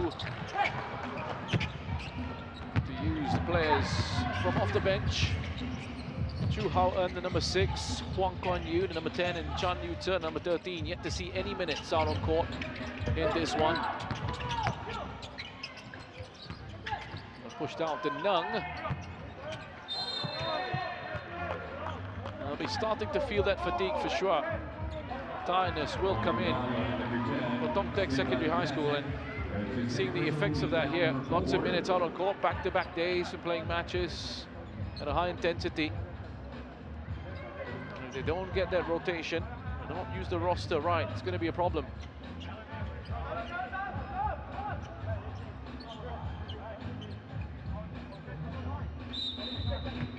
Berry College have only had 2 players who have got past the 20-minute mark in terms of seeing time on court in this one. As for Tongtek's, we got 5 of them. Let's see how much of an impact that has as this carries on. Not too much on that occasion. Suan Xiang on top of the arc with the 3. I guess when you've got a player like him in the sort of form that he's in, putting those away gives you a way out from distance. Almost a turnover. Chen Yi. Oh, he's left open into the paint. Such intelligent play. Dasik getting drawn out. And Chen Yi identifying the opening with that bucket. Here's Dasik. Into the paint for him. Off the glass, off the rim. Back out again. Su picks it up for Tongtek's. Bounced into Nung. Just gets held up.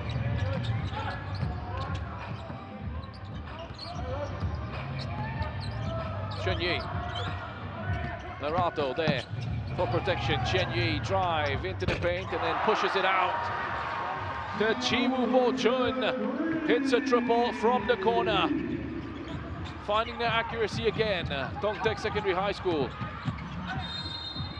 And those triples.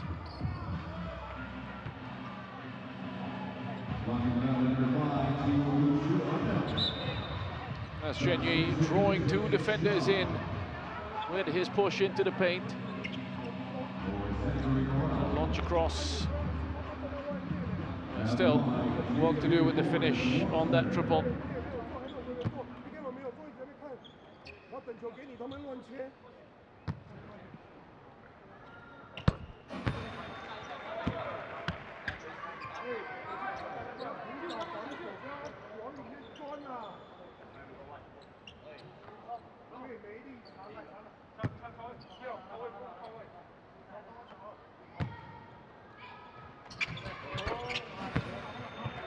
Boris Rosner puts both of those away. 3 of 5 with his free throws. Su. Quickly on to Chen Yi.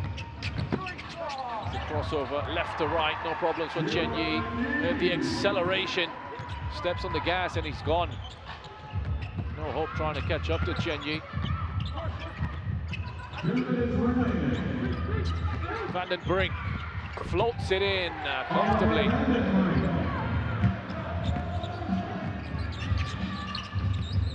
Chiwoo. Chen Yi.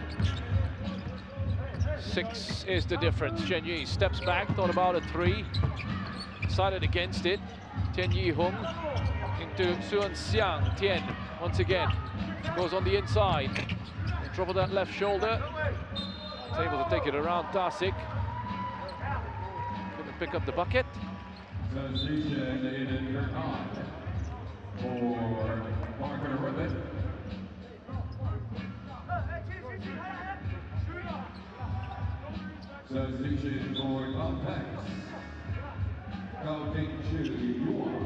A couple of changes here for both sides.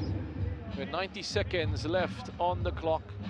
Tian Yi Hung coming up for a bit of a break as Cao Ting goes on.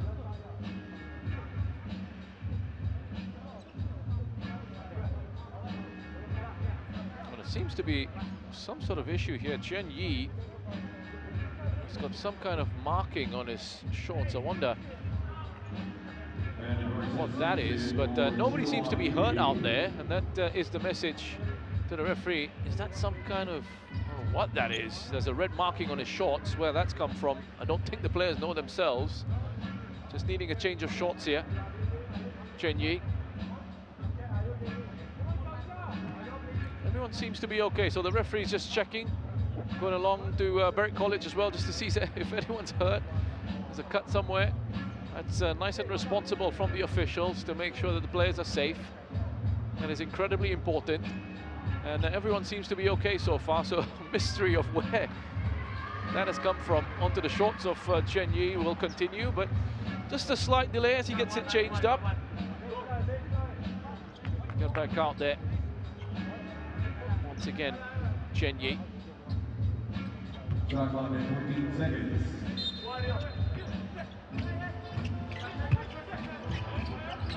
Cao Ting to Su Enxiang. Here's Chen Yi. Look at that. Again with the drive and the kick out. Chi Wu unable to convert from the corner. Clear strategy for Tongtex. Individuals who can push into the paint, as Berwick are doing here with Tarkan.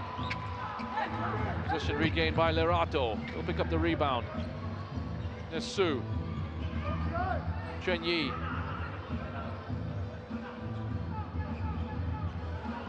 Lerato taking a bit of a hug there from Boris Rosner, it looked like.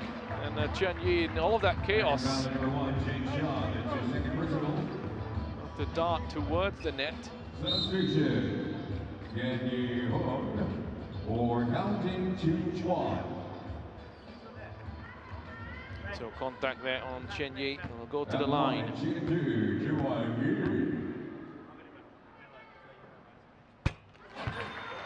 That's his first one in terms of being a successful free throw. Missed his first two.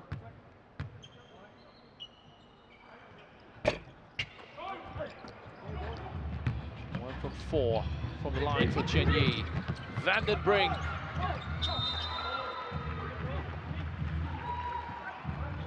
Lerato collects.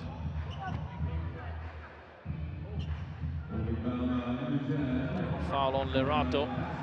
Steven Tasik with his third personal on that one.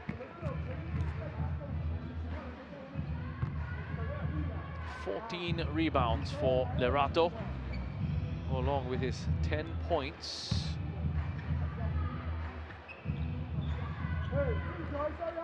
Double for him. Good shots, Lerato Shopper. And goes to the line, Lerato.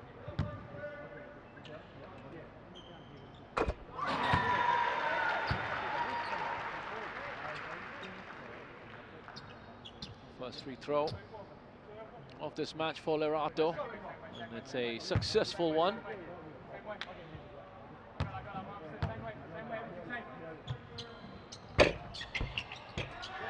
Got a second as well. It bounces off the rim and in. Tongtex 62-53.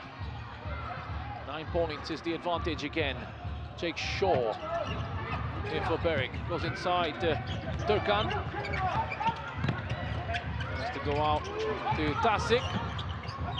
Find their way into the paint again by the number 7, Rosner. Battle for possession. That's going to go to Berry College.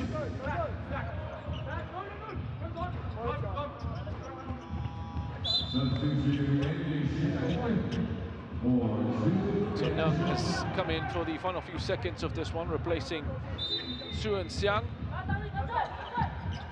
Van den Brink throws it back in. Rosner. A couple of points on the board for Boris Rosner. He's up to 16 in this matchup. Good contributor for Berry College. Rosner, Chen Yi looking for the opening. A couple of fakes. Crosses over onto the right side, and he's just short with his final attempt. End of the third quarter.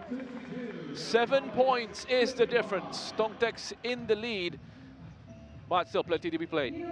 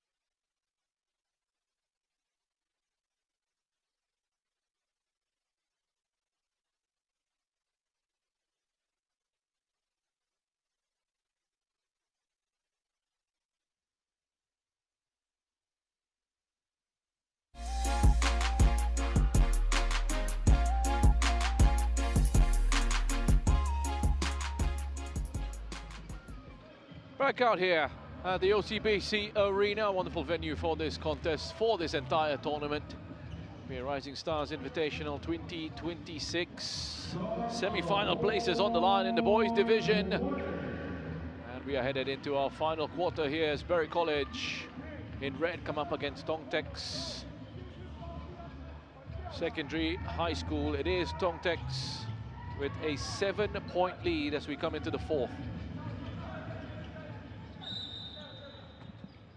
It's been a good day. All the spectators that we've had in this venue treated to some excellent, pretty dramatic and intense basketball, and that's to be the case here in the final 10 minutes of this one.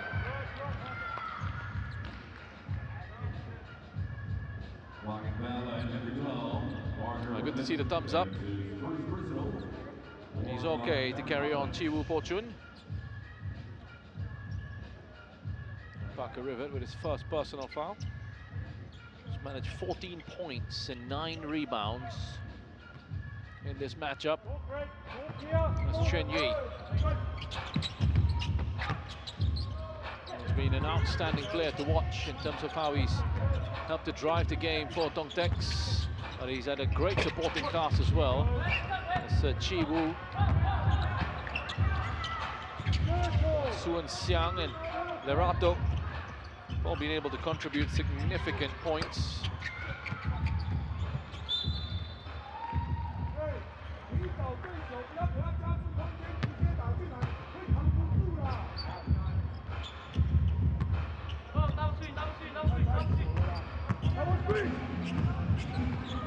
Here's Chen Yi. Su. Good speed on that pass out to Chen Yi. Su gets it again, steps inside. Jumper from the high post, off the rim, and possession will stay with Tongtek's. Exactly the kind of things that they'll want to happen for them in this final quarter. Taking time away from the clock, occupying opposition territory, staying in the offense is Chen Yi. Almost tripped himself up. Lerato. Chen Yi has to make a drive. And the three from the corner. In and back out again. Lerato on the move, almost collecting the rebound, but possession will go to Berry College. He streamed forward down the other end off the glass. Couldn't put that away, and Lerato was fouled in all of that by Oliver van den Brink.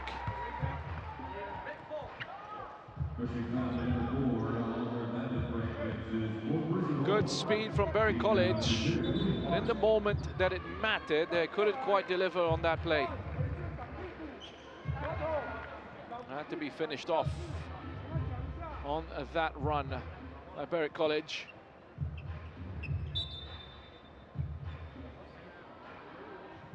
Questions being asked of the referees by one of the coaches of Berry College. You've got Brent Hobber and Craig Kennedy on the bench for them.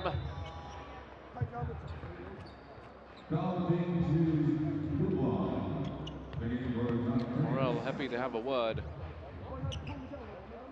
with the referee as well. Too much really going to come out of it. It's attempting to put some pressure on the officials, part and parcel of what you see in the sport.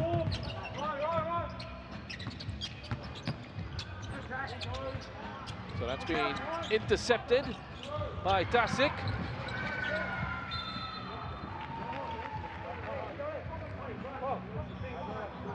Van den Brink running well off the court.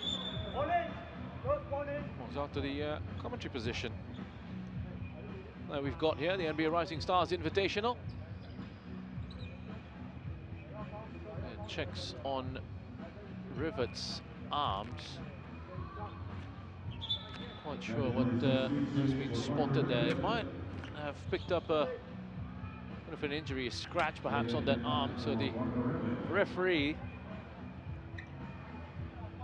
very sharp eyes. I was concerned earlier as well because there was some kind of red substance on the shorts of Chen Yi, and he was asked to go and get a change of shorts. It was a bit of an investigation as to who it actually came from or where that substance might have, that stain might have come from.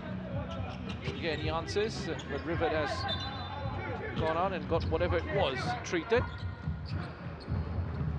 He's got a wristband on now, that black wristband on his right arm. Play can continue now. That's Lerato. After Nung. Su. And Deshang. Oh, that's good defense from Parker Rivet. It really is. Track Nung all the way. And it could set up an opportunity here for Berwick on the rebound. Pushed through by Morel. Not far away at all. Just 5 points is the difference now. Su. Chen Yi. Unguarded. Tries to go in a little bit more. Runs into a wall of red. And Chiwu Po-chun, left isolated, has committed a foul here. Well, looks like it's Rosner on the brunt of that contact. As we see a change, Rosner coming off, and it looks like Aiden Turkan is going to be on. Trying to catch his breath there, Rosner. It's been a really good effort from him. He's an important part. Boris Rosner. Here's Turkan, stepping inside. And that could be a big one, potentially for Berwick. Zachary Morel with the 2, and he'll go to the line. Finishing under pressure and finishing through contact. Big points, big play from Zachary Morel.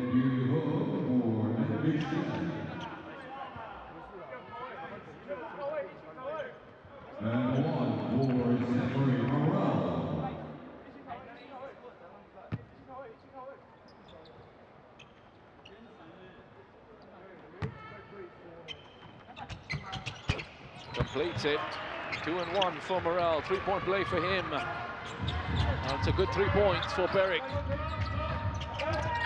Morel goes up to 14. And they're just 2 behind now, Berwick College. Plenty of time left in this one. Pressure's on Tongtex. Can they dig in here? Lerato. That's going to go to the line for 2.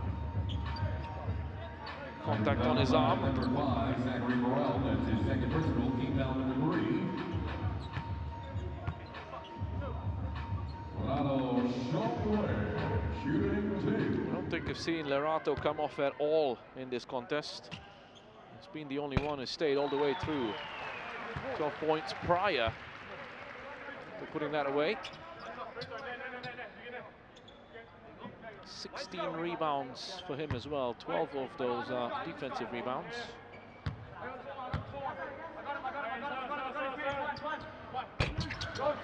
This is the second one. Berwick will take this. Looking for opportunities down the other end. Turkan under pressure from Tien. Still with Turkan. Loses it temporarily to Chiwu, but possession will stay with Berwick. Here's Rivet. Going to call the play. Gets a bit of support, but Rivet goes on his own. Was he tripped up on his way through? Yes, he was. Foul by Chiwu. Rivet will get 2 from the line.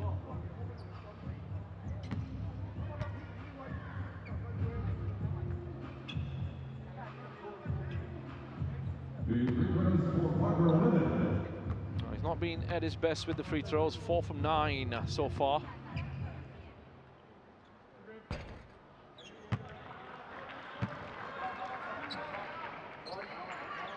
Points overall for Rivet, along with 10 rebounds.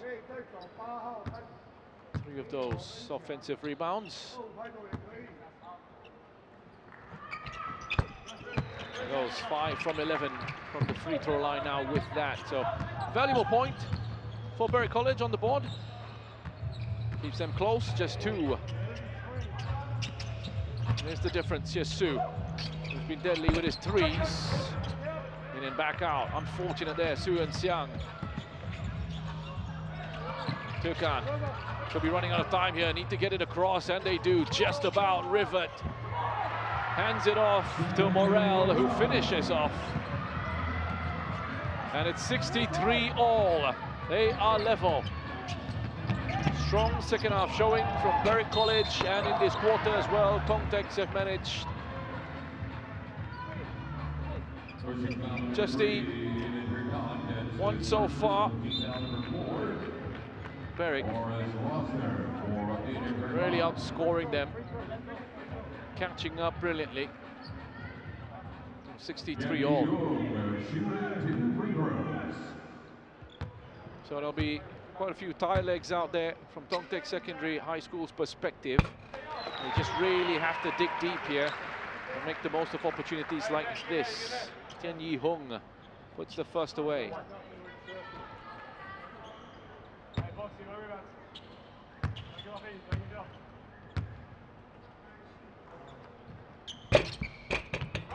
And the second as well. No help. Back in front. Berwick. Side to side. After Rosner. And again to Tasic. Against Lerato. Tasic on the spin. Important defensive rebound there. Possession controlled by Chiwu.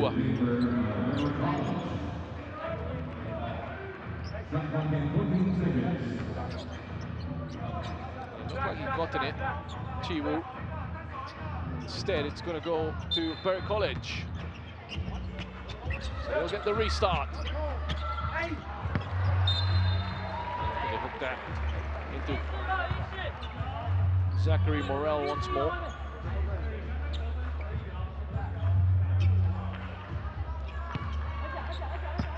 So another wonderful contest, another close and competitive one. Look at that pass launched from coast to coast by Juan Yi onto Su and Xiang. Super stuff.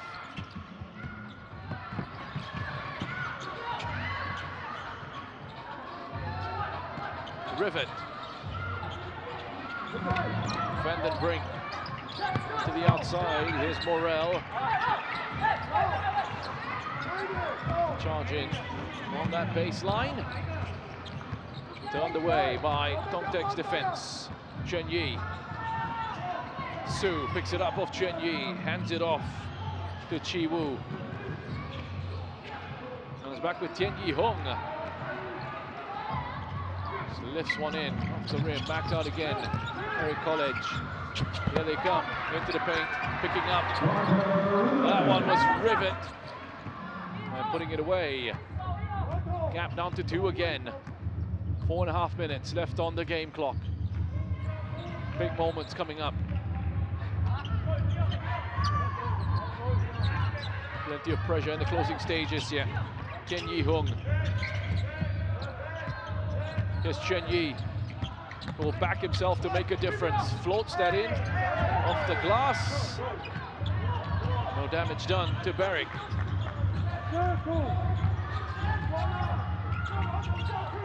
Rosner continues his run inside, not needed as Morel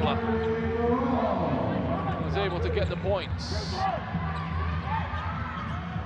On the back level again, 67 all. Su can't take control. Vandenbrink with the charge, and it's Rosner with the layup there for Berwick College to complete the comeback, 69-67. There's a player in red who's gone down here. A timeout called as well because Tongtek could be in a little bit of trouble.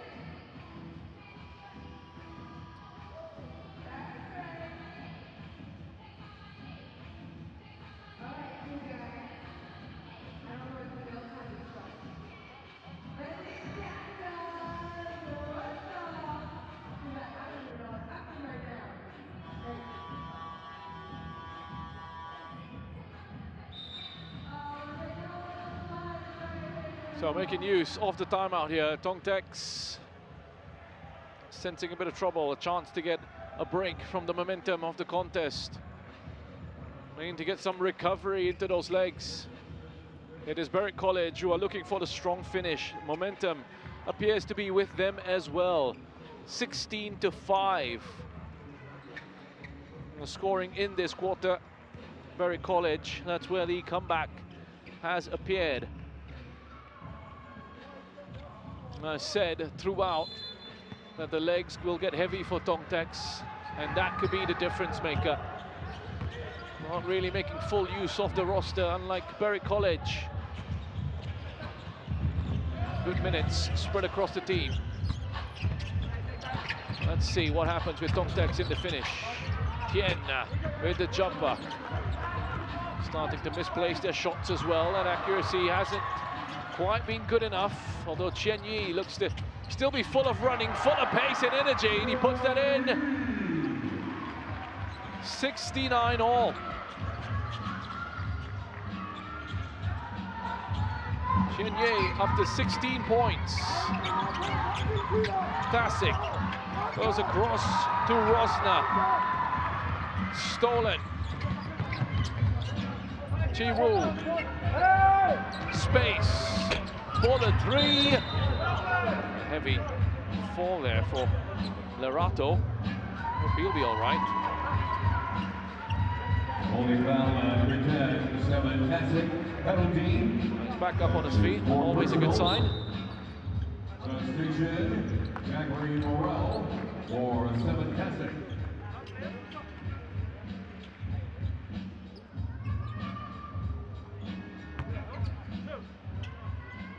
Opportunity here for Lerato. 3 for 4 from the line so far. Continues to be reliable.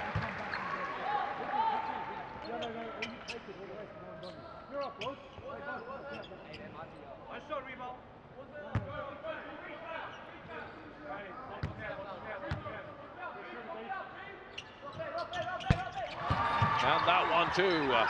Dongtaek's back in front.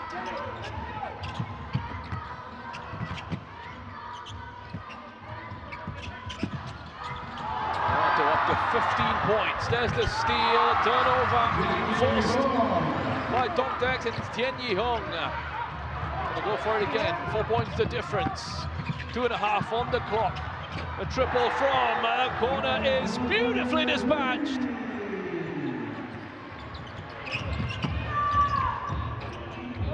Rosner, with that effort, kept his composure brilliantly, and they'll get the call here going their way.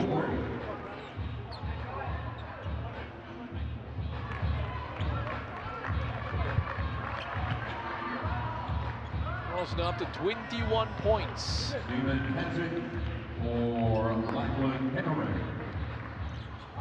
Top scorer in his side, just 1 point away from Suan Xiang in terms of being the top scorer in this matchup overall. And the brink against that movement from Tasic. Will receive again from Rivet. Playing with his head up, looking for options. The cut's going to come from Berwick College. Yeah. Patient in possession. They get the reward out of it. Chen Yi quickly down the other end. They're out though. Su. That's Su. Get some space, opened up by Lorato with that screen, a real battle for possession. Might there have been a foul there? Officials are okay. Play continues. Su fired out to Chi Woo. 5 on the clock. Desperation time for Dongtaek. It's released by Su. And get the shot away, and the rebound collected by Berwick. Under 90 seconds to go.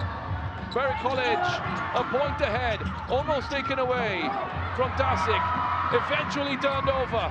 Dongtaek's need to dig deep and find that quality in the closing stages of this one. The lungs and the muscles will be burning. Push down, corner 3, denied by the rim.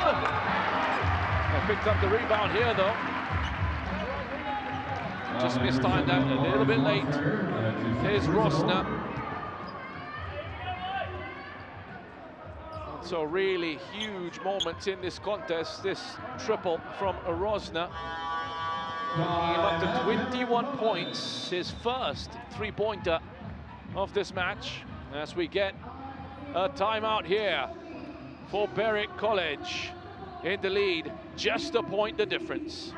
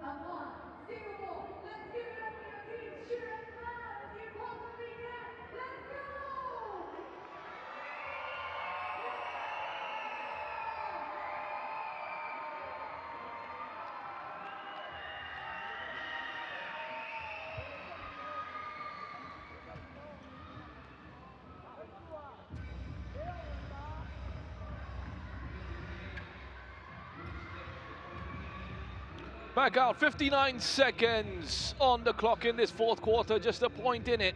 Berwick College 74, Dongtaek 73. Timeout was called. Dongtaek's the opportunity from the line here to to draw level, not wasted. Plenty of pressure on all these shots, each and every one that is going to come from now on. Tian Yi-hung puts the first away. Now he'll have company. How does he do with this second from the line? Makes it, no issues, stays perfect with his free throws. So Dongtaek's go in front. Still just a point in this. Morel with the drive, kicks it out to Rosner off the rim. Rebound picked up by Van den Brink. And again, he steps outside from the corner for the three. And another chance for Berwick. Oh, they're all over the place defensively, and it's Berwick who capitalize. Rosner puts them back in front. Dongtaek just couldn't get a hold of possession. Here's Chen Yi. Still plenty of time left in this one. Looking for the rotations. Do the movements come? It's Chen Yi's taking on the responsibility. Shuffle back for that three, which is short. 18.6 left on the clock in this fourth quarter. Berwick with a slender lead. Looking to hang on, a place in the semi-final in the boys division on the line. Berwick were in the Final Four last year. Can they go 2 for 2? Being pushed out of bounds? No, it's a foul, it's a push, literally. Another key moment in this contest. Getting the call they were looking for, and Rosner, who's been in good form in this one with his 23 points. He is 4 from 6 at the line.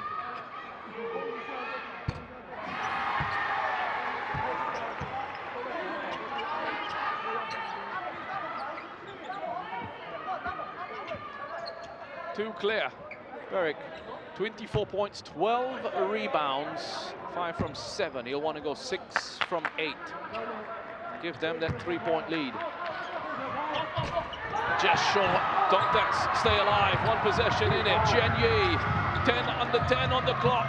Here they go, Dongtaek. It's got to happen now. They need to find the bucket. They'll go for 3. And it's off target. And it's Berwick College who take the win. Heartbreak for Dongtaek, but a massive result for Berwick College. Back-to-back semi-finals at the NBA Rising Stars Invitational. A strong finish from Berwick College. And it's Dongtaek with a massive effort. Unfortunately, they miss out. But what a matchup. Incredible drama once again. And a proper fixture that we've just had between two top sides. So many impressive performances out there from these talented athletes. With Zachary Morel, 20 points. Boris Rosner with 24 of them. Parker Rivet, another big showing, 17 points. 12 rebounds. Wow, incredible stuff. A moment to breathe. Not really, because we go straight into the highlights. And there's so much to look forward to in this package. Su Eun-siang, he ended the contest with 22 points. And as we go through this as well, you'll see just how good some of the play was from both teams. Played at an intense pace, great tempo. Su Eun-siang, 6 of 14 from beyond the three-point arc, 22 points total for him. Parker Rivet playing a huge role with his playmaking, pulling the strings for Berwick College. And then you had Boris Rosner, who was a powerhouse, 24 points that he collected, along with 14 rebounds, 8 of them offensive boards. And in the key moments, coming up with big points like that, a magnificent triple at a key stage of the contest. As we have a look at the numbers, 40% and 41%, really not too much of a difference at all, except Berwick College dominating in the rebound, 63-49. Wow, what a matchup. So, Boris Rosner, player of the game. Let's go courtside for the interview. We've got our player of the match from Berwick College, Boris Rosner. Congratulations. I mean, you guys maintained a good lead, but it was touch and go for a little while there. What do you think it was that pushed the team through? I think just our resilience to push through when we're down. It just shows how together we are as a team and how much work we put behind the scenes. So, yeah. That's about it. Congratulations on making it into the semifinals. Thank you, thank you. I know this is a big deal for you guys. This is where you got to last year into the semis. How have you guys been preparing for this competition, knowing what's at stake? So just sticking to our scout, training hard every week, coming up to the tournament, you know, and yeah, just sticking together, bonding together. It's just, yeah. Well, it shows on the court. Congratulations once again. Get a well-deserved rest. Good job, boys. Well, congratulations to Berwick College, a win in this one, and that means progression into the semi-finals as we get confirmation of that right at the top of the pool. Berwick College with 4 points. Tomtex Secondary, well, they gave it a big effort, a big push, but unfortunately for them, just falling short at the end of this one. Congratulations to Berwick College, securing their place in the Final Four. That's it for this. We'll go away for a break, and when we come back, we will have our next matchup. Stay tuned, OCBC Arena. NBA Rising Stars Invitational continues in just a bit.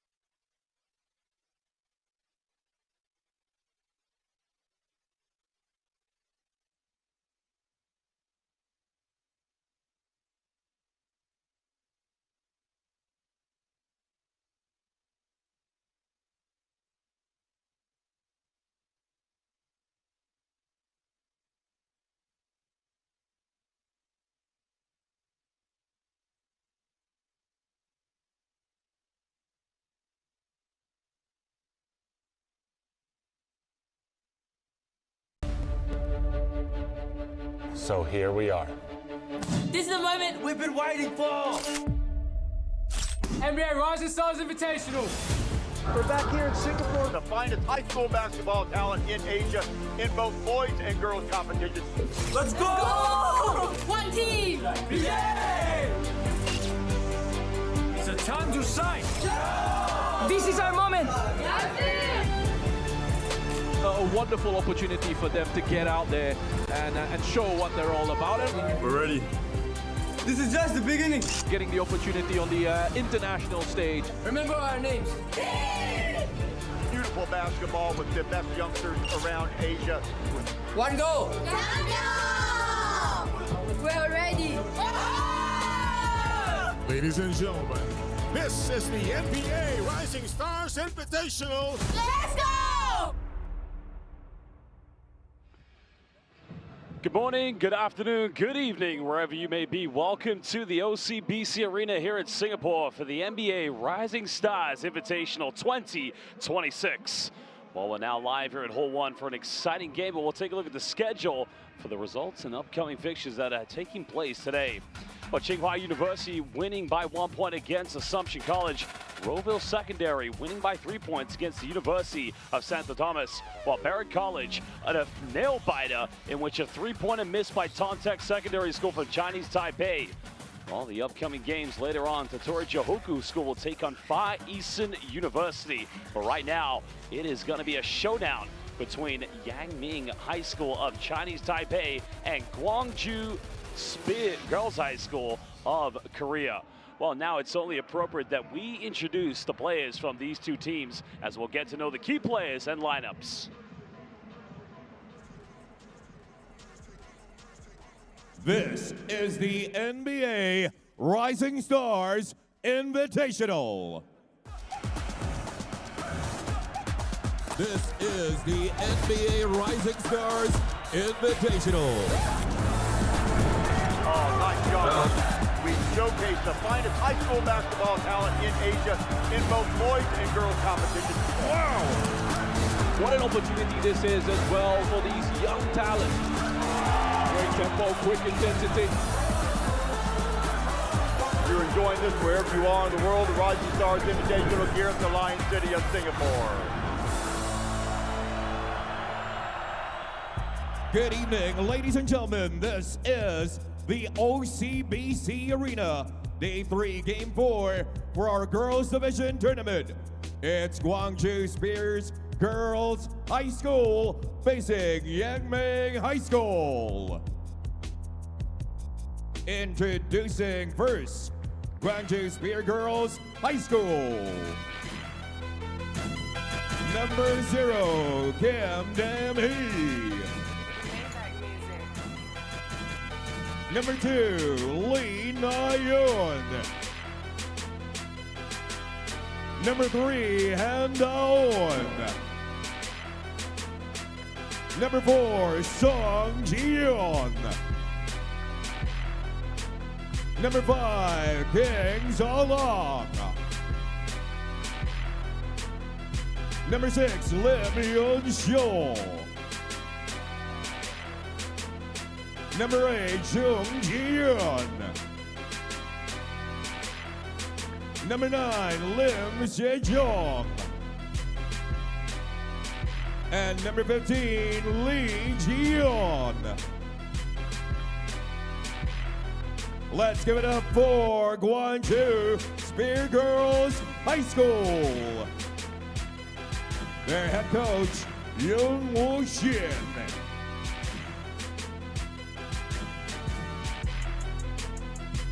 And now, Yangming High School. Number 4, Chang Yu-shin. Number 5, Su Hang. Number 6, Wang Zhou-lin. Number 7, Wu Xuan-ling. Number 8, Chen Yan-zhen. Number 9, Chou Yun. Number 10, Sun Yuele. Number 11, Jin Sin. Number 12, Hong Jia-Jing. And number 15, Hu Xiu-Chan. Put your hands together for Yangming High School. Their head coach, Tai Young-Lin. And our officials for this match, crew chief, Benjamin Mok. Umpire 1, Liu Kai-Chong. Umpire 2, Liu Xinshu Macy. For today's game, and we must introduce our 3 referees, Benjamin Mok, Neo Kai-Chong, and Maisie Liu Xinshu. A big thank you to all of our officials who've done a magnificent job in all of our games here in Singapore for the NBA Rising Stars Invitational. And our 3 referees tonight will continue to do a magnificent job. Well, we just introduced the key players in both these 2 teams. There are the records, both teams winning their opening game. Well, you can say a winner of this game indeed will go on to the next round. It's win, you stay. You lose, well, it will all be over at that point. The starting 5, Kim Salong along with Lim Yeon-seo, Kim Dam-hee, and Lee Na-yun, and Jung Ji-yun for the starting 5 for the Spears. On the case of Yanming High School, Chang Yu-shin, Su Hung, Wu Sheng-ling, Chun Shin, and Shu Yu-shan. Well, what's interesting about these 2 teams is definitely we're going to see a lot of intensity in terms of the defensive matchups. And I'd imagine not a lot of zones going to be played between them because they both understand they both definitely possess a very good threat from the 3-point line. I think the tempo is going to be so crucial early on for both Gwangju Speer High School, Girls High School and Yanming High School. Well, fans, we welcome everybody watching live on NBA Rising Stars official YouTube platform. If you're watching this game on the YouTube, please make sure you hit the like button, subscribe to the NBA Rising Invitational Stars, and also make sure you follow us on all social media platforms where you can be kept up to date with all the best news, highlights, and content that matter to you most.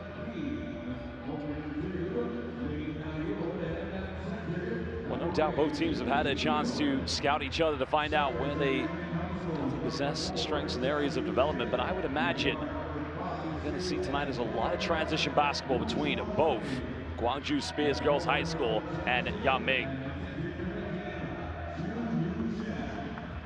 Well, it's been a fantastic occasion so far here at the OCBC Arena. Game day 3, the 2nd year consecutive in which Singapore has hosted the NBA Rising Stars Invitational. And a big thank you, of course, to NBA Asia as well as the local organizing committee for doing a magnificent job. As now players in both Gwangju Speer Girls High School and Yanming will shake hands, pay each other the homage, but now we're moments away from tip-off.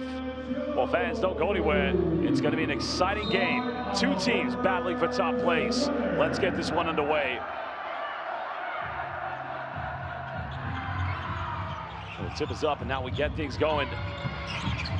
An early start is gone. I think we have a slight delay in game due to the shot clock may not have turned on. Just want to make sure the time is exact between the shot clock and the game clock. I believe that's what our official is just trying to figure out at the moment with the table officiating crew.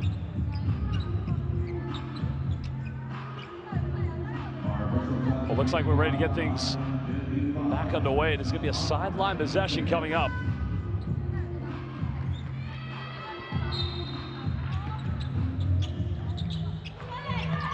Free up space to get open. Getting to that half-court set is going to be big. Nice bounce pass inside the lane. Unable to get the first 2 points. Battling for second chance points in the paint protection. That time on cue. Quick tempo definitely is going to be prevalent for these 2 teams, but 2 costly turnovers now. Turning it back over. Weighing up options here. That's going to be an offensive foul. An offensive foul indeed. It's going to be cold.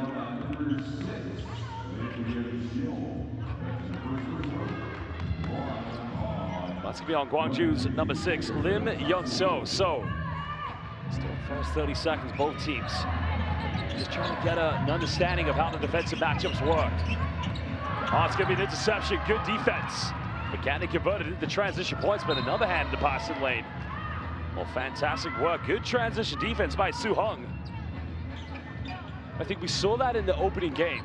Both teams, not only are they quick on the attack, but anytime they have a loose ball or turnover, they make every effort to sprint back to their paints. Curl screen action happening. Now Guangzhou. Lim Yun-seo. Now going behind the back. Getting a bump, having to kick this one out. Time winding down to go for a deep three. Excellent box out work. That time being exhibited by Xu Yushun. A foul is going to be called in transition. Su Hung just going to the ground. And that's going to be called against Kim Salang.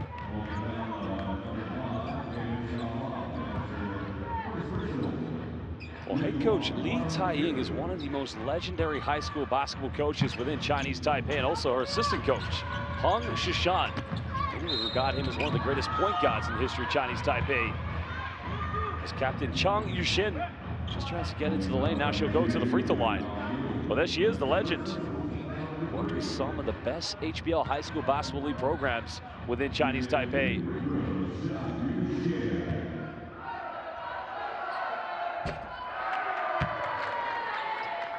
Chang Yuxin just a little bit short on the free throw. It's a game like this when you have to win to try and go top of the group. Every bucket, every free throw's got to count at this point. You don't want to look back and think the outcome could have been different had you made all your free throws. The second one also no good. Over a minute played, both teams still looking for the first point, still searching for those first imperative field goals. Full screen action, another three goes flying in and out. Offensive rebound, Kim Da-hee, the captain. A foul is going to be called off the ball. That looks like it's going to be on captain Chang Yuxin from Yanming High School. Well, here's the interesting part. That's only the first team foul against Yanming High School. And already, though, Guangzhou Speer Girls High School have already put Yanming into the penalty. So they have to play the remainder of 8:39 without fouling.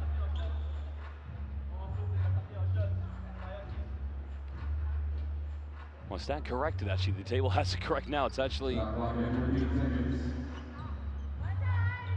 two team fouls.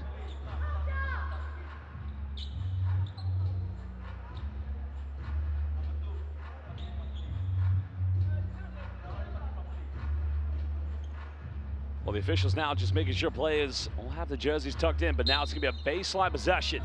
Kim Da-hee will inbound it. Finding Kim Salam. Now they go again, denying the ball screen. Paint entry, maybe suffocated defense, and that's going to be a second team foul against Yanming High School. Well, that time Wu Xuanling is going to get called for it. That foul's on the ground, so another sideline possession coming up for Guangzhou Speer Girls High School. Little pump fake, cross-court pass. Defense so intense here from both teams, and that's well, two team fouls in the space of less than 10 seconds. Called against Yanming High School. So now both teams, as you can see, I would stand corrected, 3 team fouls, only 1 foul to give. We've only just played 1:36 here in the first quarter. Yanming making a change, so Sun Shuqie coming into the lineup.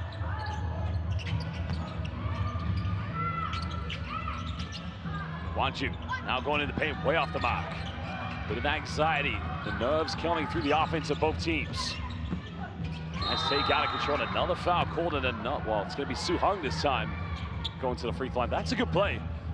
Su Hung going in the open court, just finding the area to attack. Well, they haven't made a free throw so far this evening.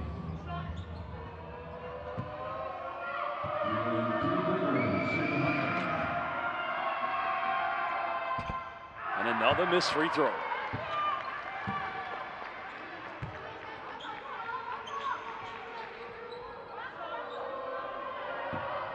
They've got to shake off the nerves this stage. Got to be able to step up to the charity stripe and make these count.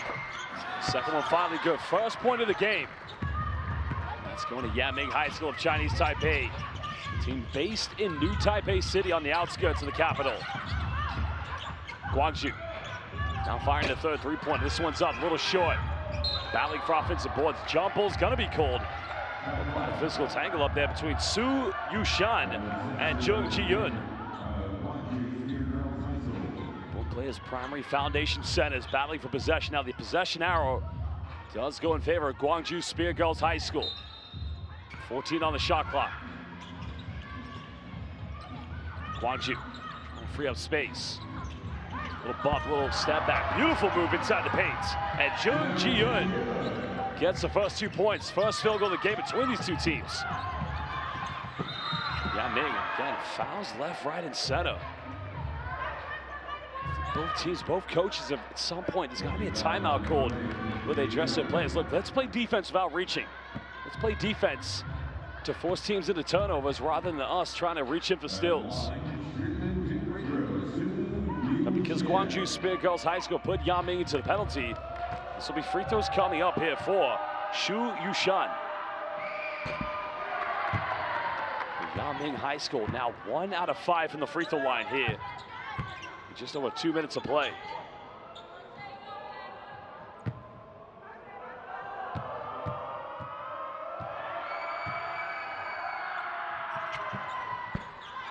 Second one good. Both teams locked in at 2 points apiece. Gwangju trying to build things here to Lim Yeon-soo. That time unsuccessful. Now, can Yaming take the lead again? Trying to push the tempo with Su-hong. Su-hong just weighs up her options, now kicks out. Here comes the bull screen scenario. Pick up, pop action, defense goes under screen. May have got a fingertip to it now. That's gonna go out of bounds. Yaming with this time will have it on low. It was a bit of a deflection from the defense on the three-point attempt, but that's actually gonna go back to Gwangju Speer Girls High School. Because Gwangju, the 6th biggest city in Korea. It's a city that also has wonderful, magnificent high school basketball culture.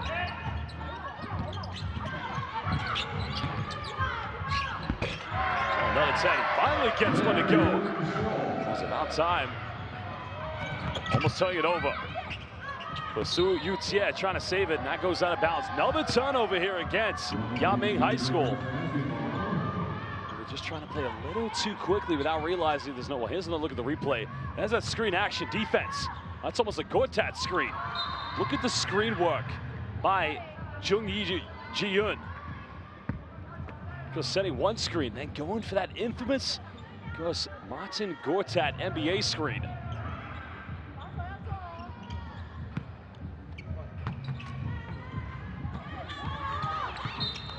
That's good full court pressure coming from Yaming High School, making the inbound pass quite difficult for Gwangju.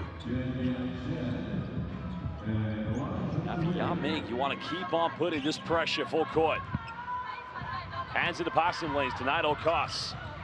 Is now Captain Chung Yu-shin going to the bench. Oh, good defense again, but nearly coming up with it. Gwangju just able to survive.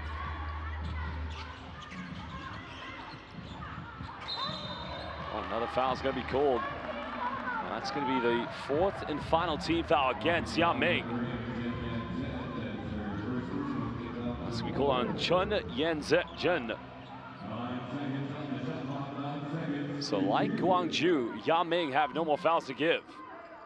I think where Gwangju are causing a lot of problems defensively for Yaming is indeed with every ball screen. So actually, yeah, it's a sideline possession. Well, timeout is going to be called. Both teams want to talk it over. Gwangju Speer Girls High School lead 4-2 against Yaming High School live here at the OCBC Arena in Singapore. The NBA Rising Stars Invitational 2026. And we'll return in just under 1 minute.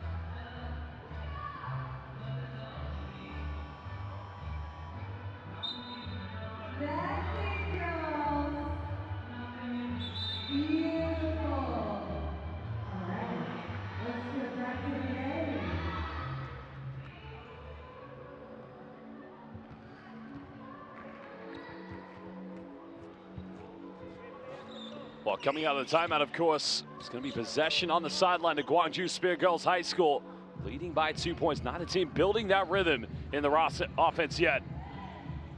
Because what we have seen from Gwangju, they want to go everything through a high bull screen.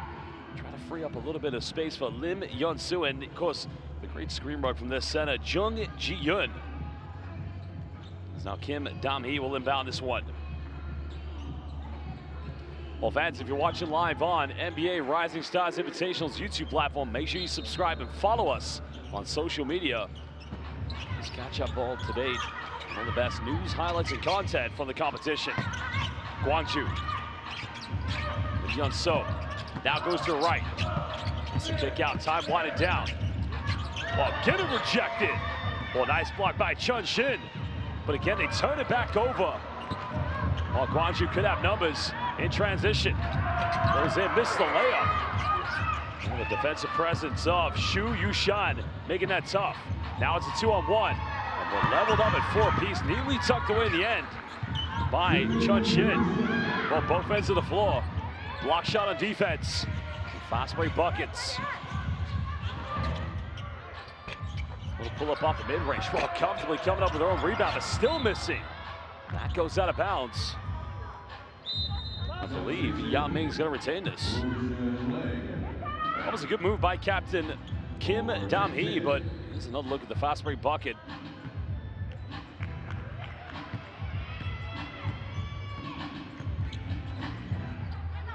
Teams again in a play-to-play, a one-on-one matchup defensively. Nice little pull up from the mid-range. Unable to come up with the offensive rebound is, unfortunately, Shu Yushan stepping out of bounds. I think both teams' offense has been disrupted, but both, as we've seen, quite physical defensive teams, and they picked up a lot of fouls early on, and we're not even halfway through the first quarter.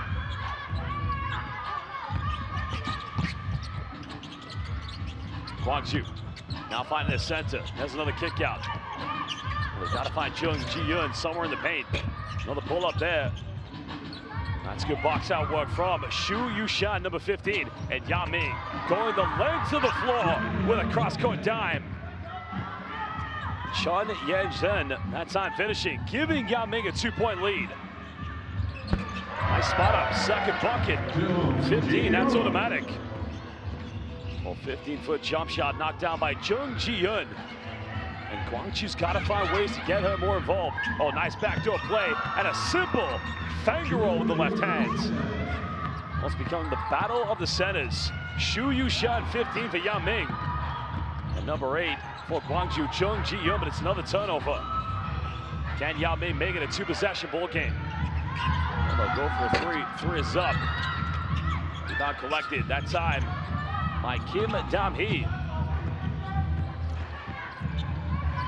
Teams getting their fair good looks on offense. Gwangju definitely taking a lot more three-pointers.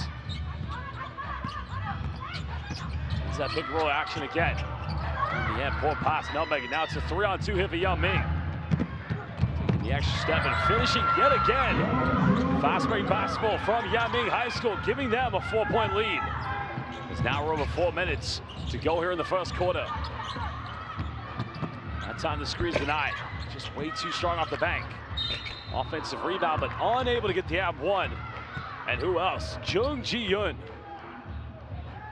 I think a game like this, offensive rebounding, second chance opportunity points. There's another look at the replay. Transition bucket from Yang Ming, but going back to what I was saying, second chance opportunity points could be a crucial X factor between these two teams. Jung Ji-yeon just missing the first free throw. Trying to cut it down to a 3-point deficit.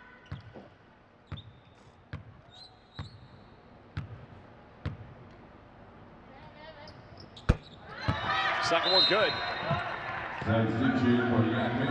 This coach Shin Young-woo watching on. And she's identifying as well that right now the big scoring threat is number 8, Jung Ji-yeon.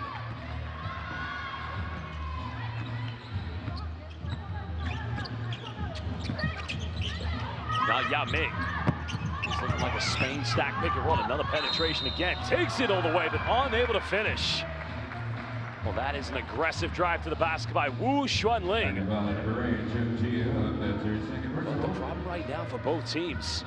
A lot of inconsistency on the free throw shooting. Can she extend this back to a 2-possession lead? No problem on the free throw. The Facho.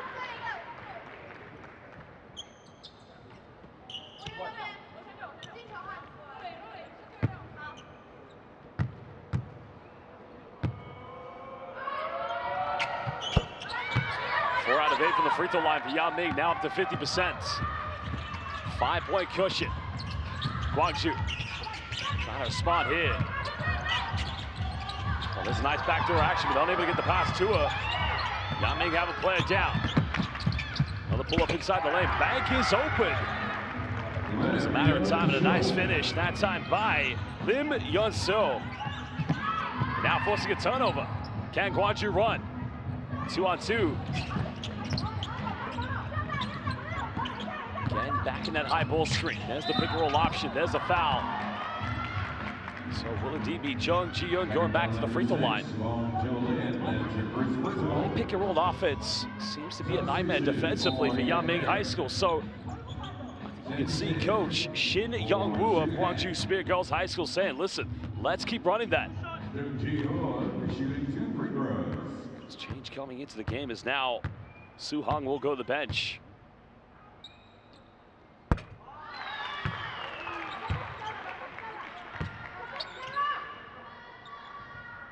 Jung Ji-young making the first free throw.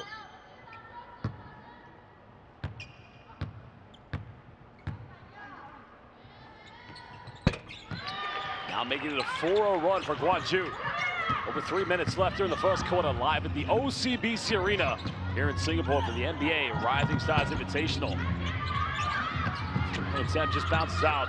Kim Dam-hee coming up with it. Guangzhou want to reclaim the lead. Yanming have got to be aggressive here on defense, but remember, neither team with any fouls to give. Now they force a turnover. 3-on-2 is now going to go herself, but she misses. Offensive rebound, the putback is good. There you have it. Second chance opportunity points.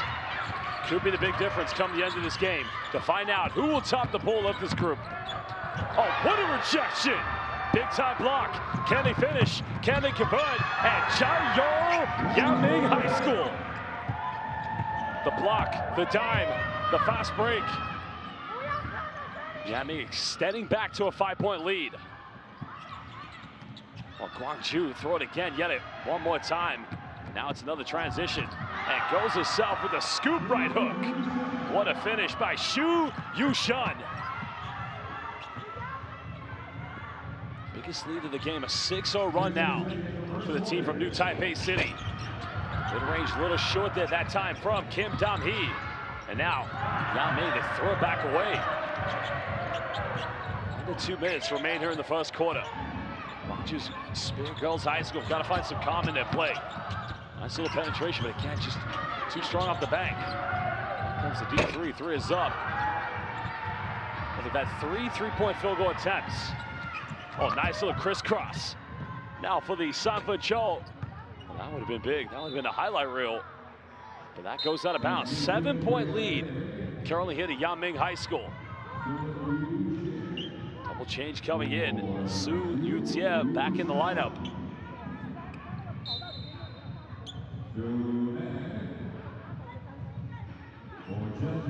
It's all about the defense at the moment for Yanming High School, forcing a lot of turnovers, but also converting turnovers into fast break points.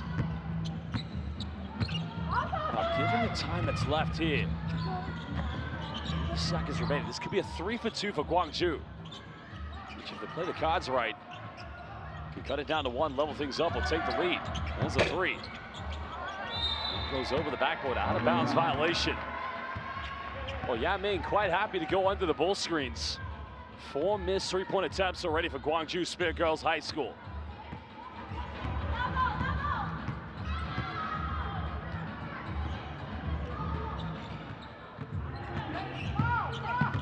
Double high screen action coming.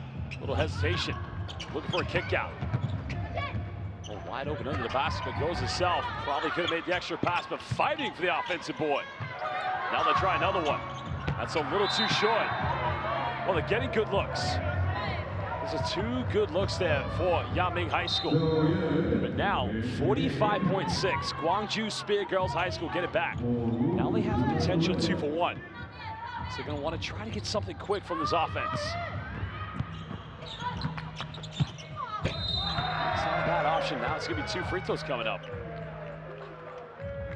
That's the key part of a 2-for-1. You saw Kim Dam-hee, as soon as getting it inbound, just went straight at the defense. But she's got to make these 2 free throws. They've only made 1 so far today.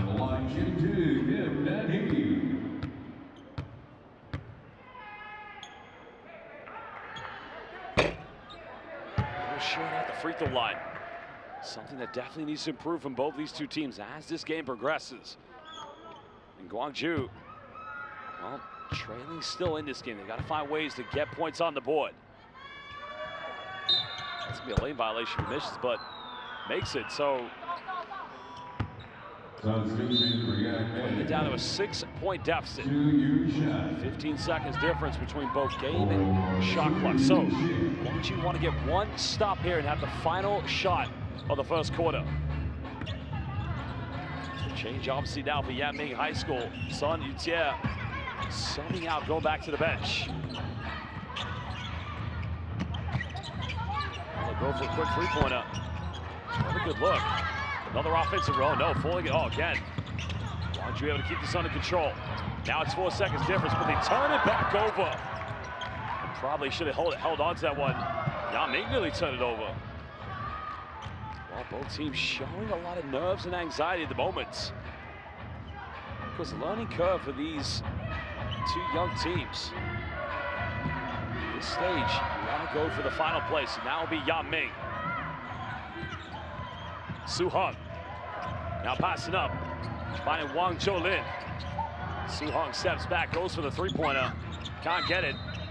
And that's gonna be an offensive foul called against Cho-yun. So Gwangju Speer Girls High School with 3.4 will get it back under their basket. They're gonna have to go the length of the floor now. Well, no, a foul has been called actually, so that's a poor foul to give away because this will just send Gwangju straight to the free throw line.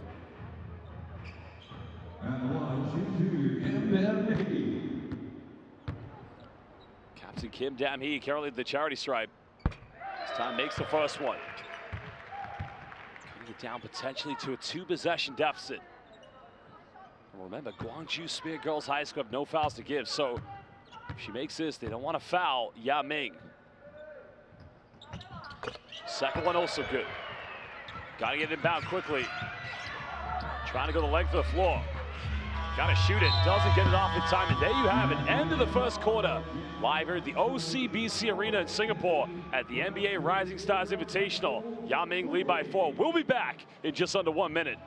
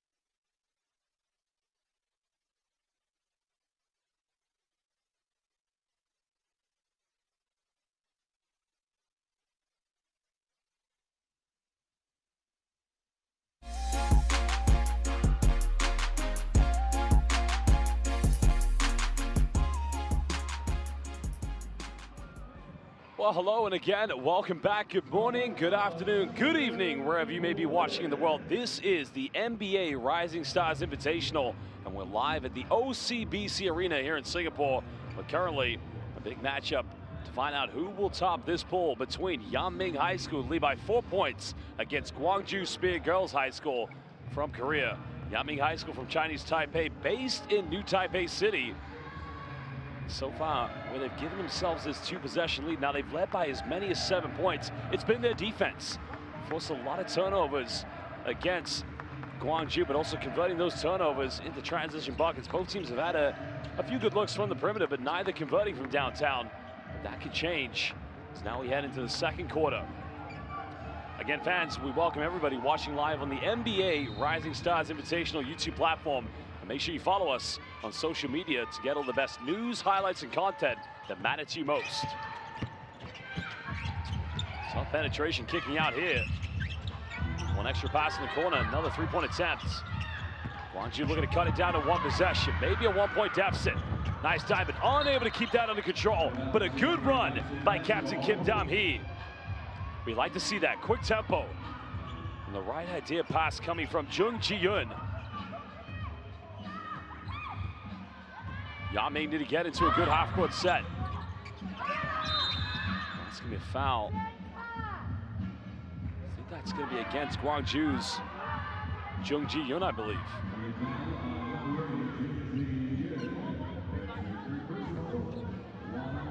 I believe that should be a baseline possession considering where the foul took place, but we'll find out very shortly. Yep. Get this one on the baseline. Trying to find an option, free up. Little jab step action. Yaming would love to get something from the perimeter. But again, attacking the paint, left hand, out of control. Good rebound. And Gwangju want to turn up the gears here. Now look to make it a 2-point deficit. Then a showtime come from Gwangju Spear Girls High School. Even credit to that. You saw how quickly Yaming got the ball inbound. Wang Zhou-lin wants to really go straight back at Gwangju's transition defense. Foul's going to be called against Kim Dam-hee. So that's going to be Gwangju's second team foul here in the second quarter.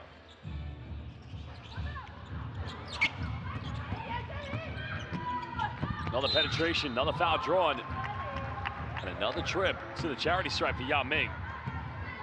Well, Suhong's had some free throws already earlier in the game, so Vincent Gwangju will find out how good a foul this is, but it is the third team foul against him, and just like the first quarter, looking like they're going to put Yaming into the penalty early. Suhong making the first free throw. Trying to make it a 2-possession lead yet again. Just under a minute played here in the second quarter. Makes them both. Provisional substitution, I believe. So Suhong, I think, oh no, she's going to stay in the game. So coming out of the game will be Wu Xuanling. Checking back in is Chung Yu Shin, captain of Yaming High School.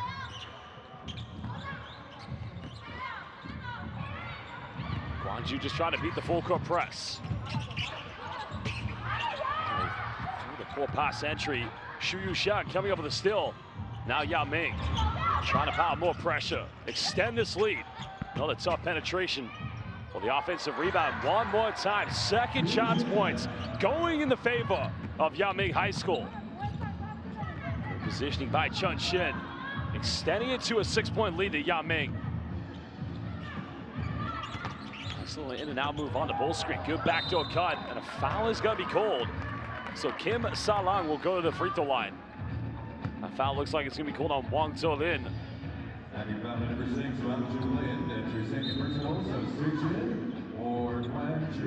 So Gwangju look like they're prepared to make another substitution as Lee Na-yun will check out the game. Also coming back in is Sun Yu-tie. Wang Zhou-lin checking out after picking up the foul. It's a second personal foul. The only player in this game arguably in foul trouble is Gwangju Spear Girls High School's number 8, and that is Jung Ji-yoon, and she is actually their best player. So you got to think if you're Yangming High School, you want to make her pick up a fourth one, as it's 8:31 still to go here in the second. Second free throw knocked out.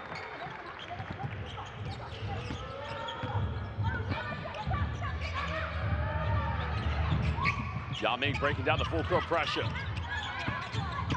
That's another foul. That's a foul on Monday. That's a foul on Tuesday. That's a foul on any day that ends in a Y. And I tell you why, because smart play that time from Shin Chun Shin. Gotta stay low, gotta defend without using your arms and hands. Trying to go for a 3 in the corner. Still unsuccessful. Battling for offensive boards. Bumping. Not getting the right angle. It's going to be an out-of-bounds violation, but credit Yangming High School. Right now showing the aggressiveness inside the paints.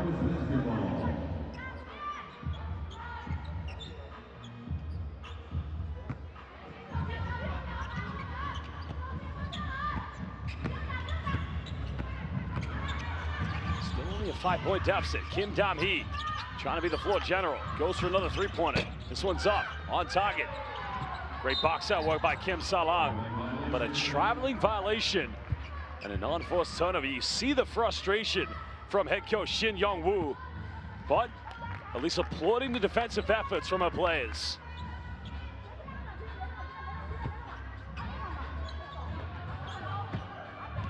No more fouls to give. Gwangju, just under 8 minutes left.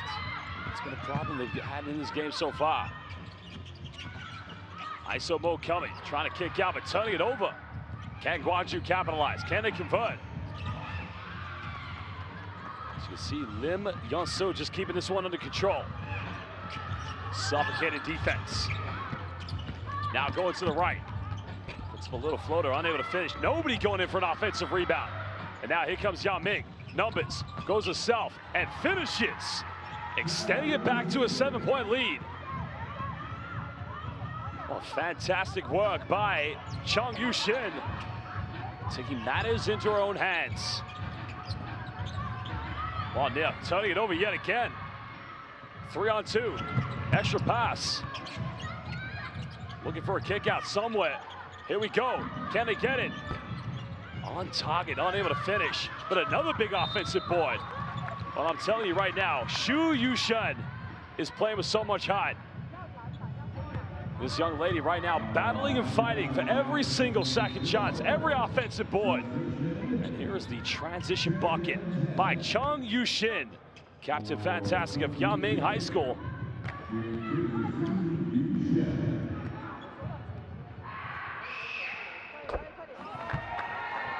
First free throw good for Shu Yu-shin. That's actually her first point of the game.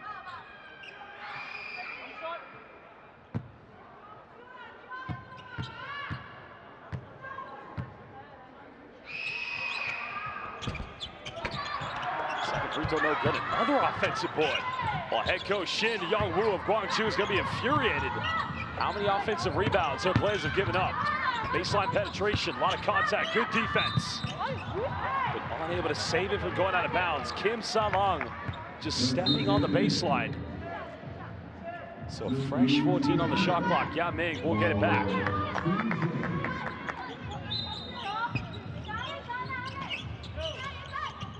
Yangming lead by 8. Can they make it a double-digit lead? Another look at the corner, another 3. They misses on target.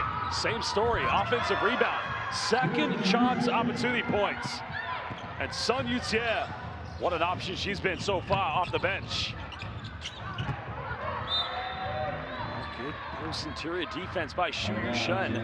One time making the paint entry pass to number 8, Jung Ji-eun. A tough one. On Gwangju Spear Girls High School, well, the offense looks a little bit discombobulated. They've got to find a way to reassert themselves, discover that confidence, and another foul. And they can't play defense without reaching, without pushing. Lim Se-jung is now sending Yangming back to the free throw line. So Chung Yu-shin will take the 2 free throws here. It looks like another change as Kim Dam-hee will check back in for Gwangju.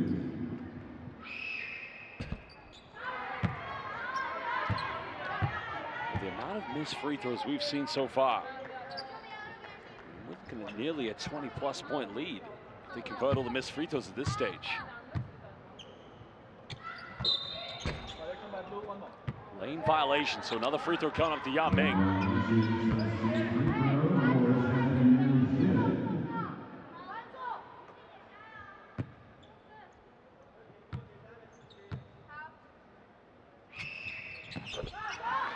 Second one good. Guangzhou's got to find something for this offense. Trying to give them belief. Mentally trying to get themselves back in the game. Nice screen coming at the moment. Kim Dam-hee going to a left. That's going to be an offensive foul. And that is going to spell big trouble for Gwangju. Because if that is on Jung Ji-yoon, that is going to be foul number 4. And surely she's going to have to go to the bench now. Oh, it doesn't look like a sub is going to be made. 6:03 to go. And the key player now with 4 fouls. She can't foul now because there'll be a 5th one. And that goes out of bounds. That's going to go back to Gwangju. But that's the right idea from Yao-ming. They went straight to Xu Yushen. And she attacked the paint because, you know, if she draws that 5th foul against Jung Ji-yoon, that's 5. Kim Dam-hee inbounding it. Gwangju, can they score in this offense? Good take out of control, but draws a foul, and now she'll go to the free throw line. Fouls on 15, Xu Yushen. That's only her first personal foul. First personal, second team foul.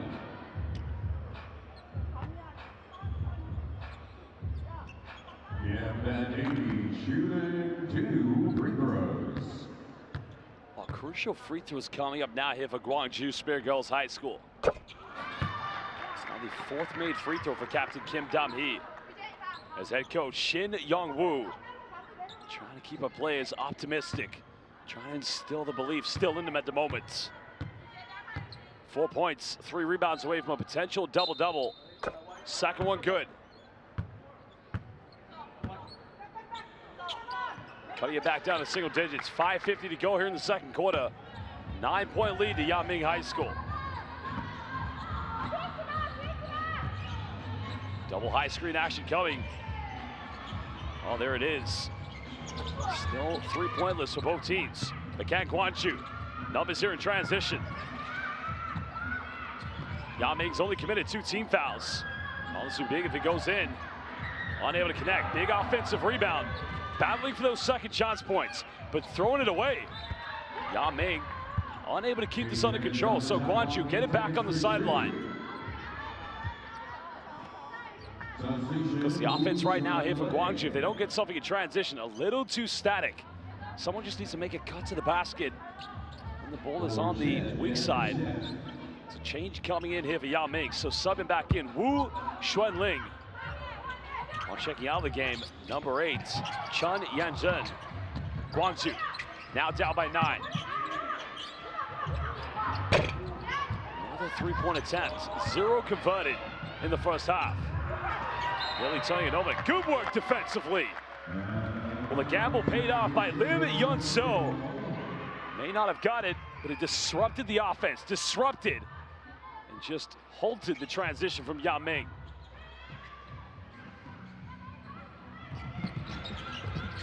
Coming on the sideline right there. Someone's just got a flash, but can Yao-ming convert this? Good transition recovery from Gwangju. Well, nice little Eurostep action. A beautiful play. And neatly tucked away by Wu Xuanling. Little Euro Taipei step, if you like. That's going to be a backcourt violation. Just when you felt Gwangju, after the 2 free throws made by Captain Kim Dam-hee, we're going to find some rhythm in this. It's now becoming 2 consecutive turnovers on the last 2 offenses. 4:38 to go here in the second quarter, live at the OCBC Arena in Singapore. NBA Rising Stars Invitational 20-26. Yao-ming leading the second quarter 12-5.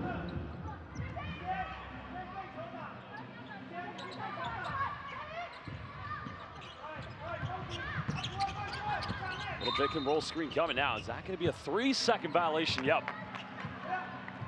For Xu Yushen, just unfortunately inside the key. 1 second too many, I'd say.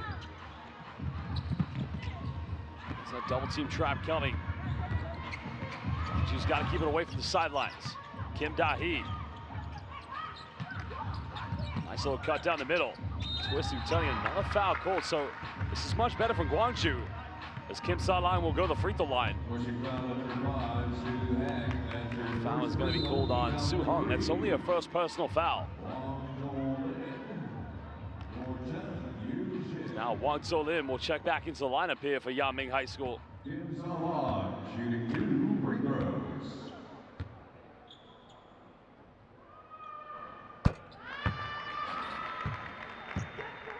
Free throws right now, the lifeline here for Gwangju Speer Girls High School. Anything to put points on the board. And the goal for them in this next 4-19, keep this at single digits. Don't allow it to become a double-digit lead any bigger. Second free throw just rattles in and out. Now forcing a turnover, but giving it right back to Yanming. Jab step goes in, finishes under intense pressure. Oh, what a move by Sun Yutie. And Gwangju go quickly and finish that transition. Oh, she had to work very hard. Great job there by Kim Dam-hee, the captain. It's now under 4 minutes to go here in the second quarter. It's another unnecessary reach and foul, which inevitably will send Yanming High School to the free throw line. So Soo Hung to try and extend this 10-point lead. There's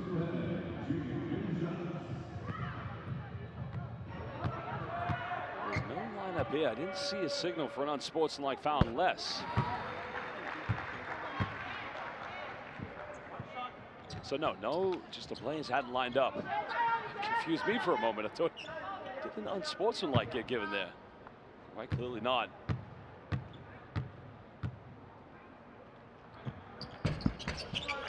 Second free throw good. 12-point lead to Yanming High School from New Taipei City. Yanming have 1 foul to give. Screen to now goes in. Nice little finger roll work and another foul committed. And that's on Soo Hung. That's going to be her second personal foul.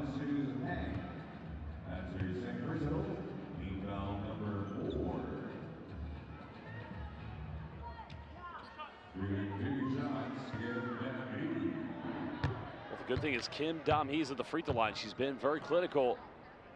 Gotta be able to make them both. First one's good.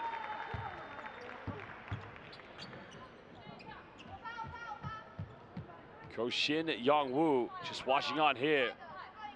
Not the biggest deficit in the world, but as I mentioned, 3:40 left. Keep it at single digits going into the second half. Second free throw good. Yanming go quickly. Good hands, forcing a turnover. Can Gwangju convert? Now they have numbers. No look time, beautiful play, and almost finishing. And now Yanming has the numbers. Trying to finish, and again, just somehow, some way, finding the way inside the paint. Wu Xuanling back to a 12-point cushion. I just wondered, would this be a good time for Gwangju to maybe try to think about going to a 2-3 zone or maybe even a 3-2 zone? Given the fact that Yanming haven't made any three-pointers. Nice little penetration. Just a little too strong off the bank. Yanming, a little too strong on the dime, but right idea in transition. They still lead by 12 points. 2:53 to go here in the second quarter. But you got to appreciate the vision by Soo Hung. It was the coast-to-coast play by Wu Xuanling. On transition, that's a lot harder than it looks.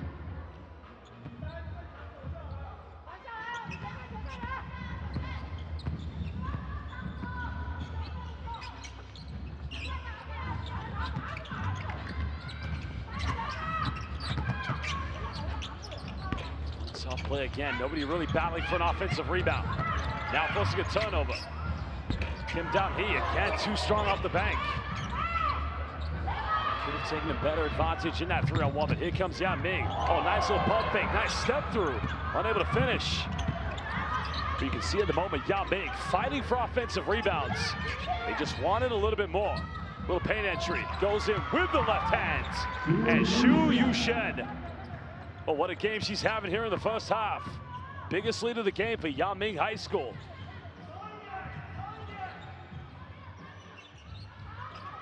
Still, you can see the confidence just being zapped away from these players of Yaming, or from Gwangju. Now a three, and the first three-pointer of the game.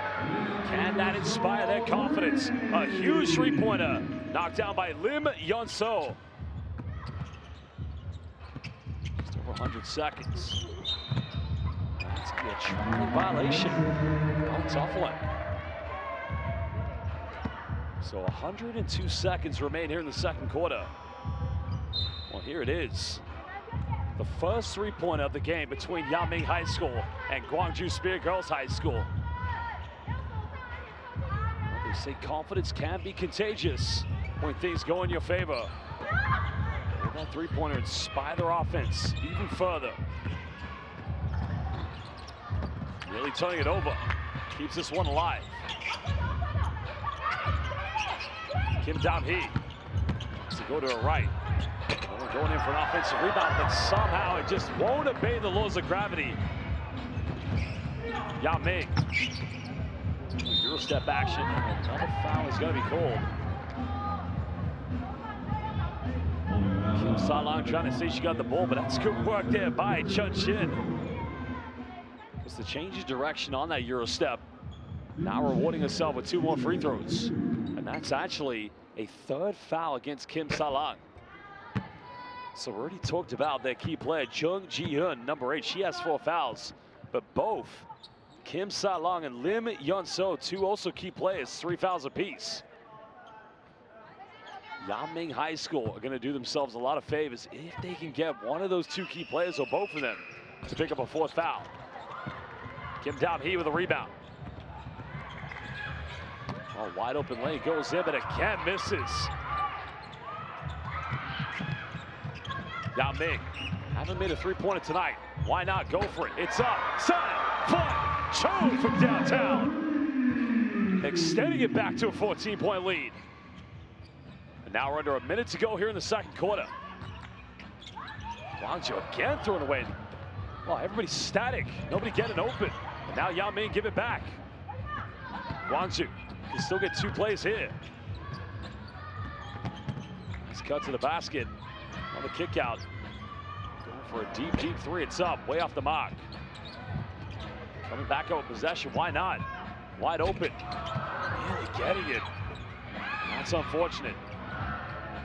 Now with a free open runway, he goes in, and now it is the biggest lead of the game. Great work in transition by Sun Yutie.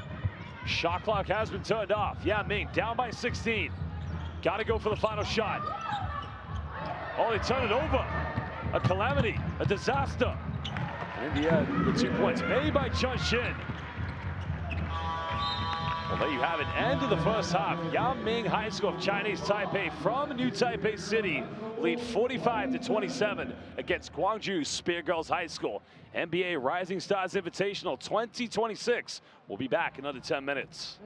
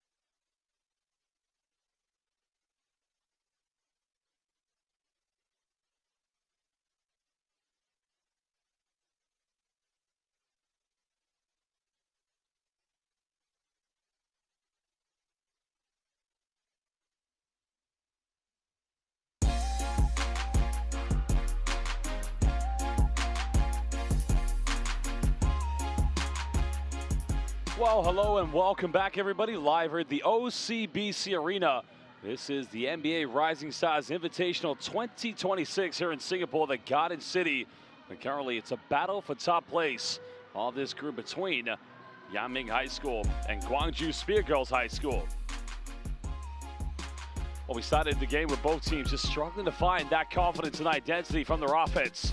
Because we saw the ball screen work coming between Lim Yeon-so, number 6, and Jung Ji-yeon. Well, that was the great defense, but here is where the game was turned around. The defense exhibited by Yanming High School, but then converting turnovers and steals quickly into fast break points as they now lead by 18. Early on, Jung Ji-yeon, number 8 for Speer Girls High School. Well, Gwangju Speer Girls High School, was looking like their most dangerous players, but after picking up 4 fouls, she had to go to the bench. Here she was again, the backdoor pass that time, finding the bank shot. Knocked down by Lim Yeon-so. And here it was, transition after transition, the fast break basketball. Well, they say New Taipei City, they play very quick in transition, and that has been exemplified by Yanming High School. So far, great work from Coach Lee Tai-ying's players. And I think Coach Shin Young-woo of Gwangju wants to see her players respond big here in the second half. And another thing that's gone in their favor right there, offensive rebounding. Second chance opportunity points has been a key difference, a cornerstone, part of the fabric that's given them the big lead. Well, they've only made 1 3-point field goal, but as we've seen players coming off the bench like number 10 there, Su Yu-tie, having some big moments. And look at the Euro step action by Wu Xuanlin. Here she is again, making the contact, using the bank. Great work by Sun Yu-tie.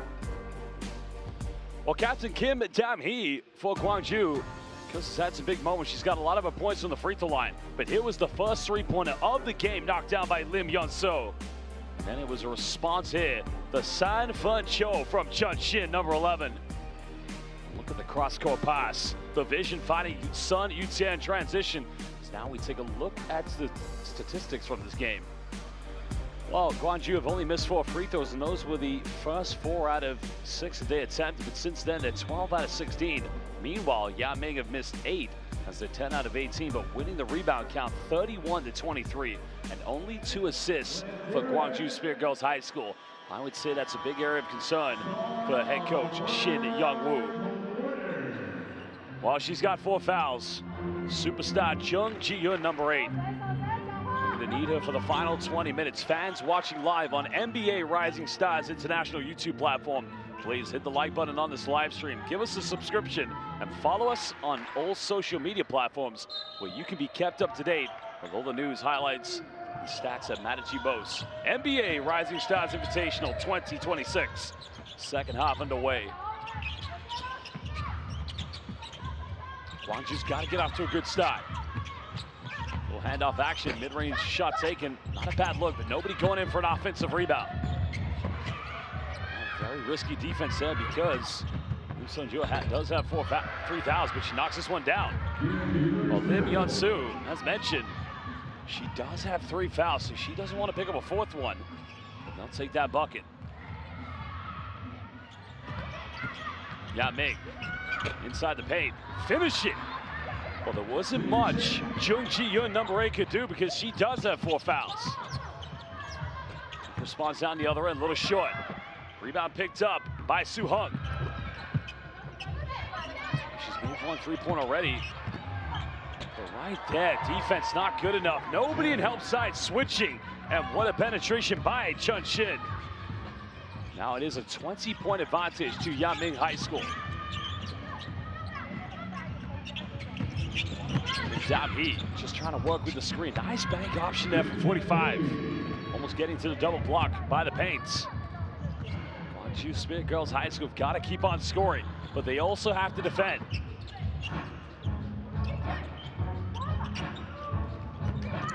A quick first step. But nobody in help side defense but Shu Yu-shen putting on a clinic at the moment. So it's like every possession, every play for Yanming Girls High School growing in confidence, and now another turnover. Now it's a 3-on-1. Finishing with a sweet little finger roll off the bank. Soo Hung It's her world. We just happen to be living in it. Oh, they should have gone. Now, here's a tough situation because you saw right there, Jung Ji-Yun should have gone back there on the previous play. You can feel the frustration. They can't give up now. Still a lot of basketball to play in both the third and the fourth quarter. Double high screen coming. They'll go for another deep three. They've only made one so far. Fouls given, no and one, but another trip to the free throw line for Kim Dam-hee, where she's made most of her free throws thus far. What she can do now is cut it down to a 20-point deficit. But here it is, looking at options, then just going with the right-hand finger roll. As the great George Gervin would say, the finger roll.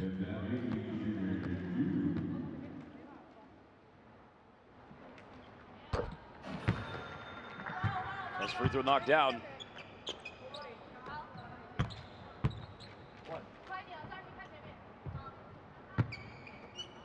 .742. One rebound away from a double-double. Fantastic performance from captain Kim Dam-hee. Knocks them both down. Substitution coming in for Yanming High School.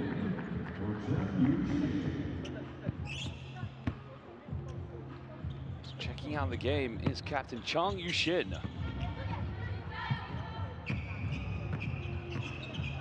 She's got to defend with a purpose, but also with discipline. Right there, a lot of reaching. Oh, nice little screen action, nice little dive. They are dissecting Speer's post interior defense. Cross-court pass, another turnover. Can Yanming convert this one? Still playing high tempo. Goes in with a bump. Too big, too strong, simply just too good. And Wu Xuanling is dominating in transition.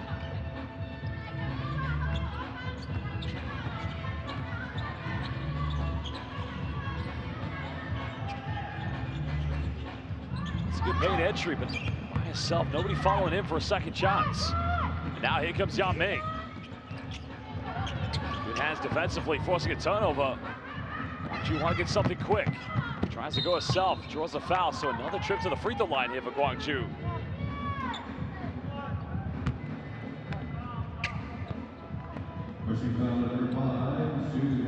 Well, that's a good attempt to transition. One rebound away from that double-double.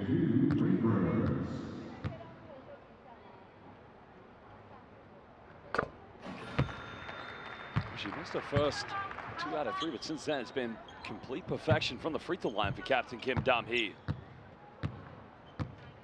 Still that one rebound away. Well, she missed only 1 free throw, excuse me, tonight, but that's 11 out of 12 from the charity stripe. That's incredible. The young players watching, look at the shooting technique and form from Kim Dam-hee. That is the style you want. A perfect follow through. Now it looks like a zone defense being demonstrated by Guangzhou. Probably something they should have tried in the first half. Well, zone paying off. That goes out of bounds, but it will go back to Yanming. If you go to a zone, the area it's going to make tough or tougher for you is going to be rebounding because you still have to box out. Baseline pass. There's the paint entry. It's going to be a long 2-pointer for an 18. Can't get it. Again, that's what I'm talking about. Another offensive rebound, but missing the putback. Kim Dam-hee making the last 2 free throws. Now penetrating. There's a kick out. They've made 1 3. On target, unable to connect, but fighting for second chances. High screen coming from Jung Ji-Hyun. Twisting, turning. That's going to be another foul, so another trip to the charity stripe for Guangzhou High School.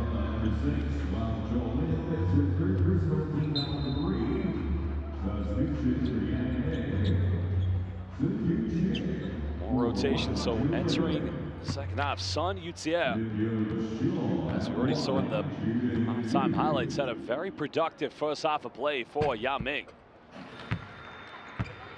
Shooters bounce for Lim Yeon-soo.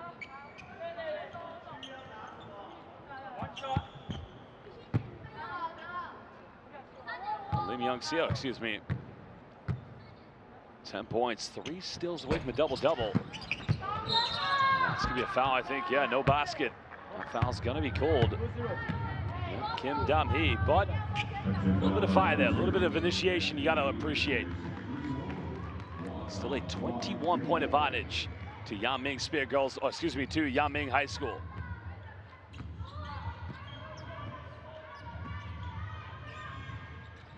Yanming just need to be patient here. Don't need to rush anything. Pass around the zone. Nice little pump fake. Oh, yeah, beautiful play. Count it. And Xu Yushen will go to the free throw line for the three-point play. High IQ basketball play we've seen in this game from Xu Yushen. She's playing as a center for this team, but you can see definitely can be a 4-stretch 5. Converts the three-point play. Already a double-double. Well, a timeout is going to be called live here at the OCBC Arena in Singapore. The NBA Rising Stars Invitational. Yanming High School lead by 24 against Gwangju Speer Girls High School. We'll be back in just under 1 minute. What a great time you guys are having with us. We love basketball too, as I'm sure all of you do. And these games have been so intense. The messages you guys have sent to your favorite teams have been absolutely amazing. Now, if you want to be up on the big screen as well, if you want your beautiful face and your message to your favorite team to be shown on the big screen, all you got to do is scan the QR code that you see on the screen right now.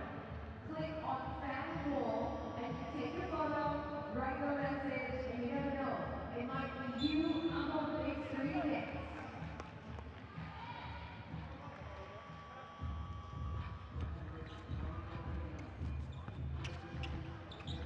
Well, the timeout was called because the lead continues to get bigger and bigger for Yanming High School. Been fantastic. You got to think when the 4th foul was picked up by Jung Ji-yoon. Became a bit of a problem. Still only 2 assists in this game for Gwangju Speer Girls High School. Got to keep on playing at this point. 5:53 to go here in the 3rd quarter. Now attacking the defense. Just out of control. They're unable to finish. Yanming. Right now, no intention of taking the foot off the gas. They want to pile on more pressure. Cross-court pass, a little pump fake. That's going to be a traveling violation. Oh, sometimes the play can just get a little too ahead of you. And that turnover by Chun Shin, who's had a magnificent game. I think he's going to cause too much case for concern.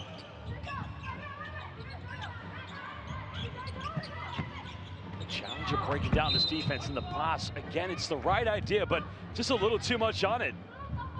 And you start to think that maybe Gwangju Speer Girls High School just maybe overcomplicated this.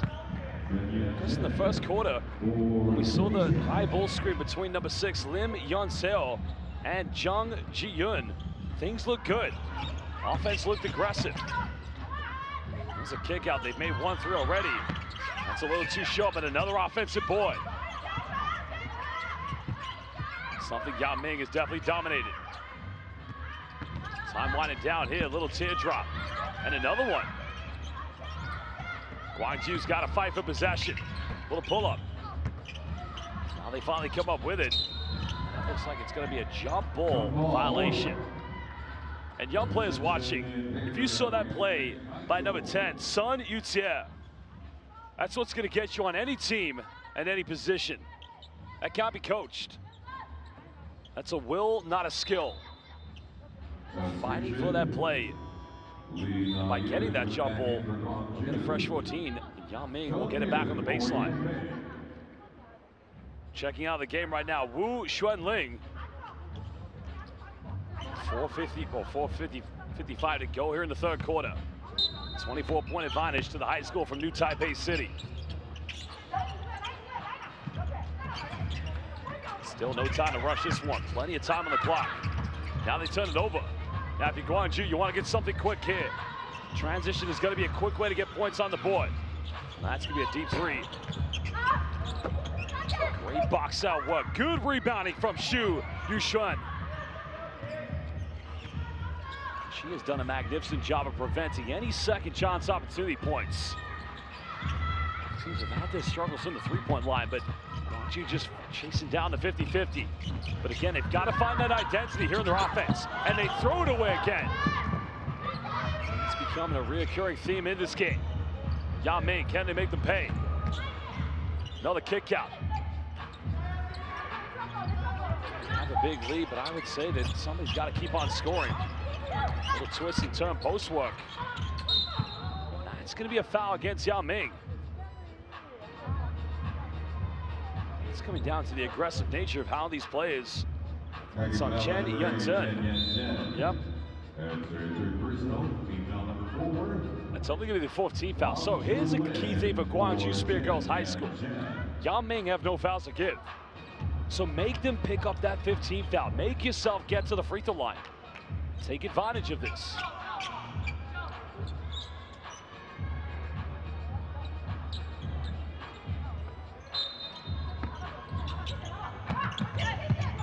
Now trying to get it inbound. Trying to push it to the length of the floor. Kind of speed they need to play to get back in this one.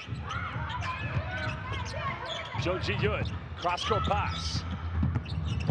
Now Kim Dam-hee penetrates, and another good play. Now remember, she's 12 out of 13 for the free throw line. The exact play you want, getting to the charity stripe. 3:46. How many more times can Guangzhou Speer Girls High School continue to get to the charity stripe? That is going to be crucial.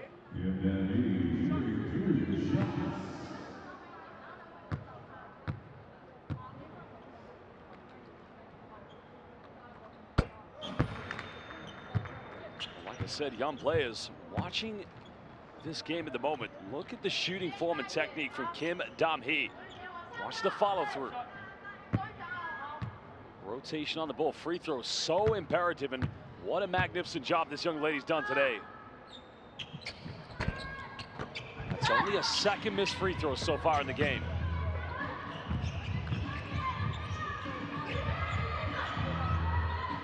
Staying in the zone defense, passing around. Too strong off the bank, but again, another offensive rebound for Yang Ming. Wide open. Trying to go in the lane. Gets denied. Good block. But can Guangzhou quickly convert down the other end. Kim Dam-hee looking for a kick out. Got to make this three. Big time. Well, they needed that one. Still a 20-point margin. Second three of the game for Guangzhou Speer Girls High School.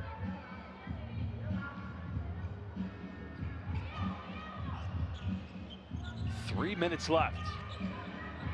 Just got some fouls to give, but well, nice little dump down. And it all begins with the penetration. Drawing those help side defenders away and just finding a wide open Xu Yushen. Well, Guangzhou try to do the same down the other end. That's unfortunately going to be another turnover. Change coming in for Yang Ming, so Wu Xuanling will check back into the game. One of the early starters in this game.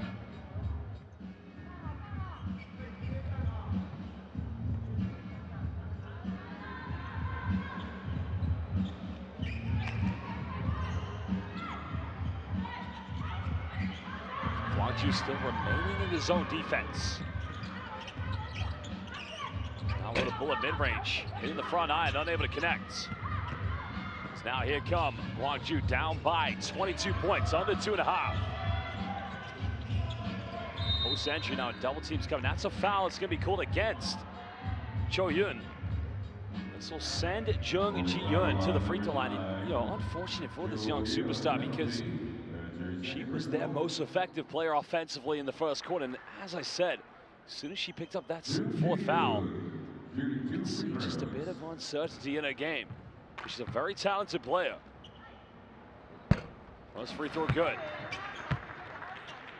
She can do now, cut it down to a 20-point deficit.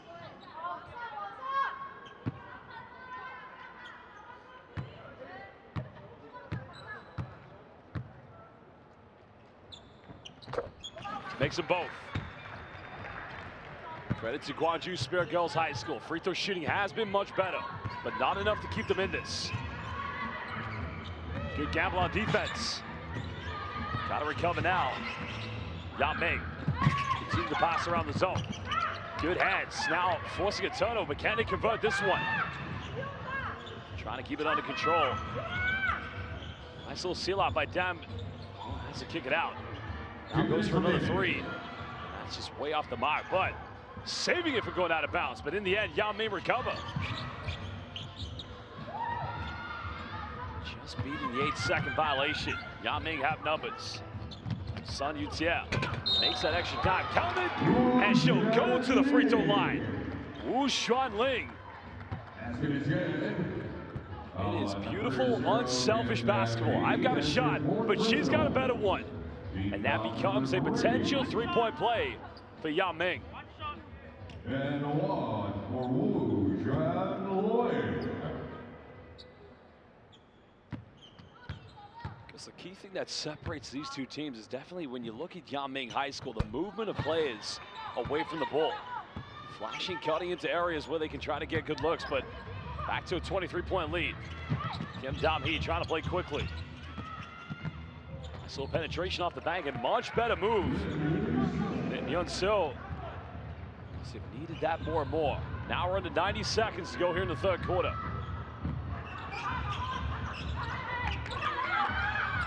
Again, passing against a 2-3 zone. 3 in the quarter. Unsuccessful. But another offensive rebound here for Yang Ming. Good hands on defense now, needing numbers ahead. Oh, going in, getting blocked, going out of bounds. Gwangju Speer Girls High School will retain it. 17 on the shot clock, 107 left here in the third. Cho Yun just making that extra effort to get back, preventing any transition danger.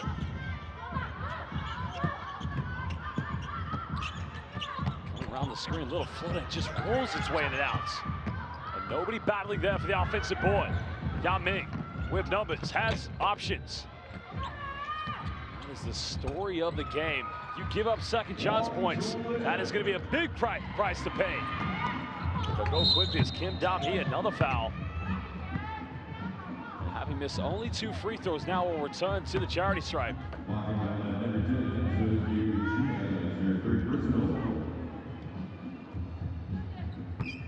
Foul is on number 9, Cho Yun.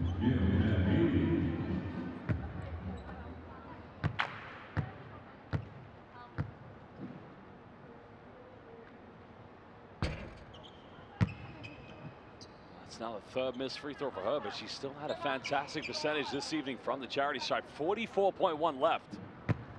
No 2 for 1 on the table unless she makes this one. Does have a double-double of 18 points and 13 boards. Knocks down the second one. If Yang Ming actually go quickly here, they could actually have the 2 for 1 in their favor. Flashing high post on the zone. Nice little penetration kick out. Able to knock that one down. 5 seconds difference between game and shot clock. Well, good recovery by Won-So Lin, just putting her hands in the transition, preventing that passing going through. So baseline ball coming up for Gwangju Speer Girls High School.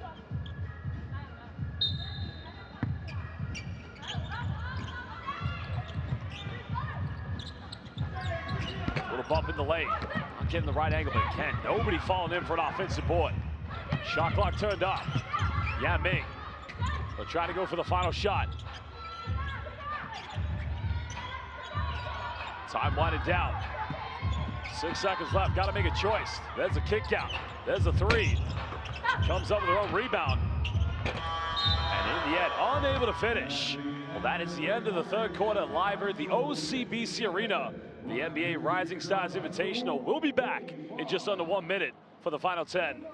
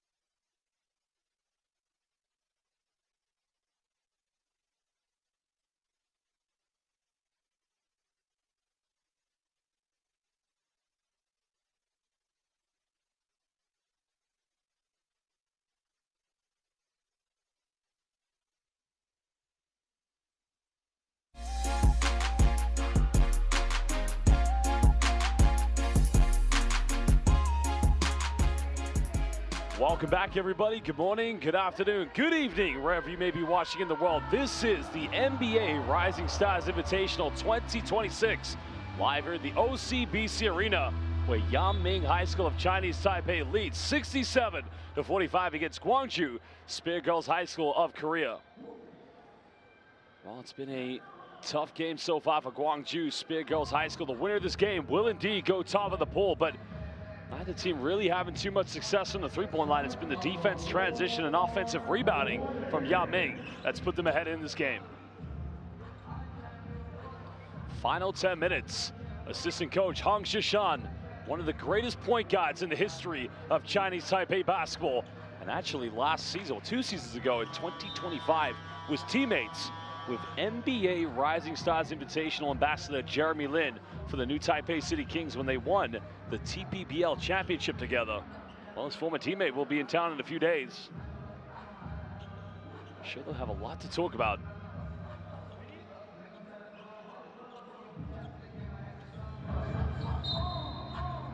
Well, here we go. Welcome back, everybody. Gwangju Speer Girls High School having the final possession. Now working off a screen, going to a left. Trying to find areas to expose here against the defense. This is much better. Just too strong off the bank. Offensive rebound. 2 times just unsuccessful. Good looks. And Jun Ji-Yun has 4 fouls, so she's got to be careful. Doesn't want to pick up that 5th one. Right there, the zone. Too many errors just left unexposed and missing from point-blank range. While Wu Xuanling should have tucked that one away. Both teams still looking for their first points here in the 4th quarter. But Yangming have a 22-point advantage. A little in and out off the three-pointer. Gwangju's made more threes tonight, but only 1 more. They've hit 2 3-point field goals so far this evening. So unfortunately, Captain Kim Dam-hee stepped out of bounds.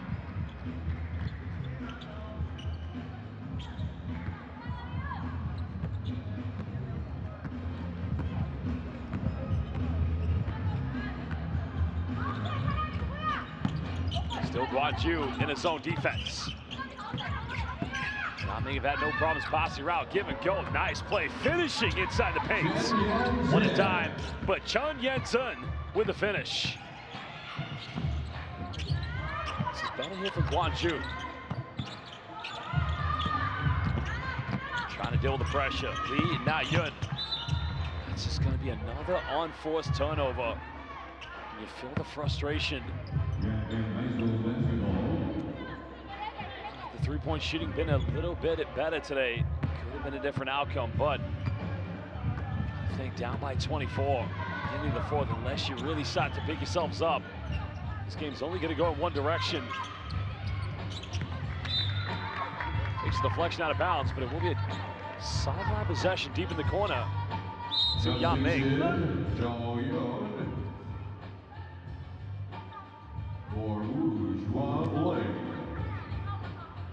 Well, Chen Shim will check back into the game, also subbing into the game, Cho Yun.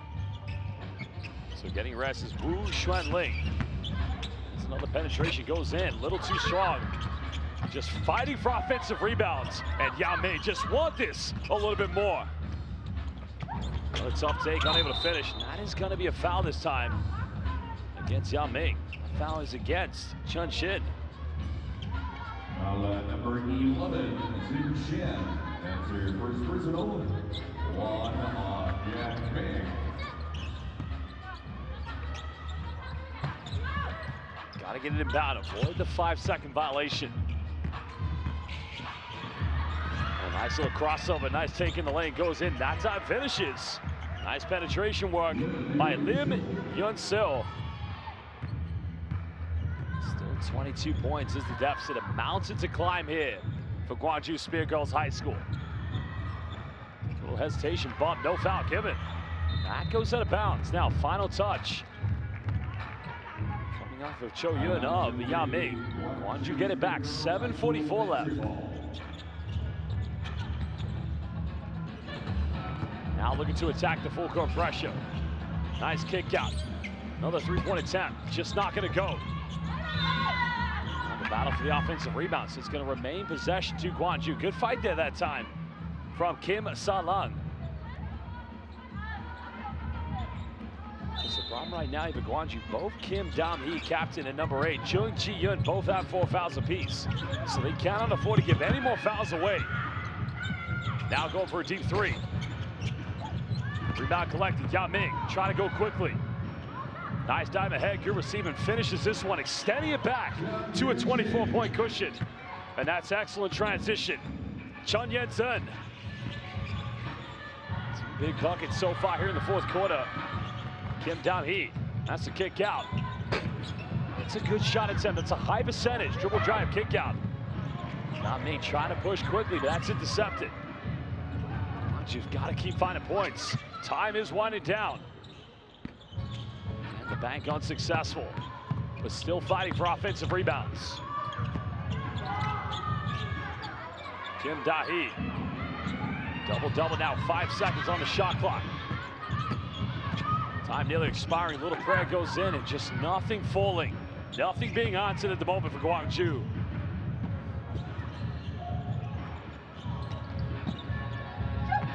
Yao Ming just keep it going. You can see the defense falling asleep, and even as they miss the attempt, they still find ways to come up with the offensive rebound.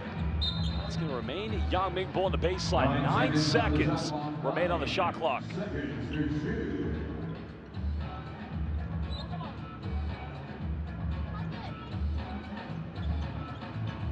That's the looking down the barrel of prospects of not finishing top of the pool, but right now these young players for Gwangju Spear Girls High School gotta have that on their mind, as now Chun Shim will check out the game. Another 3 goes flying, having only converted 1 so far this evening. Right there, just taking the ball away. And that is just an unfortunate set of circumstances, but beautiful work by Sun Yutzier.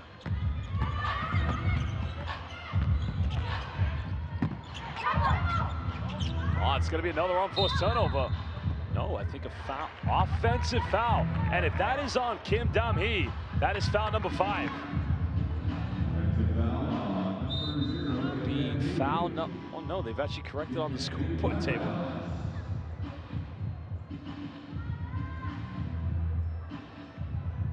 Oh yeah, she's out of it, she's fouled out.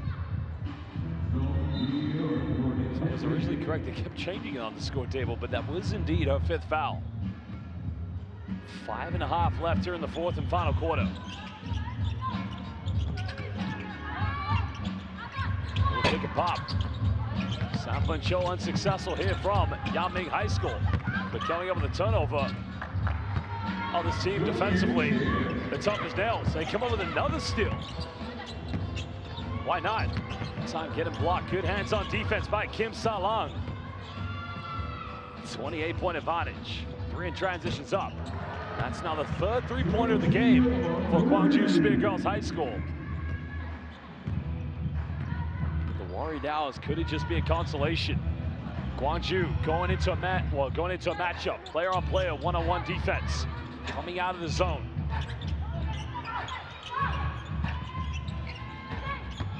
Nice penetration down the middle. Foul is going to be called.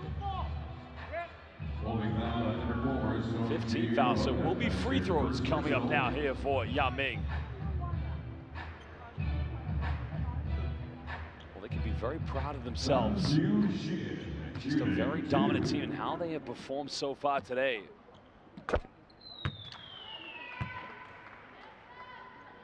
Six points so far this evening for Captain Chong Yu-shin. 4 players in double figures this evening for Yao Ming. The leading scorers, joint leading scorers from number 15, Shu Yu-shen, as well as number 11, Chun Shin.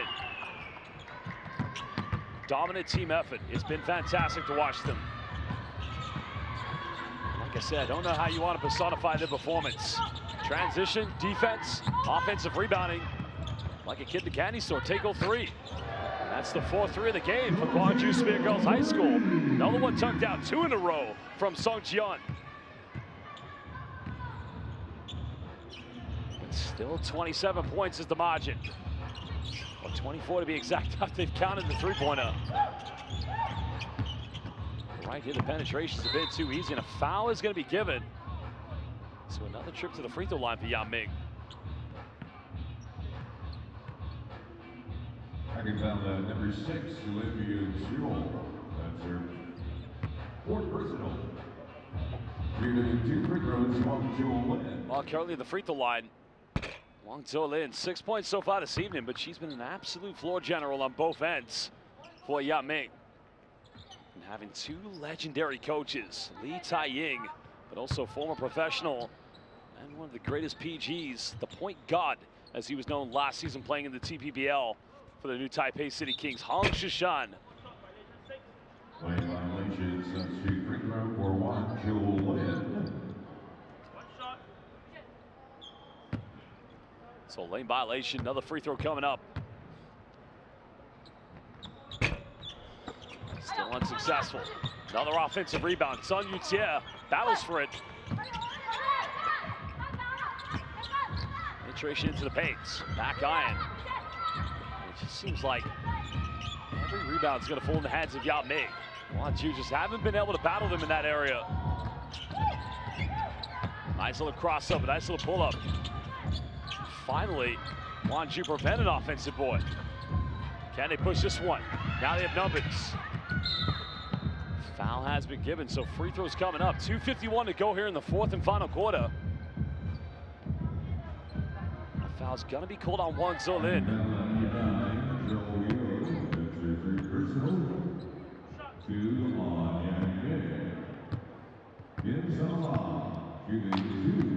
Well, Kim Salan currently at the free throw line, only 2 points this evening. There's another one who got into a bit of foul trouble early on in the first half. She picked up 3 fouls. She hasn't picked up 1 here in the second half, but I feel for this team because they were outstanding in their opening game. They're up against a very tough defensive Yan Ming High School, who I think it's fair to say took them out of their game plan defensively.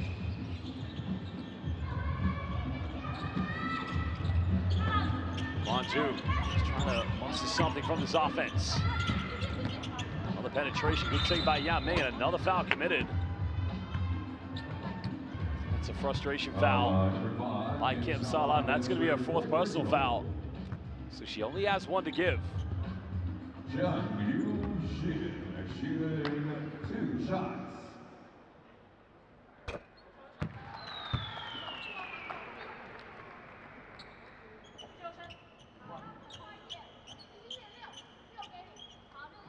Well, Captain Chung Yushin at the free throw line now can extend this back to a 26-point advantage.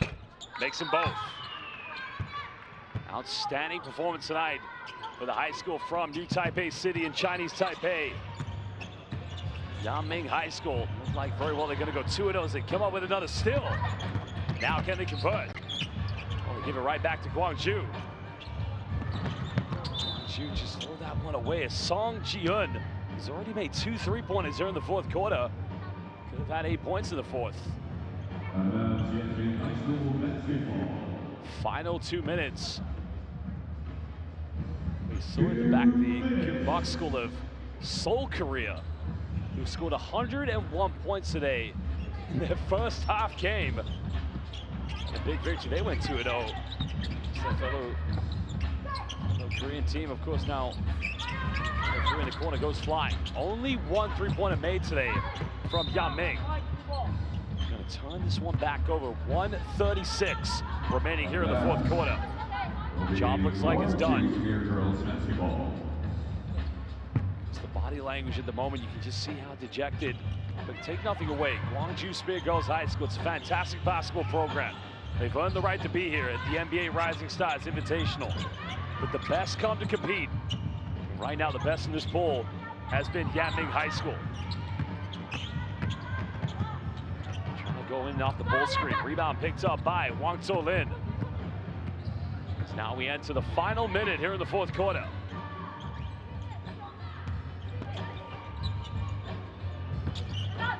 Little flash middle. He's in with a little Fagaro count finish. Again, another offensive board, and that is going to be on number 8, Jung Ji-eun. That is going to be foul number 5. Should be the 2nd player to foul out for Gwangju Spear Girls High School. I think it is, yep. Jung Ji-eun, 5 fouls.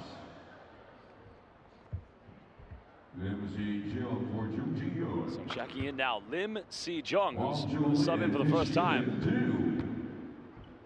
Let's see out these final seconds.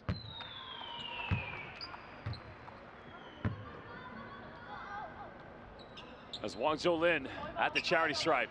Big performance tonight. Now 7 points after making that free throw. Remember, 4 players in double figures for Yaming High School. Makes them both. Well, there you have it, fans.